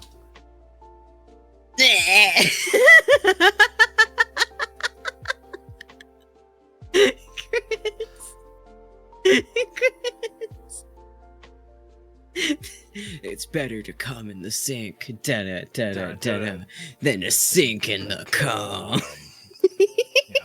You're so much better at doing it than I am. I'll record myself saying that to you and I'll send it to you. Please, sound redeemed. please, please. It's gonna make me so happy. Okay. Hold on, I have the perfect thing to send you. Yeah, perfect. I may be low income, but I'm never low income. Dun-dun, dun-dun, dun-dun.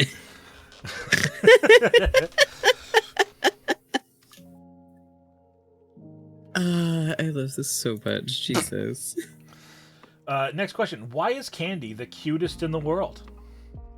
I'm not. You were mistaken looking in a mirror as you were sending that question. So you should be asking yourself, why are you the cutest in the entire world? Think on that one. Yeah, that's pretty good. I need to find the Duke Nukem music. God damn it, Mark Mead, he's gonna do Please. this. Yes! Here, I'll just read it now so Mark can just fucking strip it and do it himself because he's gonna let's see, where was the first one? It's better to come and sorry. It's better to come in the sink than to sink in the cum. I may be low in cum, but I will never be low in cum. There you go. I'm so happy. I'm glad I could do this. This is what I get out of this stream. This is what I get out of this stream. This one moment. This is what I get. Yeah. This is your payment. Yeah. Your payment being Cumberland. This is my fee. It's got a lot of layers to it. You like me that way. So the last. You're a monster. The answer to the last question is that I've never been cute, and if you think I'm cute, you were looking in the mirror, and you should ask yourself that question. But I'm a handsome devil. I know that. Yeah. But I've seen pictures of you. You've posted pics, and you're quite the looker. Thank you. That's very sweet of you. All right. What advice do you give to someone who's crafted an identity that was not them, but suddenly is free of restrictions that bound that crafted identity? I did not know that I have autism until a few years ago, and I have found that I am able to let go of the crafted identity that I made to interact with the world to function. I am finding, though, that there isn't anything else, so I was so focused on crafting that identity that I don't have any identity of my own, and I feel lost on how to proceed. Take the scrap from your previous shed and build a new shed with those scraps as a beginning base for resources. Because there comes back to the sheds, baby. Oh yeah. Because there's parts of you in that identity. Like, the reason why I'm a dwarf VTuber is so multi-layered, but one of the major factors is because when I used to LARP, and I had LARPed for like 15, 16, 17 years by the time I started doing this, I LARPed as a dwarf. So I've role-played as a dwarf in social settings for nearly 20 years now.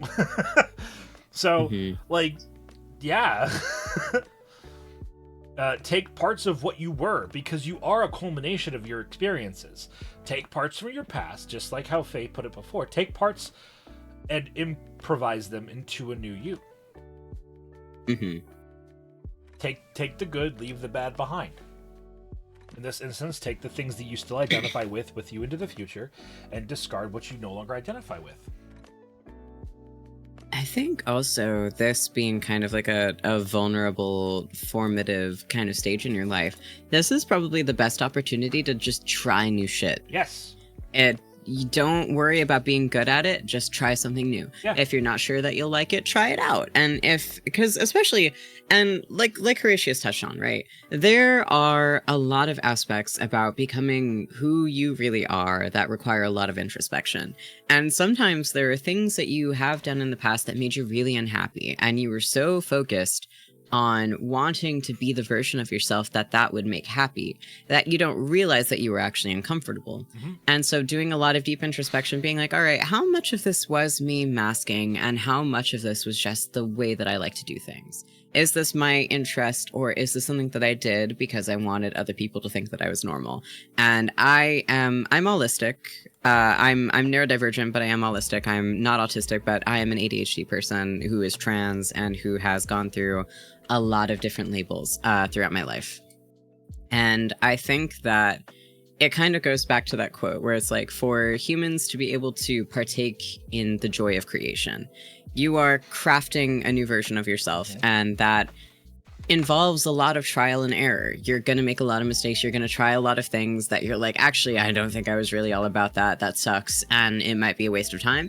It might be a waste of money. But fundamentally, it's not actually, because everything that you try that you don't enjoy gets you honed down that little bit closer to figuring out what you do enjoy, and figuring out the person who you are involves as much a process of elimination as it is a process of discovery. And it's messy, and it might take you a long time. But it's going to take you the rest of your life. You have the rest of your life to get this figured out, and you have no pressure to do it right now. You took this long to realize who you were, and now you are achieving that level of happiness, and that happiness is always going to be within reach. You have the time to do it. You can take your time. There's no rush. Mm-hmm. Yeah.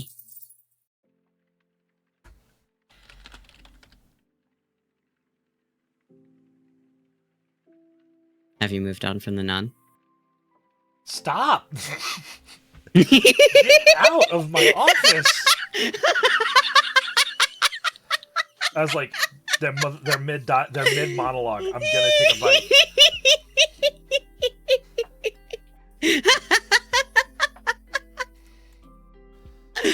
I'm so pleased. Yeah, don't be afraid of fucking up. And this kind of ties back to what we were talking about. Don't be afraid of fucking up. Don't be so occupied with being like the perfect version of yourself, and being perfect, and being what is it? Not irrefutable, but just irreproachable, somewhere along those lines. Don't worry about being so perfect, so that way no one can have criticisms for you, because at the end of the day, what matters the most is being happy.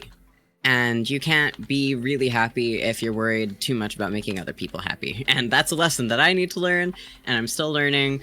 I am a people pleaser in recovery, and recovery is hard, but you wind up being happier when you prioritize your own joy. Yeah, how's that non? No. He moved on from the non. He's eating the rest of his food now. That's all I have left is non. Is it just the non? That was my lunch. Some non. Just not. Well, I guess that's not nothing. That's actually it's a pretty decent. It's very filling. Pieces of naan. They're fucking huge, and a huge, little. It's just whatever. A lot of hummus. Oh, okay. Love hummus. I respect you. I respect your preferences. I know. You done eating? Naan, bro. I just got Ron fucking Burgundied. I really actually just got Ron Burgundied. You read that with your mouth. Like, you walked into it. I really did.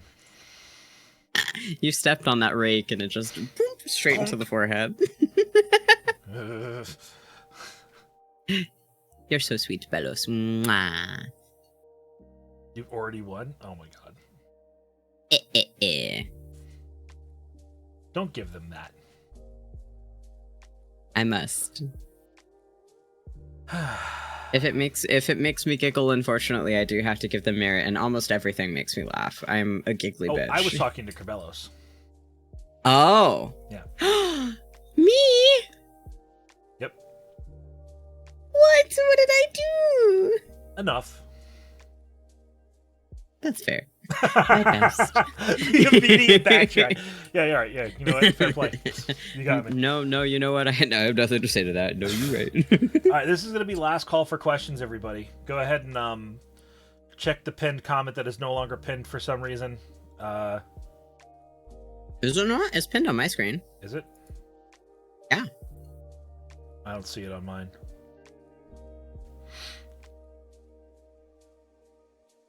It's still pinned, then I'm not going to worry about it. Last call, everybody. Drop your questions if you wish them. I have a heavy question that I respectfully ask Caitlin if you would dump it in the thingy. Post it in the form. It would help me read it easier. Be like a kilogram of steel or a kilogram of feathers? I'm going to tell you a joke about that while we wait for some questions to come in. Okay. I actually showed that video to my students because, bear in mind, I teach autistic 12-year-olds. Right. So, like, that concept is like a joke, but they genuinely don't understand it. Huh. A couple of them. Some of them do. But, like, I was explaining how different like, I was trying to explain density, which was a difficult concept within and of itself to explain. But right. We were talking about space and like how things fly in space and how gravity works, because we were watching a video about like low gravity. And they were like, "How does that work? What is that?" And I was like, "Okay, so it's about density." And they're like, "What's that?" I'm like, "Okay." I was like, and I literally said instead of saying, "So you take a kilogram of this and a kilogram of that," and I drew it on the whiteboard. What's up, Yano? And I drew it on the board like a small block, and I said iron, and then a big block that said feathers. And when I began to explain, I said, "So this is a kilogram of feathers," and I caught myself saying kilogram that way, like that accent in the video is. And I was like, shit. This is a kilogram of feathers. And this is a kilogram of iron. And they were like, "What is a kilogram?" I'm like, "Okay, so it's weight. So essentially this is 1 pound of feathers and 1 pound of iron. They weigh the same." And they were like, "But the feathers are bigger." And I'm like, "Yes, but they both weigh a pound, so they're the same." And they're like, "Well, then why are they different sizes?" I'm like, "Well, because feathers weigh less individually and take up more space, and iron is heavier in smaller amounts, so it doesn't need to be as big." It's like trying to explain density to a bunch of children is really difficult. They don't envy STEM teachers, is my point. Yep. So fucking funny. I love that video. It's the really kilogram. I don't know if you've seen the videos of the people with like the really heavy Scottish accents trying to say, what is it? Hamburger burglar or like burglar alarm. Oh no. It's so fucking funny. It's really funny. Who's building a shed nearby? It is someone vacuuming in the living room. I thought it was a power drill. You would think it was a power drill. What does that mean? All Horatius thinks about is drilling you guys. Absolutely horrific. Jesus. It does sound like a power drill. It sounds like a power drill. It's just a really high pitched vacuum. I'm sorry, I can't do anything about it. No, it's okay. It's cute and funny, but like I just was making a joke. What were we? No, yeah, I have seen that video. It is very funny. Accents are hilarious. They are. Do you I have experience that mostly phenomenon, unlearned mine. The Which one? when you are around people with an accent, you begin to assimilate into their accent. Oh, Jesus fucking Christ. I can hear it getting closer to the room. It's encroaching upon me. Is it distracting? No, it's fine. Okay. The drill is coming from inside the house. I have noticed. Okay, so I have. First of all, I have a lisp. I know. And I have a heavy. Thank you. I have a lisp and I have a heavy Southern accent, and both of which I took speech therapy to attempt to train me out of. And for the most part, I have achieved, I think, a generalized American accent. But I have started playing Left 4 Dead 2 again. And when I play as Ellis, I notice that the longer I go through the campaign, the more the accent starts to come out. Yep. And I don't know if that counts as accent mirroring, or if it's just me remembering the way my brain wants to say words, and then it comes out that subconscious way instead of the way that I've, like, learned how to do it.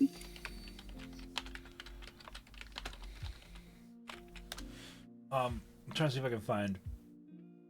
Yes, linguistic convergence is the phenomenon's name. Ah. Also known as the chameleon effect.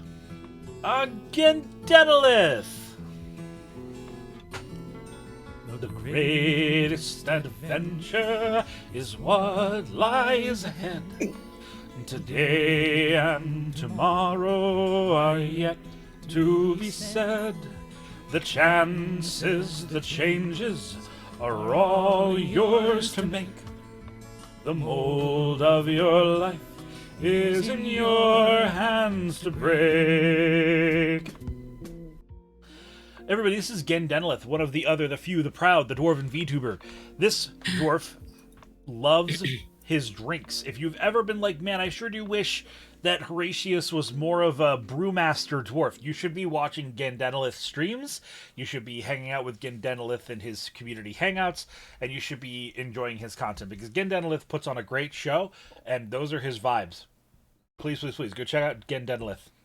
Fantastic creator. Hi, welcome, maters. I'm sorry, I cut you off there, dear. What's up? Eh? What's up? You were going to say something? What's up? Yep. Can't remember. Probably wasn't important. Fair enough. That's how it works, right? Sure. For me, with linguistic convergence, a big one for me is I get, you're very welcome, Gen. I get that way whenever I'm around people offline. I don't really do a lot of it online. But if I'm in person, I chameleon really hard. And if I'm drinking, I chameleon very hard. Ah. Is that like an accent and like dialect only thing, or do you find yourself like adjusting the way that you speak? Yes, I do. I like endeavoring myself to my surroundings. It often happens when I'm not really noticing a lot, like it's a mostly subconscious procedure. But I know that I enjoy doing it. I know that it makes...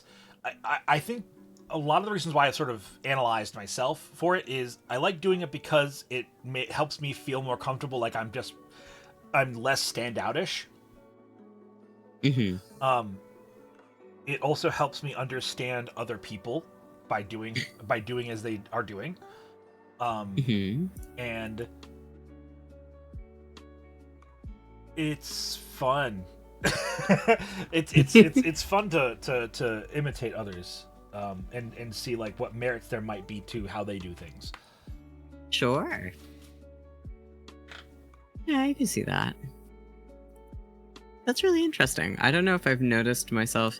I think, I don't know if I mirror accents. I think because I learned to be so conscious of hiding my own, but I think it's a Definitely. Well, and I think that's like normal human nature, right? To like kind of want to fit in with whoever you're around, and so you subconsciously change like little things about how you conduct yourself. It's not always like dramatic changes, but there's like certain wordings that you would use among like a different company to a company like what you're accustomed to like talking about with them. Certain like phrases, certain words, certain like subjects that you wouldn't necessarily touch on because it's like, oh well, this would reach them a little bit more, and this would get my point across more effectively.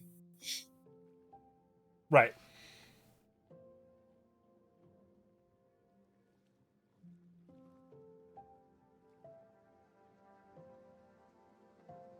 Mocking or something worse. Yeah, I think generally speaking, it's easier to play it carefully, but I think a lot of people don't really get offended. Like, I know for sure that if I caught someone like mimicking me when I talked, I don't think I'd be offended. I think it would make me giggle. Right. Mostly because every time someone has ever done an impression of me, it's always made me laugh because it sounds so like I can hear myself in it, but it's also really funny hearing other people's interpretations of the way that I carry myself and the way that I speak. I like how what was that?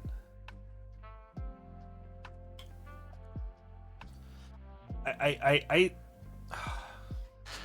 goodness, I lost the words for it.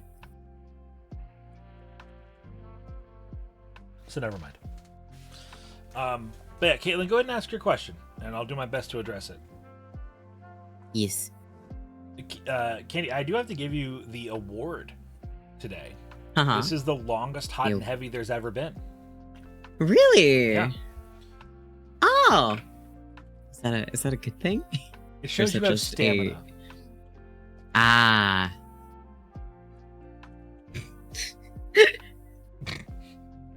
Not the usual compliment that I receive, but I'll take it. I think it's easier when you're talking with another person, especially because I do genuinely enjoy your company a lot, and I find you very easy to talk to, and we have a lot of interesting conversations. Oh, yeah. And so it's so much easier to just like sit here and chat the shit, especially when I'm not the one streaming. I don't know if this is like an experience that other people have, where when I'm streaming, I feel like I'm focused on like 10 billion things all at once, and having to be like super conscious of like little things to make sure that everything is like chilling. So when I'm not in charge, I could sit on someone's stream for like ever and just chat with them and just keep them company. It's so much easier than when I'm the one at the wheel. I don't like being the one at the wheel when I'm like really wanting to focus on somebody and like giving them my full attention. Makes sense to me.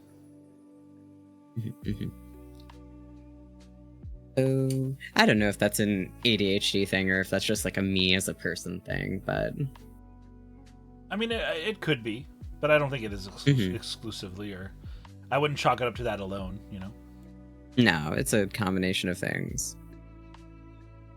It's kind of the same reason why I get really stressed out when I drive, because there's like so much stimuli, and so many people on the road are very reliant on me being aware of everything all the time and being very careful. And I obviously want to keep myself safe, but I also want to keep everybody else safe. And so being able to focus on everything all at once, it's very overwhelming for me. I sometimes have to like have a cool down after like a long drive, especially in a drive through the city, just because it's overwhelming, the amount of stuff that you have to focus on all at once. And for me, streaming is kind of like that. I get that.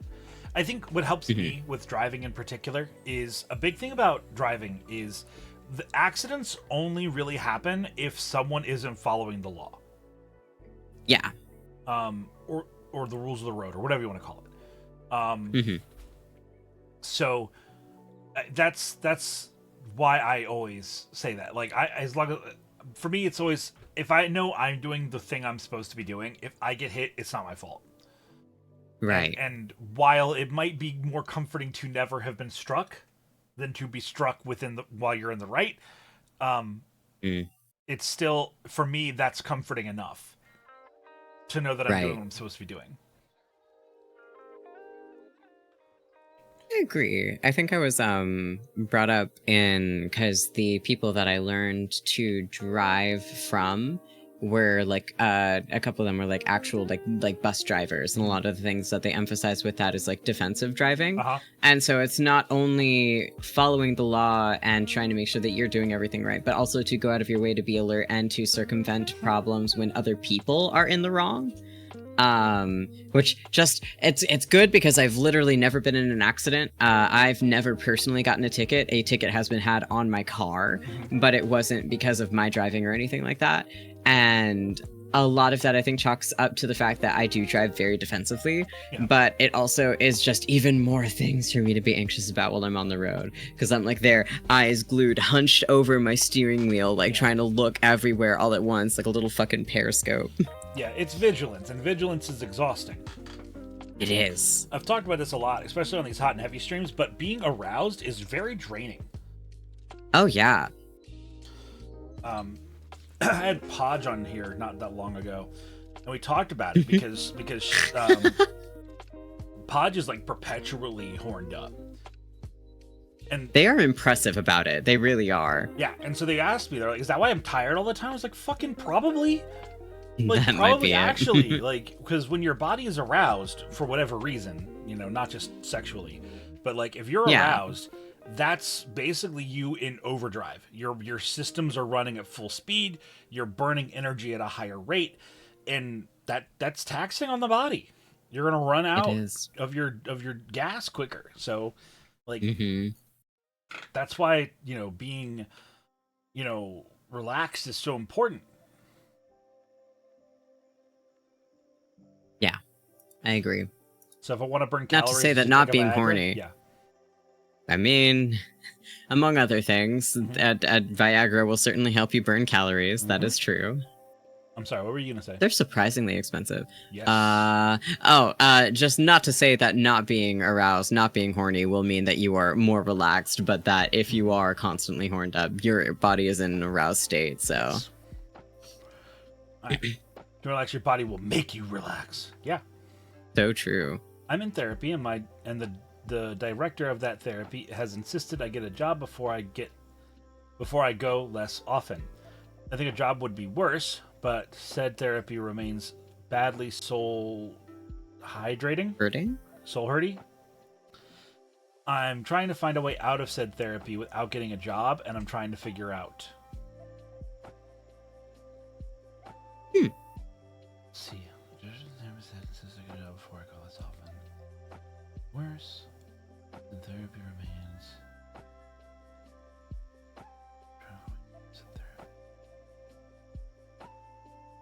That sounds like a legal issue.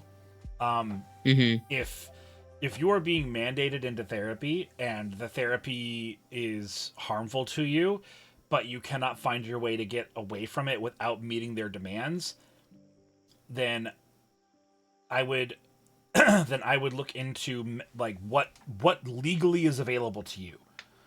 I would study up on your law. I would reach out to a lawyer for a consultation. More often than not, many legal people will provide consults for free or for cheap. But I feel like this has left a behavioral issue and has become a legal issue. If you're trying to get out of a therapeutic process that you're not enjoying or is actively harmful to you, then you need to go legal quickly. That would be my guidance, because I am not a legal advisor. I do not know the law where you live. I'm not asking for that information either.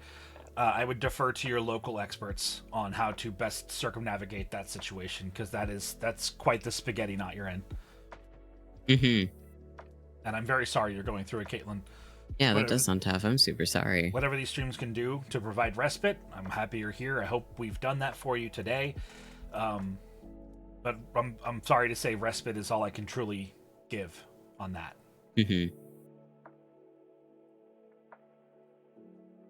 I'm so sorry. They're expensive because erection isn't a right. What a fucking hard U-turn. No, you're right. I mean, well, no. what an enormous U-turn. Milkshots, erections aren't a right or a left. They're a straight on.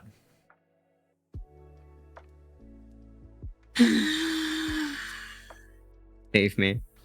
Help me. Help me. What's up? Help me. Not you. I'm the one who... You're the one I need saving from. Help me. Yeah, sorry. Help me. Unless it tilts. That's true. Yeah. It could lean. And it's more normal than you think.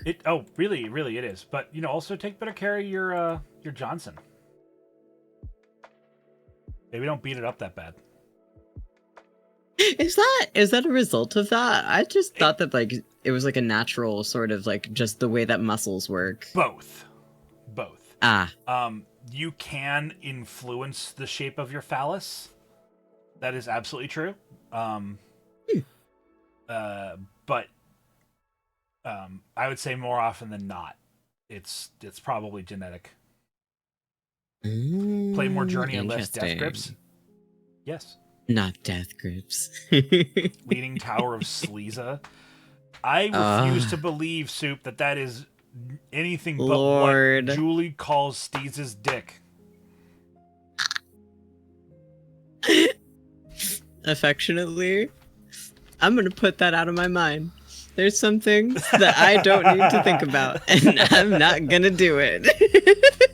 I'm putting it out of my brain. I'm tucking that into a drawer, and I am throwing that drawer into the ocean. There's a lot to unpack. I'm throwing out the whole suitcase.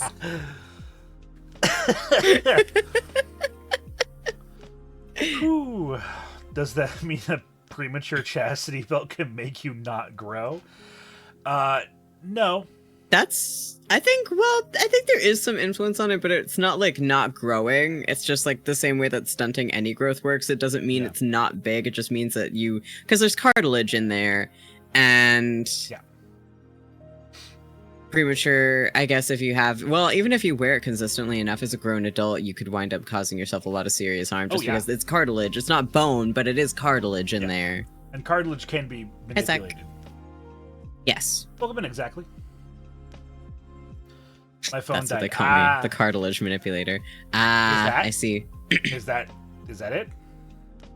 Yeah, the cartilage manipulator. Uh-huh. Mm-hmm. So this is your MMA name, your underground fighting ring name. You break noses. You're such a little badass. I fucking knew it. I used to do martial arts. I'm sure you did. Yeah, for about like 8 years. Nice. Yeah. The Cartilingus. Jiu-jitsu. God damn it, stars. Cartilingus. I think you should make like a garage punk band, and you need to name it that. Yeah, that's Star. If you have ever had like a notion of starting a band, please make Cartilingus real. Yeah, and send us your EP. Yes, but not your PP. Don't send us your PP unless you've paid for a rating. Caitlin, did you hear our answer, dear? The answer very simply was, this sounds like a legal conundrum. I'll repeat. I'll give you I won't spin my wheels as much this time. I'll give you the synopsisized version. If you want the full one, you can go back and check the VOD. Shorthand is, this sounds like a legal thing, and you should find a local legal that knows the law of where you live better than I do, and say, hey, I'm a part of I'm assuming a mandated therapeutic procedure or campaign, and I need your help to see what I legally have to do to discontinue it, and then follow their advice to get out of that situation. That's my guidance, is to find a local expert in law in your area and see what they can help you with, because odds are consults will be cheap or even free, and I would take their guidance, but this is outside of my wheelhouse, I'm sorry to say. I hope that helps. On that note, I am approaching eepiness, so I may have to depart soon-ish. Yeah, we got 2 more questions to lightning round, and then we'll end. How about that? Okay, sounds good. I'm also sorry for the trouble. You're no trouble to me whatsoever, Caitlin. You asked a very, very straightforward question. You're all right. Don't you sweat it. Mm-hmm. All right, quickly. Why is PP hard? Blood, and also Twink's hot. Correct. Short stack's good? I like them tall, but there's no wrong body type. I think that there's a reason why people are attracted to short stacks, and more power to them. I like my people bigger than me, can pick me up, can throw me against surfaces, and absolutely pummel me to bits. So that's personal preference. Short stack's good, not my preference. Learning a lot. Uh-huh. Oh, like this is a surprise to you. It's Thor, God of War, is like the number one subject of my thirst post, and you're going to pretend you're surprised by this answer. That's a problem for me. Because that is just me. Like literally, that is my build. He's hot. Thanks. He's hot, and I'm tired of pretending that he isn't. You're welcome. People who are like, hear me out. Like, that's not a hear me out. That's just a man. That's just a hot guy. Hi, Short. Short, I hope you've been lurking, because this stream was very much something you could have gleaned a lot of value from and a lot of delight in. Short is very similar to you in some ways. Oh, yeah? Yeah. We shall be besties. Yeah. All right. Candy Crypt, everybody. Thank you very much for being here, dear. I deeply appreciate your time. Yeah, thank you for having me. I had such a joy. I always enjoy any excuse to hang out with you, and this was a blast. I really enjoyed it. Yeah. Can we get the shout-outs for Candy one more time before we end today? Yippee! Thank you, mods. You're doing the mostest. The mostest with these boastest. You tell him, King. I wasn't. I'm not proud of that. You tell him. I'm not mad about it, but it's not my best. It's okay. We're about 4 hours in. I think your best material has come and gone. Yeah, no, 4 hours is a long time for me. Yeah. Proud of you. Good Thanks. for your endurance. Thanks. We're gonna go raid my girl Isabella Ooze because I fucking love this woman. Izzy! And she's rocking one of the... her new look that she's rocking right now is actually one of my favorite images that she has ever donned. It's genuinely magnifique. We got Dwarf Raid with the Booty Quake if you're subbed to the channel. If you're not subbed to the channel, you can rock this one. Yay! But I've been Horatius the Dwarf. This is Candy Crypt. Thank you again so much for being on here today, dear. Everyone, I hope you have a great rest of your day. I will see you tomorrow. Early tomorrow. We're starting at 7 a.m. EST because Corey and I are going to be playing Elden Ring Seamless Co-op for a long time. It's going to be awesome. I'll see you there tomorrow. And as always, it's time to get out of my mind.